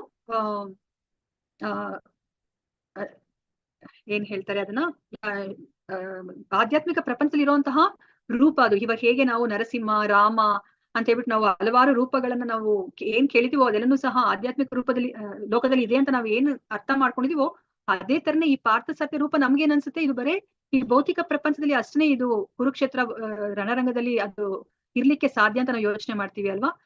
ಆದ್ರೆ ಆತರ ಅಲ್ಲ. ಯಾಕಂದ್ರೆ ಅಕಸ್ಮಾತ್ ಏನಾದ್ರು ಅದು ಶಾಶ್ವತ ರೂಪ ಆಗಿರ್ಲಿಲ್ಲ ಅಂದ್ರೆ ಭೀಷ್ಮಾಚಾರ್ಯರು ಇಷ್ಟೊಂದು ಅವರು ಅದನ್ನ ಹೇಳ್ತಾ ಇರ್ಲಿಲ್ಲ. ನಾನು ಆ ಪಾರ್ಥಸಾರಥಿ ರೂಪದ ಮೇಲೆನೆ ನಾನು ನನ್ನ ಮನಸ್ಸನ್ನ ನಿಲ್ಲಿಸ್ತೀನಿ ಅಂತ ಹೇಳ್ಬಿಟ್ಟು ಅವ್ರು ಇಷ್ಟೊಂದು ಒತ್ತನ್ನ ಕೊಡೋದು ಬೇಕಾಗಿರ್ಲಿಲ್ಲ. ಕಂಸನ ಸೆರೆಮನೆಯಲ್ಲಿ ಹುಟ್ಟಿದಾಗಿನಿಂದ ಪ್ರಾರಂಭವಾಗಿ ಕೊನೆಯ ಮೌಷಲ ಲೀಲಾವರೆಗಿನ ಭಗವಂತನ ಎಲ್ಲ ಲೀಲೆಗಳು ಎಲ್ಲ ಬ್ರಹ್ಮಾಂಡಗಳಲ್ಲೂ ಗಡಿಯಾರದ ಮುಳ್ಳುಗಳು ಒಂದು ಬಿಂದುವಿನಂತೆ ಇನ್ನೊಂದು ಬಿಂದುವಿಗೆ ಚಲಿಸುವಂತೆ ಒಂದಾದ ಮೇಲೊಂದರಂತೆ ಘಟಿಸುತ್ತಲೇ ಇರುತ್ತವೆ ಅಂತ ಹೇಳ್ತಾ ಇದ್ದಾರೆ. ಅಂದ್ರೆ ಇಲ್ಲಿ ಏನನ್ನ ಹೇಳ್ತಾರೆ ಅಂತಂದ್ರೆ, ನಾವಿವಾಗ ಆ ದ್ವಾಪರ ಯುಗದಲ್ಲಿ ಕೃಷ್ಣ ಇಲ್ಲಿ 125 ವರ್ಷಗಳ ಕಾಲ ಅವ್ರು ಏನೆಲ್ಲ ಲೀಲೆಗಳನ್ನ ಮಾಡಿದಾರೋ ಅದು ಈ ಬ್ರಹ್ಮಾಂಡದಲ್ಲಿ ನಡೀತಿಲ್ಲ ಅಂತಂದ್ರೆ ಇನ್ನೊಂದು ಬ್ರಹ್ಮಾಂಡದಲ್ಲಿ ಅದು ನಡೀತಾ ಇರುತ್ತೆ. ಯಾವ ತರ ನಡೀತಾ ಇರುತ್ತೆ ಅಂತಂದ್ರೆ, ಇವಾಗ ಗಡಿಯಾರದಲ್ಲಿ ಮುಳ್ಳು ಹೇಗೆ ಅದು ನಡೀತಾ ಇರುತ್ತೋ ಅದೇ ತರನೇ ಅದು ನಡೀತಾ ಇರುತ್ತೆ ಅಂತ ಹೇಳ್ತಾ ಇದ್ದಾರೆ ಅಲ್ವಾ. ಇದು ನಮ್ಗೆ ತುಂಬಾ ಮುಖ್ಯವಾಗಿ ಅರ್ಥ ಮಾಡ್ಕೋಬೇಕಾಗಿರೋದು. ಸೊ ಇವಾಗ ಅಕಸ್ಮಾತ್ ಏನಾದ್ರು ಇಲ್ಲಿ ಕುರುಕ್ಷೇತ್ರ ಯುದ್ಧ ಈ ಬ್ರಹ್ಮಾಂಡದಲ್ಲಿ ನಡೀತಾ ಇರೋದು ಮುಗ್ದೋಗಿದೆ ಅಂತಂದ್ರೆ, ಇವಾಗ ಅದು ಇನ್ನೊಂದು ಬ್ರಹ್ಮಾಂಡದಲ್ಲಿ ಆ ದೃಶ್ಯ ನಡೀತಾ ಇರುತ್ತೆ. ಅಂದ್ರೆ ಅಲ್ಲಿ ಭೀಷ್ಮಾಚಾರ್ಯರು ಅವ್ರು ಅಲ್ಲಿ ಇರ್ತಾರೆ. ಆ ಭಗವಂತನ ಶಾಶ್ವತ ಲೀಲೆಯಲ್ಲಿ ಅವರು ತಮ್ಮ ಪಾತ್ರವನ್ನ ಅವರು ವಹಿಸ್ತಾ ಇರ್ತಾರೆ. ಅದನ್ನ ನಾವಿಲ್ಲಿ ಅರ್ಥ ಮಾಡ್ಕೋಬೇಕಾಗಿರೋದು. ಅಂತಹ ಲೀಲೆಗಳಲ್ಲಿ ಪಾಂಡವರು ಮತ್ತು ಭೀಷ್ಮರಂತವರು ಅವನ ಎಡಬಿಡದ ನಿತ್ಯ ಸಂಗಾತಿಗಳಾಗಿರುತ್ತಾರೆ. ಆದುದರಿಂದ ಅರ್ಜುನ ಕೂಡ ನೋಡಲಾಗದಿದ್ದ ಭಗವಂತನ ಪಾರ್ಥಸಾರಥಿಯ ಸುಂದರ ರೂಪವನ್ನ ಭೀಷ್ಮರು ಎಂದಿಗೂ ಮರೆಯಲಿಲ್ಲ ಅಲ್ವಾ.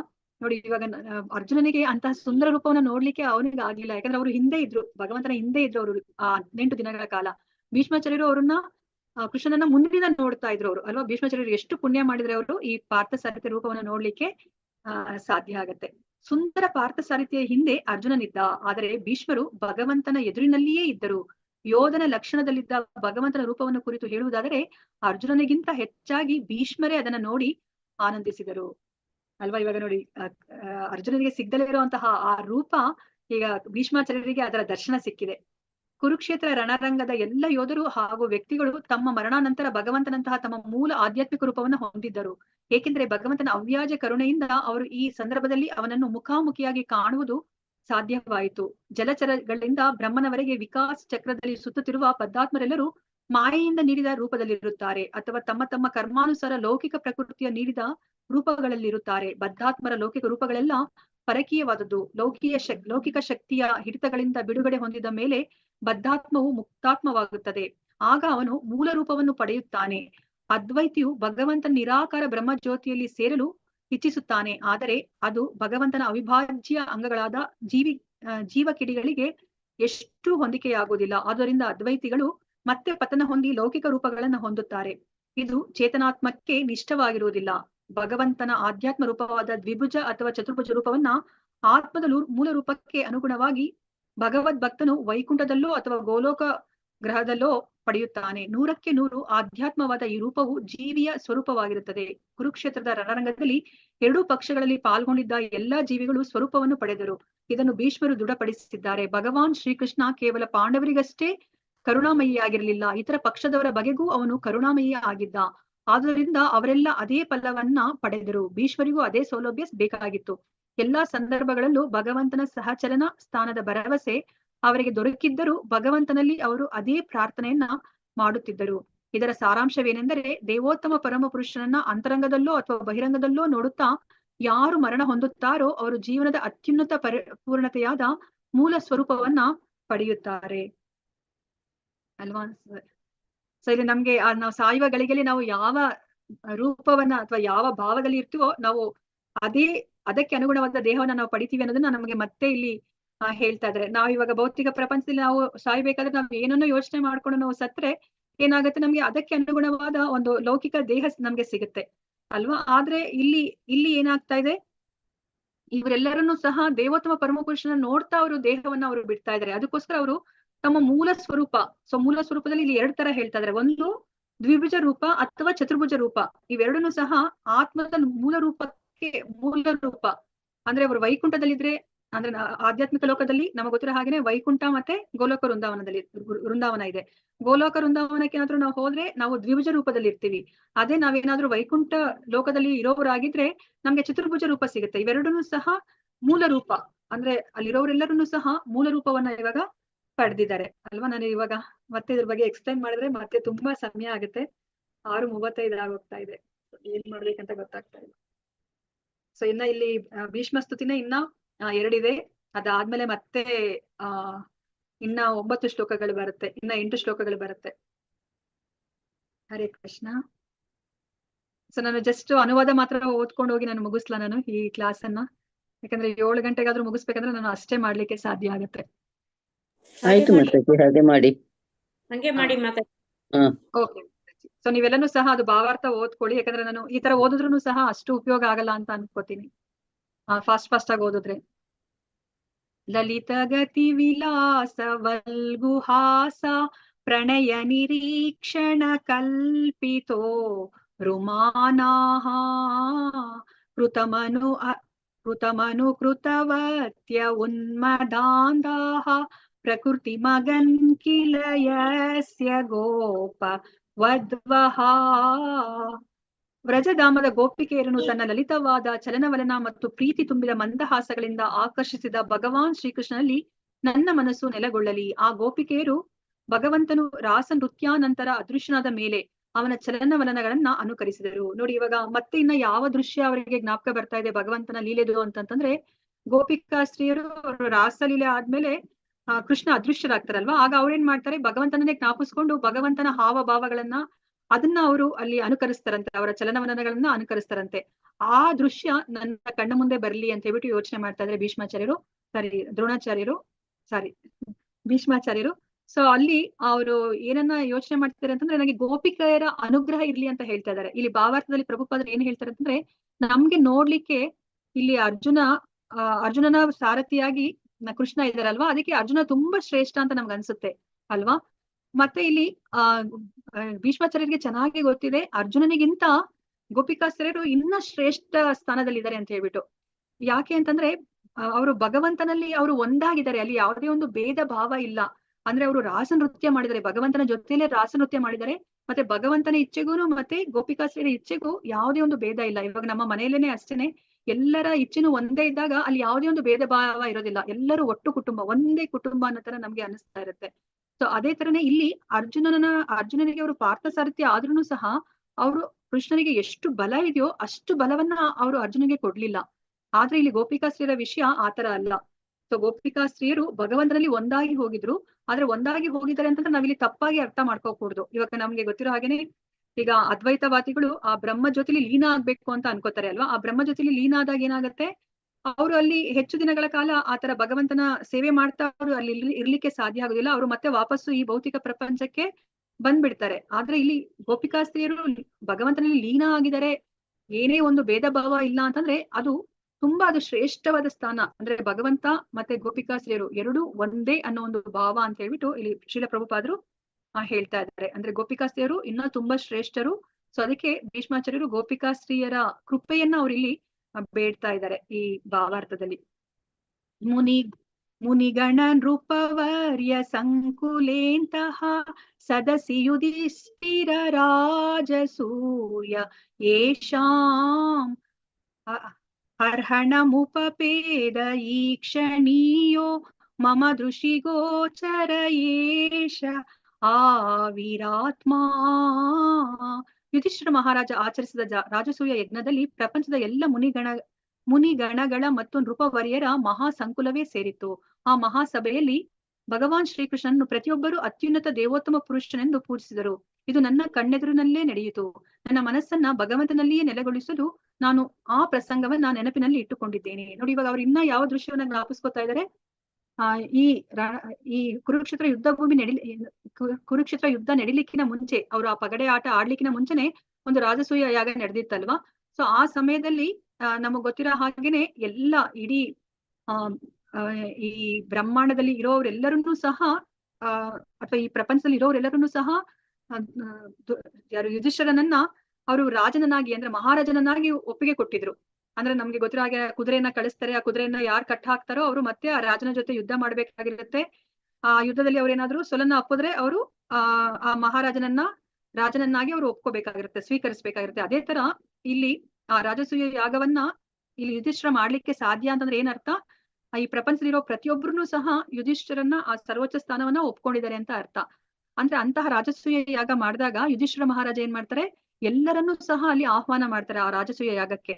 ಅಂತಹ ಎಲ್ಲಾ ಅತಿರಥ ಮಹಾರಥಿಗಳೆಲ್ಲ ಬಂದಿರುವಂತಹ ಆ ರಾಜಸೂಯ ಯಾಗದಲ್ಲಿ ಕೃಷ್ಣ ಅವರು ಅಗ್ರ ಪೂಜೆನ ಸ್ವೀಕರಿಸ್ತಾರೆ ಅಲ್ವಾ? ಅಂದ್ರೆ ಕೃಷ್ಣನನ್ನ ಎಲ್ಲರೂ ಸಹ ನೋಡ್ಬೇಕು ಅಂತ ಹೇಳ್ಬಿಟ್ಟು ಅವರು ಎಲ್ಲರೂ ದಾವಾಂತದಲ್ಲಿ ಅವರು ಬಂದಿರ್ತಾರೆ. ಅಂದ್ರೆ ಅಂತಹ ಅಗ್ರ ಪೂಜೆಗೆ ಒಳಗಾದ ಕೃಷ್ಣನ ರೂಪ ನನ್ನ ಮನಸ್ಸಲ್ಲಿ ಸ್ಥಿರಗೊಳ್ಳಿ ಅಂತ ಹೇಳ್ಬಿಟ್ಟು ಇಲ್ಲಿ ಭೀಷ್ಮಾಚಾರ್ಯರು ಅಲ್ಲಿ ಸ್ತುತಿಯನ್ನ ಮಾಡ್ತಾ ಇದ್ದಾರೆ.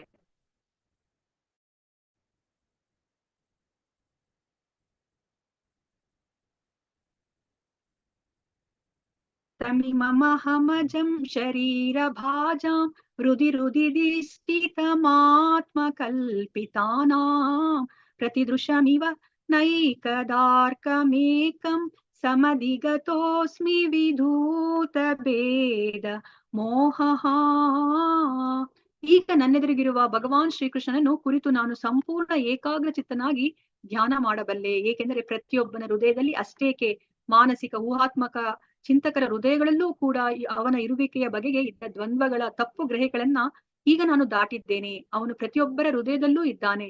ಸೂರ್ಯನನ್ನ ನಾನಾ ಬಗೆಯಲ್ಲಿ ಕಾಣಬಹುದು, ಆದರೆ ಸೂರ್ಯನೊಬ್ಬನೇ ಅಲ್ಲ. ನಾವು ಭಗವದ್ಗೀತೆಯಲ್ಲಿ ನಾವು ತಿಳ್ಕೊಂಡ್ರ ಹಾಗೇನೆ ಸೂರ್ಯನನ್ನ ನಾವು 3 ಹಂತದಲ್ಲಿ ನಾವು ನೋಡ್ಬೋದು ಅಲ್ವಾ? ಬರೇ ಕಿರಣಗಳನ್ನ ಅಷ್ಟೇ ನೋಡಿ ಇದು ಸೂರ್ಯ ಅಂತ ನಾವು ಗ್ರಹಿಸ್ಬೋದು.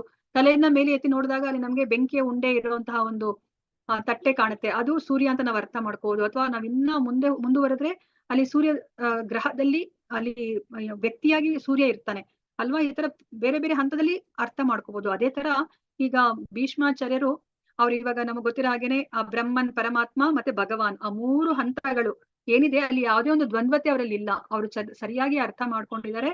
ಆ ಬ್ರಹ್ಮನ್ ಅಂತ ಏನಂತ ಕರೀತಾರೆ ಆ ಜ್ಞಾನಿಗಳು, ಮತ್ತೆ ಪರಮಾತ್ಮ ಅಂತ ಆ ಜ್ಞಾನಿಗಳು ಏನಂತ ಕರೀತಾರೆ, ಅವರೆಲ್ಲರನ್ನೂ ಸಹ ಅದೆಲ್ಲನೂ ಸಹ ಭಗವಂತನೇ ಅಲ್ವಾ? ಆದ್ರೆ ಆ ಜ್ಞಾನಿಗಳೇ ಆಗ್ಲಿ ಮತ್ತೆ ಧ್ಯಾನಿಗಳಿಗೆ ಅವರು ಅರ್ಥ ಮಾಡ್ಕೊಂಡಿಲ್ಲ ಭಗವಂತ ಅಂದ್ರೆ ಯಾರು ಅಂತ ಹೇಳ್ಬಿಟ್ಟು ಅವರು ಪರಿಪೂರ್ಣವಾದ ಜ್ಞಾನವನ್ನ ಅವರು ಪಡ್ಕೊಂಡಿಲ್ಲ. ಸೊ ಅದನ್ನೇ ಇಲ್ಲಿ ಈ ಭಾವಾರ್ಥದಲ್ಲಿ ಪ್ರಭುಪಾದರು ನಮ್ಗೆ ತಿಳಿಸಿಕೊಡ್ತಾ ಇದ್ದಾರೆ. ಸೊ ನಾವಿವಾಗ ಪರಿಪೂರ್ಣ ಸಾಕ್ಷಾತ್ಕಾರ ಪಡ್ಕೊಂಡಿದೀವಿ. ಭಗವಂತನ ಸಾಕ್ಷಾತ್ಕಾರ ಅಂತಂದ್ರೆ ಆ ಭಗವಾನ್ ಹಂತದಲ್ಲಿ ನಾವು ಸಾಕ್ಷಾತ್ಕಾರ ಪಡ್ಕೊಂಡ್ರೆ ನಾವು ಪರಿಪೂರ್ಣ ಸಾಕ್ಷಾತ್ಕಾರ ಪಡ್ಕೊಂಡಿದೀವಿ ಅಂತ. ಅದನ್ನ ಈಗ ಭೀಷ್ಮಾಚಾರ್ಯರು ಅರ್ಥ ಮಾಡ್ಕೊಂಡಿದ್ದಾರೆ. ಅವ್ರಿಗೆ ಇವಾಗ ಯಾವುದೇ ಒಂದು ದ್ವಂದ್ವತೆ ಅನ್ನೋದು ಇಲ್ಲ. ಇವಾಗ ಯಾರಾದ್ರೂ ಭಗವಂತನನ್ನ ಸಾಕ್ಷಾತ್ಕಾರ ಮಾಡ್ಕೊಂಡಿದ್ರೆ ಅವ್ರಿಗೆ ಪರಮಾತ್ಮ ಸಾಕ್ಷಾತ್ಕಾರನು ಅವ್ರು ತಿಳ್ಕೊಂಡಿದ್ದಾರೆ ಅಂತ ಅರ್ಥ, ಮತ್ತೆ ಬ್ರಹ್ಮನ್ ಸಾಕ್ಷಾತ್ಕಾರನು ತಿಳ್ಕೊಂಡಿದ್ದಾರೆ ಅಂತ ಹೇಳ್ಬಿಟ್ಟು ಅರ್ಥ. ನಾವ್ ಇದನ್ನ ಹಲವಾರು ಬಾರಿ ನಾವು ಚರ್ಚೆ ಮಾಡಿದೀವಿ ಅಲ್ವಾ? ಇವಾಗ ಯಾರತ್ರಾದ್ರೂ 100 ರೂಪಾಯಿ ಇದೆ ಅಂತಂದ್ರೆ ಅವ್ರ ಹತ್ರ 50 ರೂಪಾಯಿ ಇದೆ ಅಂತಾನು ಅರ್ಥ, 10 ರೂಪಾಯಿ ಇದೆ ಅಂತಾನು ಅರ್ಥ ಅಂತ ನಾವು ತಿಳ್ಕೊಂಡಿದೀವಿ. ಅದೇ ನಾವು ಇದನ್ನು ತಿಳ್ಕೊಂಡಿದೀವಲ್ವಾ? ಸೊ ಇವಾಗ ವಿಷ್ಣುವಿಗೇನಾದ್ರೂ ನೀನು ಕೃಷ್ಣನ ರೂಪ ತೋರಿಸು ಅಂದ್ರೆ ವಿಷ್ಣುವಿನಿಗೆ ಸಾಧ್ಯ ಇಲ್ಲ ಕೃಷ್ಣನ ರೂಪವನ್ನ ತೋರಿಸ್ಲಿಕ್ಕೆ ಅಲ್ವಾ? ಆದ್ರೆ ಕೃಷ್ಣನಿಗೆ ಅವರು ವಿಷ್ಣುವಿನ ರೂಪವನ್ನು ತೋರಿಸ್ಬೋದು, ಮತ್ತೆ ಅವರು ಆ ವಿಶ್ವರೂಪವನ್ನು ಸಹ ಅವರು ತೋರಿಸ್ಬೋದು ಅಲ್ವಾ? ಅದನ್ನ ನಾವು ಇಲ್ಲಿ ಅರ್ಥ ಮಾಡ್ಕೋಬೇಕಾಗಿರೋದು. ಅದನ್ನ ಇಲ್ಲಿ ಪ್ರಭುಪಾದರು ಅದನ್ನ ಇಲ್ಲಿ ಹೇಳ್ತಾ ಇದ್ದಾರೆ. ಸೊ ಇವಾಗ ಇಲ್ಲಿಗೆ ಆ ಭೀಷ್ಮಾಚಾರ್ಯರ ಸ್ತುತಿ ಮುಗೀತು. ಸೊ ಭೀಷ್ಮ ಸ್ತುತಿ ಆಯ್ತು. ಈಗ ಸೂತ ಗೋಸ್ವಾಮಿ ಅವರು ಮತ್ತೆ ಶೌನಕಾದಿ ಋಷಿಗಳಿಗೆ ಹೇಳ್ತಾ ಇದ್ದಾರೆ ಇವಾಗ ಏನಾಗುತ್ತೆ. ಭೀಷ್ಮಾಚಾರ್ಯರು ಸ್ತುತಿಯನ್ನ ಮುಗಿಸಿದ ಮೇಲೆ ಈಗ ಅವರ ಮನಸ್ಸಲ್ಲಿ ಅವರ ಕಣ್ಣುಗಳಲ್ಲಿ ಮುಂದೆ ಕಣ್ಮುಂದೆ ಭಗವಂತನೇ ಸ್ವತಃ ನಿಂತಿದ್ದಾನೆ. ಮತ್ತೆ ಇವಾಗ ಹೃದಯದಲ್ಲೂ ಸಹ ಅವರು ಭಗವಂತನ ಆ ಚಿತ್ರಣವನ್ನೇ ಅವರು ಸ್ಥಾಪನೆ ಮಾಡ್ಕೊತಾ ಇದ್ದಾರೆ ಅಲ್ವಾ? ಇವಾಗ ಅವರು ದೇಹವನ್ನ ಇನ್ನೇನು ಬಿಡುವಂತಹ ಕ್ಷಣ ಆ ಸಮಯದಲ್ಲಿ ಏನಾಗುತ್ತೆ ಅಂತ ಹೇಳಿ ಇವಾಗ ಸೂತ ಗೋಸ್ವಾಮಿ ಅವರು ಹೇಳ್ತಾ ಇದ್ದಾರೆ. ಕೃಷ್ಣ ಏವಂ ಭಗವತಿ ಮನೋವಾಗ್ ದೃಷ್ಟಿ ವೃತ್ತಿಭಿಃ ಆತ್ಮನ್ಯಾತ್ಮನ ಮಾವೇಶ್ಯ ಸೋ ಅಂತಶ್ವಾಸ ಉಪಾರಮತ್. ಸೂತ ಮುನಿಗಳು ನುಡಿದರು, ಹೀಗೆ ಭೀಷ್ಮರು ದೇವೋತ್ತಮ ಪರಮಪುರುಷನಾದ ಭಗವಾನ್ ಶ್ರೀಕೃಷ್ಣ ಪರಮಾತ್ಮಲಿ ತಮ್ಮ ಮನೋವಾಕ್ ದೃಷ್ಟಿ ಕ್ರಿಯೆಗಳಿಂದ ಲೀನರಾಗಿ ಮೌನಿಯಾದರು. ಅವರ ಉಸಿರಾಟ ನಿಂತಿತು. ಹರೇ ಕೃಷ್ಣ ಕೃಷ್ಣ ಕೃಷ್ಣ ಹರೇ ಹರೇ, ಹರೇ ರಾಮ ರಾಮ ರಾಮ ಹರೇ ಹರೇ. ಸೊ ಇವಾಗ ಭೀಷ್ಮಾಚಾರ್ಯರು ಇದನ್ನೆಲ್ಲ ಭೀಷ್ಮ ಸ್ತುತಿಯನ್ನ ಮಾಡಿದ್ಮೇಲೆ ಅವರು ಇವಾಗ ಮೌನವನ್ನ ಅವರು ಮೌನವನ್ನ ವಹಿಸ್ತಾರೆ. ಅದಾದ್ಮೇಲೆ ಅವರ ಉಸಿರಾಟ ನಿಂತಿತು ಅಂತಂದ್ರೆ ಇವಾಗ ಅವರ ದೇಹ ತ್ಯಾಗವನ್ನ ಅವ್ರು ಇವಾಗ ಮಾಡಿದ್ದಾರೆ. ಸೊ ಇವಾಗ ಇಲ್ಲಿ ಭಾವಾರ್ಥದಲ್ಲಿ ಪ್ರಭುಪಾದರು ನಮ್ಗೆ ಭಕ್ತಿಯನ್ನ ಹೇಗೆ ಮಾಡೋದು, ಆ 9 ಭಕ್ತಿಯ ವಿಧಾನಗಳೇನಿದೆಯೋ ಅದ್ರ ಬಗ್ಗೆ ನಮ್ಗೆ ಇಲ್ಲಿ ತಿಳಿಸಿಕೊಡ್ತಾ ಇದ್ದಾರೆ. ಸೊ ಇದರಲ್ಲಿ ಯಾವ್ದಾದ್ರು ಒಂದನ್ನ ಮಾಡಿದ್ರೆ ಅಥವಾ ಈ 9 ಮಾಡಿದ್ರು ಸಹ ನಾವು ಆ ಭಗವಂತನನ್ನ ನಾವು ಪಡ್ಕೋಬಹುದು ಅಂತ ನಾವು ತಿಳ್ಕೊಂಡಿದೀವಿ ಅಲ್ವಾ. ಸೊ ಇಲ್ಲಿ ನಮ್ಗೆ ಏನನ್ನ ಅರ್ಥ ಮಾಡಿಸ್ತಾ ಇದಾರೆ ಅಂತಂದ್ರೆ, ಹೌದು ಈಗ ಭೀಷ್ಮಾಚಾರ್ಯರು ತುಂಬಾ ಅದೃಷ್ಟಶಾಲಿಗಳು. ಅವರು ಕಣ್ಣ ಮುಂದೆನೆ ಅವರು ಭಗವಂತನನ್ನ ಅವರು ನೋಡ್ತಾ ಇದ್ದಾರೆ ಅಲ್ವಾ. ಅವರು ಅಂತಕಾಲೆ ನಾರಾಯಣ ಸ್ಮೃತಿ, ಅಂತೆ ನಾರಾಯಣ ಸ್ಮೃತಿ ಅದು ಅವ್ರಿಗೆ ಈಸಿ. ಅಕಸ್ಮಾತ್ ಆತರ ಇಲ್ಲ ಅಂದಿದ್ರು ಸಹ, ಭಗವಂತ ಕಣ್ಮುಂದೆ ಬರ್ಲಿಲ್ಲ ಅಂದ್ರೂ ಸಹ ಅವರು ಭಗವಂತನ ಶುದ್ಧ ಭಕ್ತ. ಅವರು ಜೀವಮಾನ ಪೂರ್ತಿನ ಅವರು ಭಗವಂತನ ನಾಮಸ್ಮರಣೆಯನ್ನೇ ಮಾಡಿದ್ದಾರೆ. ಅದಕ್ಕೋಸ್ಕರ ಅವ್ರಿಗೆ ಖಂಡಿತ ಅವ್ರಿಗೆ ಸಾವಿನ ಸಮಯದಲ್ಲಿ ಭಗವಂತನ ಸ್ಮೃತಿ ಬಂದೇ ಬರುತ್ತೆ ಅಲ್ವಾ. ಅಂದ್ರೆ ಅವ್ರು ಯಾವ ತರ ನೋಡಿದ್ರು ಸಹ ಅವರು ಅಂದ್ರೆ ಭಗವಂತನ ಲೋಕಕ್ಕೆ ಹೋಗೋ ಎಲ್ಲ ಅರ್ಹತೆಯನ್ನ ಅವರು ಪಡೆದಿದ್ರು. ಅದಕ್ಕೆ ನಮ್ಗೆ ಇಲ್ಲಿ ಏನನ್ನ ಹೇಳ್ತಾ ಇದಾರೆ ಅಂತಂದ್ರೆ, ಅಲ್ಲಿ ಭಗವಂತ ಕಣ್ಮುಂದೆನೇ ಇರ್ಬೇಕು ಅಂತ ಏನು ಇಲ್ಲ ನಮ್ಗೆ. ಅಂದ್ರೆ ನಾವು ಭಗವಂತನ ಲೋಕಕ್ಕೆ ಹೋಗ್ಬೇಕು ಅಂತಂದ್ರೆ ಅಲ್ಲಿ ಕಣ್ಮುಂದೆನೇ ಭಗವಂತ ಇರ್ಬೇಕು ಅಂತ ಇಲ್ಲ. ನಾವು ಮನಸ್ಸಲ್ಲೇನೆ ನಾವು ಆ ಭಗವಂತನ ಆ ಚಿತ್ರಣವನ್ನ ನಾವು ಮೂಡಿಸ್ಕೋಬಹುದು. ಭಗವಂತನ ಚಿತ್ರಣವನ್ನ ನಾವು ಮನಸ್ಸಲ್ಲೇ ನಾವು ಕಂಡ್ರುನು ಅಥವಾ ನಾವು ಕಣ್ಣು ಮುಂದೆ ಕಂಡ್ರು ಸಹ ಅದರ ಪರಿಣಾಮ ಒಂದೇ ಅಂತ ಹೇಳ್ಬಿಟ್ಟು ಇಲ್ಲಿ ನಮ್ಗೆ ಹೇಳ್ತಾ ಇದ್ದಾರೆ. ಮತ್ತೆ ನಮ್ಗೆ ಇಲ್ಲಿ ಮುಖ್ಯವಾಗಿ ಏನನ್ನ ಹೇಳ್ತಿದ್ದಾರೆ ಅಂತಂದ್ರೆ, ನಮ್ಗೆ ಇಲ್ಲಿ ಭೀಷ್ಮರ ಸಾವಿನ ಬಗ್ಗೆ ಯಾಕೆ ನಮ್ಗೆ ಇಷ್ಟೆಲ್ಲ ನಮ್ಗೆ ವಿವರಣೆನ ಕೊಡ್ತಾ ಇದಾರೆ ಅಂತಂದ್ರೆ, ಇವಾಗ ನಮ್ಗೆ ಇವತ್ತಲ್ಲ ನಾಳೆ ಸಾವನ್ನದು ಬಂದೇ ಬರುತ್ತೆ. ಪ್ರತಿಯೊಬ್ರು ಸಹ ಈ ಭೌತಿಕ ಪ್ರಪಂಚದವರು ಸಾಯ್ಲೇಬೇಕಾಗತ್ತೆ. ಆದ್ರೆ ಇಲ್ಲಿ ನಾವು ಸಾವಲೇಬೇಕು ಅಂದ್ರೆ ಈ ಸಾರ್ಯರ ತರ ನಾವು ಸಾವನ್ನ ಅಪ್ಪಬೇಕಾಗತ್ತೆ ಅಲ್ವಾ. ಇಲ್ಲಾಂದ್ರೆ ನಮ್ಮ ಸಾವು ಪ್ರಾಣಿಗಳ ತರ ಆಗುತ್ತೆ. ನಾವೇನಾದ್ರೂ ಭಕ್ತಿ ಮಾಡಿಲ್ಲ, ಈ ನವವಿಧ ಭಕ್ತಿಯಲ್ಲಿ ಯಾವ್ದನ್ನಾದ್ರೂ ಒಂದನ್ನ ಉಪಯೋಗಿಸ್ಕೊಂಡು ಆ ಗುರುಗಳ ಮಾರ್ಗದರ್ಶನದಲ್ಲಿ ನಾವು ಭಕ್ತಿಯನ್ನ ಮಾಡಿಲ್ಲ ಅಂತಂದ್ರೆ ನಾವು ಪ್ರಾಣಿಗಳ ತರ ನಾವು ಸಾಯ್ತೀವಿ. ಆದ್ರೆ ಮನುಷ್ಯ ಜನ್ಮ ಇರೋದು ಆತರ ಸಾಯ್ಲಿಕ್ಕೆ ಅಲ್ಲ. ನಾವು ಈ ಮನುಷ್ಯ ಜನ್ಮದ ನಮ್ಮ ಏನು ಅದರ ಸಾರ್ಥಕತೆ ಯಾವಾಗ ಆಗುತ್ತೆ ಅಂತಂದ್ರೆ ಅಂತೆ ನಾರಾಯಣ ಸ್ಮೃತಿ. ನಮ್ಗೆ ಅಂತ್ಯ ಕಾಲದಲ್ಲಿ ಭಗವಂತನ ಸ್ಮೃತಿ ಬರ್ಲೇಬೇಕು. ಅವಾಗಷ್ಟೇ ಈ ಮನುಷ್ಯ ಜನ್ಮ ಸಾರ್ಥಕ ಆಗುತ್ತೆ. ಇವಾಗ ಭೀಷ್ಮಾಚಾರ್ಯರಿಗೆ ಅಂತ್ಯ ಕಾಲದಲ್ಲಿ ಭಗವಂತನ ಸ್ಮೃತಿ ಬಂದಿದೆ ಅಂತ ಹೇಳ್ಬಿಟ್ಟು ಎಲ್ಲರಿಗೂ ಅರ್ಥ ಆಗ್ತಾ ಇದೆ ಅಲ್ವಾ. ಆತರ ನಾವು ಜೀವನವನ್ನ ನಾವು ಸಾಗಿಸಿ ನಾವು ದೇಹವನ್ನ ತ್ಯಾಗ ಮಾಡ್ಬೇಕು. ಅದೇನೆ ನಾವು ಈ ಭೀಷ್ಮರ ಈ ದೇಹ ತ್ಯಾಗದಿಂದ ನಾವು ಕಲ್ತ್ಕೋಬೇಕಾಗಿರುವಂತಹ ಪಾಠ. ನೋಡಿ ಇಲ್ಲಿ ಹೇಳ್ತಾ ಇದ್ದಾರೆ, ಪ್ರಕೃತಿಯ ನಿಯಮಗಳ ಒತ್ತಡಕ್ಕೆ ಮಣಿದು ಸಾಯುವವನು ಪಶುವಿನಂತೆ ಸಾಯುತ್ತಾನೆ. ಮನುಷ್ಯನಿಗೂ ಪ್ರಾಣಿಗಳಿಗೂ ಇರುವ ವ್ಯತ್ಯಾಸ ಇದೆ. ಮಾನವ ಜನ್ಮವು ಭೀಷ್ಮರಂತೆ ದೇಹ ತ್ಯಾಗ ಮಾಡಲು ವಿಶೇಷಿತವಾಗಿ ಉದ್ದೇಶಿತವಾಗಿದೆ ಅಲ್ವಾ. ನಮ್ಗೆ ಈ ತರ ದೇಹ ಇವಾಗ ಭೀಷ್ಮಾಚಾರ್ಯರು ಯಾವ ತರ ದೇಹ ತ್ಯಾಗ ಮಾಡಿದರೆ ಅದನ್ನ ನಾವು ಯಾವುದೇ ಒಂದು ಪ್ರಾಣಿ ಜನ್ಮದಲ್ಲಿ ನಾವು ಮಾಡ್ಲಿಕ್ಕೆ ಸಾಧ್ಯ ಇಲ್ಲ. ಅದು ಮನುಷ್ಯ ಜನ್ಮದಲ್ಲಿ ಮಾತ್ರನೇ ಮಾಡ್ಲಿಕ್ಕೆ ಸಾಧ್ಯ ಆಗುತ್ತೆ ಅಲ್ವಾ. ಅದಕ್ಕೋಸ್ಕರ ನಾವು ಜೀವಮಾನ ಪೂರ್ತಿ ನಾವು ಪ್ರಯತ್ನವನ್ನ ಪಡ್ಬೇಕು. ಅವಾಗಷ್ಟೇ ನಮ್ಗೆ ಭಗವಂತನ ನಾಮಸ್ಮರಣೆ ನಮ್ಗೆ ಬರ್ಲಿಕ್ಕೆ ಸಾಧ್ಯ ಆಗತ್ತೆ. ಅದ್ರ ಬಗ್ಗೆ ನಾವು ಹಲವಾರು ಬಾರಿ ನಾವು ಚರ್ಚೆನ ನಾವು ಮಾಡಿದ್ವಲ್ವಾ. ಅಕಸ್ಮಾತ್ ಏನಾದ್ರು ನಾವು ಜ್ಞಾಪಿಸ್ಕೊಳ್ಳಿಲ್ಲ, ನಾವೇನಾದ್ರೂ ಇವಾಗ ಕೋಮಾದಲ್ಲೋ ಅಥವಾ ಆಕ್ಸಿಡೆಂಟ್ ಅಲ್ಲೋ ಅಥವಾ ಇವಾಗ ಒಬ್ಬೊಬ್ರು ಮಲ್ಕೊಂಡಿರೋರೇನೆ ನಿದ್ದೆಲೆ ಸತ್ತು ಹೋಗ್ತಾರೆ. ಆತರ ಇದ್ದಾಗ ಹೇಗಪ್ಪ ಅವ್ರ ಸ್ಮೃತಿಯನ್ನ ಮಾಡ್ಕೊಳ್ಲಿಕ್ಕೆ ಸಾಧ್ಯ ಆಗಿಲ್ವಲ್ಲ ಭಗವಂತನ ಸ್ಮೃತಿ. ಆದ್ರೆ ಅವರು ಜೀವನ ಪೂರ್ತಿ ಅವರು ಭಕ್ತರಾಗಿ ಇದ್ರಲ್ಲ ಅಂತಂದ್ರೆ ನಮ್ಗೆ ಏನು ಗರುಡ ಪುರಾಣದಲ್ಲಿ ಹೇಳಿದ್ದಾರೆ ಅಲ್ವಾ. ಭಗವಂತನೇ ಅವ್ರಿಗೆ ಏನ್ ಮಾಡ್ತಾರೆ, ಅವರ ಕಿವಿಯಲ್ಲಿ ಬಂದು ಭಗವಂತನ ನಾಮಸ್ಮರಣೆಯನ್ನ ಅವರೇ ಮಾಡ್ತಾರಂತೆ. ಸೊ ಅವಾಗ ಭಗವಂತನ ನಾಮಸ್ಮರಣೆ ಭಗವಂತ ಮಾಡೋದು ಒಂದೇ, ಮತ್ತೆ ಇವಾಗ ಭಕ್ತನನ್ನ ಭಗವಂತ ನೆನೆಸ್ಕೊಳ್ಳೋದು ಒಂದೇ, ಭಕ್ತ ಭಗವಂತನನ್ನ ನೆನೆಸ್ಕೊಳ್ಳೋದು ಒಂದೇ, ಎರಡೂ ಒಂದೇ ಆಗುತ್ತೆ. ಸೊ ಅವಾಗ ಆ ಭಕ್ತ ಭಗವಂತನ ಲೋಕಕ್ಕೆ ಹೋಗೋ ಅರ್ಹತೆನ ಅವನು ಪಡ್ಕೋತಾನೆ. ಸಂಪದ್ಯಮಾನಮಾಜ್ಞಾಯ ಭೀಷ್ಮಂ ಬ್ರಹ್ಮಣಿ ನಿಷ್ಕಲೆ ಸರ್ವೇ ಬಭೂವುಸ್ತೆ ತೂಷ್ಣೀಂ ವಯಾಂಸಿ ವಾದಿನಾತ್ಯಯೇ. ಭೀಷ್ಮರು ಅನಂತ ಶಾಶ್ವತವಾದ ಪರಮ ಪರಾತ್ಪರನಲ್ಲಿ ಲೀನವಾದುದನ್ನ ತಿಳಿದು ಅಲ್ಲಿ ನೆರೆದವರೆಲ್ಲ ದಿನಾಂತ್ಯದ ಪಕ್ಷಿಗಳ ಹಾಗೆ ಮೌನವಾದರು. ನೋಡಿ ಇಲ್ಲಿ ಎಂತಹ ದೃಶ್ಯ ಏನೋ ಸಾಮ್ಯತೆಯನ್ನ ಕೊಟ್ಟಿದ್ದಾರೆ ಅಲ್ವಾ. ಸೊ ಇವಾಗ ಭೀಷ್ಮರು ಇವಾಗ ಪರಾತ್ಪರನಲ್ಲಿ ಲೀನವಾಗಿರೋದನ್ನ ತಿಳ್ಕೊಂಡು ಎಲ್ಲ ಅಲ್ಲಿ ನೆರೆದಿರೋರೆಲ್ಲ ಅವ್ರು ಯಾವ ತರ ಮೌನವಾದ್ರು ಅಂತಂದ್ರೆ, ದಿನಾಂತ್ಯದಲ್ಲಿ ಪಕ್ಷಿಗಳು ಹೇಗೆ ಆ ಕಲರವ ಎಲ್ಲ ಹೇಗೆ ಸ್ಥಗಿತವಾಗುತ್ತೋ ಆ ತರ ಮೌನವಾದರು ಅಂತ ಹೇಳ್ಬಿಟ್ಟು ಇಲ್ಲಿ ಹೇಳ್ತಾ ಇದ್ದಾರೆ. ಆದ್ರೆ ನಾವಿಲ್ಲಿ ಏನನ್ನ ಅರ್ಥ ಮಾಡ್ಕೋಬೇಕು ಅಂತಂದ್ರೆ, ಇಲ್ಲಿ ನಾವು ಯಾರಾದ್ರೂ ಒಬ್ರು ಪ್ರಾಣವನ್ನ ತ್ಯಾಗ ಮಾಡಿದಾಗ ನಾವು ದೇಹದ ಕುರಿತಾಗಿ ನಾವ್ ಯಾವಾಗ್ಲೂ ಯೋಚನೆಯನ್ನ ನಾವು ಮಾಡ್ತೀವಿ ಅಲ್ವಾ. ಸೊ ಆದ್ರೆ ಇಲ್ಲಿ ಪಕ್ಷಿಗಳು ಹೇಗೆ ಏನ್ ಯೋಚನೆ ಮಾಡುತ್ತವೆ ಅಂತಂದ್ರೆ ಆ ಹಗಲು ಮುಗಿದು ರಾತ್ರಿ ಬಂದಾಗ ಹಗಲೇ ಹೊರಟೋಯ್ತು, ಇನ್ನು ಹಗಲೇ ನಾಶ ಆಗೋಯ್ತು ಅಂತ ಆ ಪಕ್ಷಿಗಳು ಯೋಚನೆ ಮಾಡುತ್ತಂತೆ. ಅಂದ್ರೆ ಇವಾಗ ನಾವು ಏನನ್ನ ಅರ್ಥ ಮಾಡ್ಕೋಬೇಕಿಲ್ಲ ಅಂತಂದ್ರೆ, ಇವಾಗ ಸೂರ್ಯ ಇವಾಗ ಹಗಲಲ್ಲಿ ಇದ್ದು ರಾತ್ರಿಯಲ್ಲಿ ಅವನು ಕಾಣಿಸೋದೇ ಇಲ್ಲ. ಆಗ ಅಜ್ಞಾನದಲ್ಲಿರೋರು ಏನು ಯೋಚನೆ ಮಾಡ್ತಾರೆ, ಸೂರ್ಯ ಸತ್ ಹೋದ, ಮತ್ತೆ ನಾಳೆ ಬೆಳಗ್ಗೆ ಹುಟ್ಟುತ್ತಾನೆ ಅಂತ ಅವ್ರು ಆಗ ಯೋಚನೆ ಮಾಡ್ತಾರೆ ಅಲ್ವಾ. ಆದ್ರೆ ಸೂರ್ಯ ಯಾವತ್ತೂ ಸಾಯೋದಿಲ್ಲ, ನಮ್ಮ ಕಣ್ಣಿಗೆ ಕಾಣಿಸ್ತಿಲ್ಲ ಅಷ್ಟೇ. ಸೂರ್ಯ ಈ ಜಾಗದಿಂದ ಅವರು ಮತ್ತೊಂದು ಜಾಗಕ್ಕೆ ಹೋಗಿದ್ದಾರೆ ಅಲ್ವಾ. ಅದೇ ತರನೇ ಈ ದೇಹ ಮಾತ್ರನೇ ನಾಶ ಆಗಿದೆ, ಆತ್ಮಕ್ಕೆ ಸಾವಂತ ಇಲ್ಲ. ಅದ ಆತ್ಮ ಇವಾಗ ಈ ದೇಹವನ್ನ ಬಿಟ್ಟು ಅದು ಇನ್ನೊಂದು ದೇಹಕ್ಕೆ ಹೋಗಿದೆ ಅಲ್ವಾ. ಸೊ ಅದಕ್ಕೋಸ್ಕರ ನಾವು ಅದರಿಂದ ವಿಚಲಿತರಾಗಬಾರ್ದು, ಗೊಂದಲಕ್ಕೆ ಒಳಗಾಗಬಾರ್ದು ಅಂತಾನೆ ನಾವು ತಿಳ್ಕೊಂಡಿರೋದು.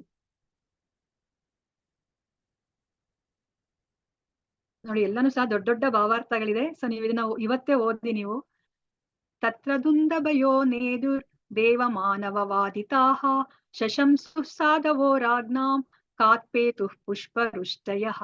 ಅನಂತರ ದೇವತೆಗಳು ಹಾಗೂ ಮಾನವರು ಗೌರವಾರ್ಥವಾಗಿ ದುಂದುಬಿಗಳನ್ನ ಮೊಳಗಿದರು.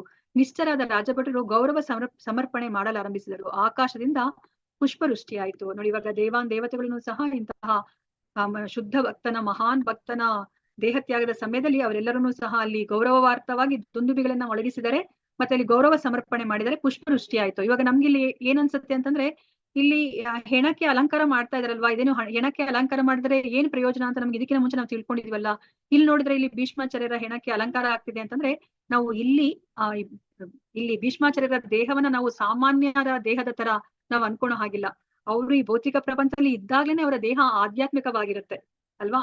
ಅವರ ಏನು ಅಂತ್ಯ ಸಂಸ್ಕಾರಕ್ಕೂ ಸಹ, ಸಾಮಾನ್ಯ ಜನರ ಅಂತ್ಯ ಸಂಸ್ಕಾರಕ್ಕೂ ಸಹ ನಾವು ಒಂದೇ ಅಂತ ಭಾವಿಸಬಾರದು ಅಂತ ಹೇಳ್ಬಿಟ್ಟು ನಮ್ಗೆ ಇಲ್ಲಿ ಪ್ರಭುಪಾದರು ಅರ್ಥ ಮಾಡಿಸ್ತಾರೆ. ಮತ್ತೆ ಆ ಜಯಂತಿ ಅನ್ನೋ ಒಂದು ಪದದ ಬಗ್ಗೆನೂ ನಮ್ಗೆ ಇಲ್ಲಿ ಅರ್ಥ ಮಾಡಿಸ್ತಾರೆ. ನಾವ್ ಇವಾಗ ಜಯಂತಿ ಅಂತ ಹೇಳ್ಬಿಟ್ಟು ನಾವ್ ಈ ಭೌತಿಕ ಪ್ರಪಂಚದಲ್ಲಿ ಇರೋ ಯಾರಾದ್ರೂ ರಾಜಕೀಯ ವ್ಯಕ್ತಿಗಳು, ತುಂಬಾ ಶ್ರೇಷ್ಠ ರಾಜಕೀಯ ವ್ಯಕ್ತಿಗಳು ಏನಾದ್ರೂ ಹುಟ್ಟಿರೋ ದಿನಗಳನ್ನು ಸಹ ನಾವು ಜಯಂತಿ ಅಂತ ಆಚರಿಸ್ತೀವಿ ಅಲ್ವಾ.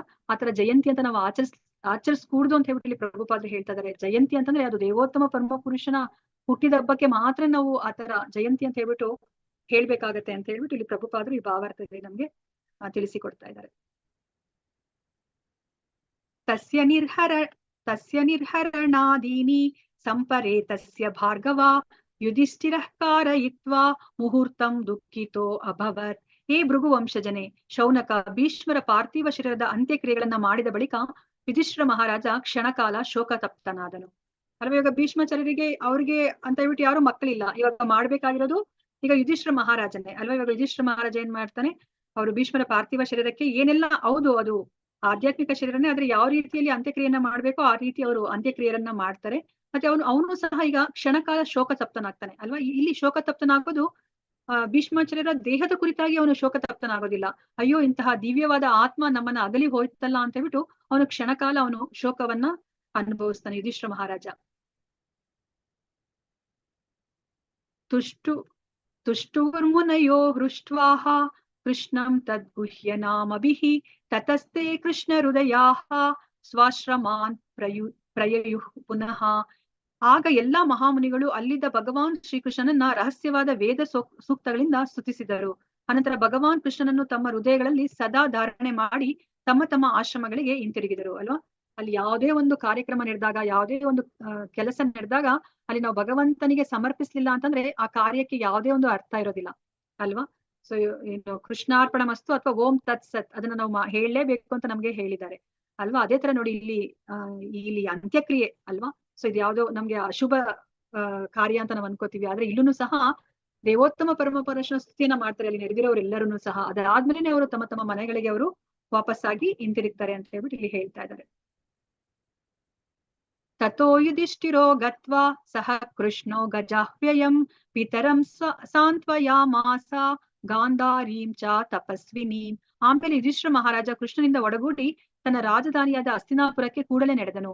ಅಲ್ಲಿ ಅವನು ತನ್ನ ದೊಡ್ಡಪ್ಪ ಮತ್ತು ತಪಸ್ವಿನಿಯಾದ ದೊಡ್ಡಮ್ಮ ಗಾಂಧಾರಿಯನ್ನ ಸಾಂತ್ವನಗೊಳಿಸಿದನು. ನೋಡಿ ಇವಾಗ ಗಾಂಧಾರಿ ಮತ್ತೆ ಧೃತರಾಷ್ಟ್ರ ಅವರು ತನ್ನ 100 ಮಕ್ಕಳನ್ನ ಕಳ್ಕೊಂಡಿದ್ದಾರೆ. ಅದು ಒಂದೇ ಬಾರಿಗೆ ಕಳ್ಕೊಂಡಿದ್ದಾರೆ ಅಲ್ವಾ. ಇನ್ನು ಒಂದು ಮಗನನ್ನ ಕಳ್ಕೊಂಡ್ರೆ ಎಷ್ಟು ದುಃಖ, ಇಲ್ಲಿ 100 ಮಕ್ಕಳನ್ನ ಒಂದೇ ಬಾರಿಗೆ ಕಳ್ಕೊಂಡಾಗ ಆ ತಂದೆ ತಾಯಿಗಳಿಬ್ರು ನೀನ್ ಎಷ್ಟು ದುಃಖವನ್ನ ಅನುಭವಿಸ್ತಾ ಇದಾರೆ. ಅದ್ರ ಜೊತೆ ಅವ್ರಿಗೆ ಇನ್ನ ಯಾರ ಮರಣ ವಾರ್ತೆ ಸಿಗುತ್ತೆ, ಇಲ್ಲಿ ಭೀಷ್ಮಾಚಾರ್ಯರ ಮರಣ ವಾರ್ತೆನೂ ಸಹ ಅವ್ರಿಗೆ ತಲುಪಿದೆ ಅಲ್ವಾ. ಅವ್ರು ಇನ್ನ ಎಷ್ಟು ದುಃಖ ಭರಿತರಾಗಿರ್ತಾರೆ.